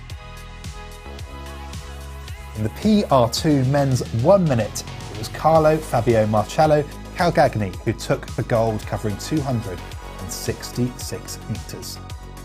So that's all the results we have to bring for you just now, but full results of all of today's racing will be published online at britishrowing.org/brick, and that includes all the athletes taking part, including the gold, silver and bronze. But that brings an end to our live racing for the Mizuno British Rowing Indoor Championships 2021. However, the fun does continue in our online league, which is open until Sunday the 12th of December at 5 p.m. So if you've been inspired by today's racing, why not get on a machine at your local gym and see what you can do? You can enter your time into our live league tables. We have a whole range of events you can take part in, including 500 metre sprints, 2 kilometre races, and a few other categories as well besides.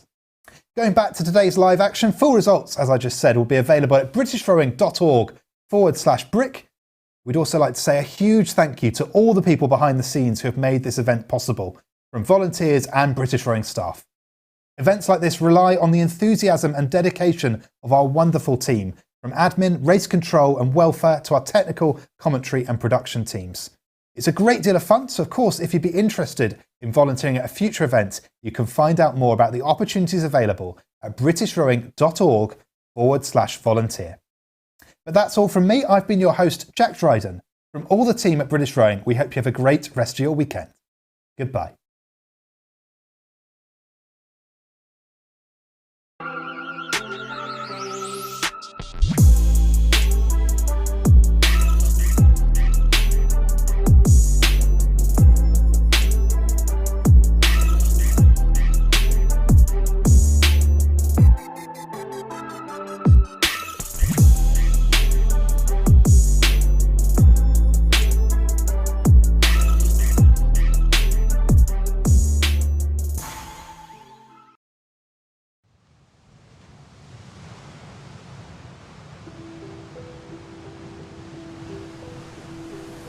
This time round, it's all about the journey. Before, when I've done it, I've always thought about that moment you cross the line. I'm showing my children what hard work is like, and I'm showing them to dare to dream, and I think that message, is much more important for me this time round. I just wonder if I could do this. It didn't seem possible, but I think that's what intrigued me. My main challenge at the moment is just simply juggling motherhood and sleepless nights with trying to be the best rower I can be. I came up with a rule that I'll always put the children first, and it means when I know they're happy, that I know I also do my best job as a rower. I'm from Penzance, which is the southernmost point in the UK. It's pretty much Land's End and it's right on the coast. Cornwall's famous for fishing and farming and, got to say, ice cream, because my dad was an ice cream man. Our family ice cream shop was in the family for about 100 years and I grew up on good old Cornish ice cream. Now I'm here in Marlow, just down the road from our training centre in Reading.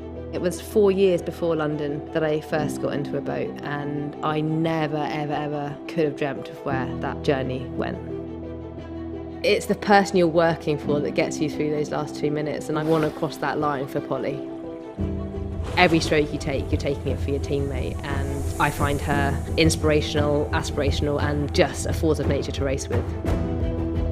The human body is capable of the most incredible things. Juggling motherhood with being an elite athlete. Finding that inner gear when your body is telling you no. Never ever wanted to let your teammate down. Inspiring my children, stroke after stroke, back and forth.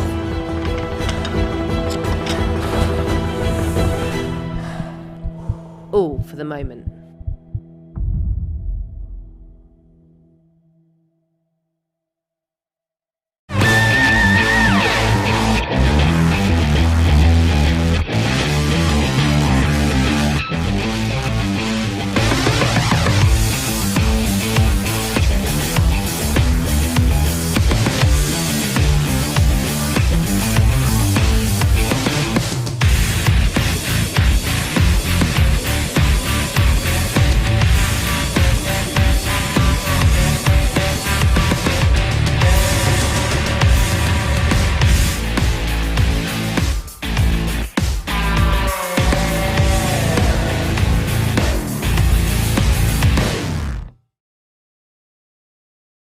It was talking to someone about Hayley's future.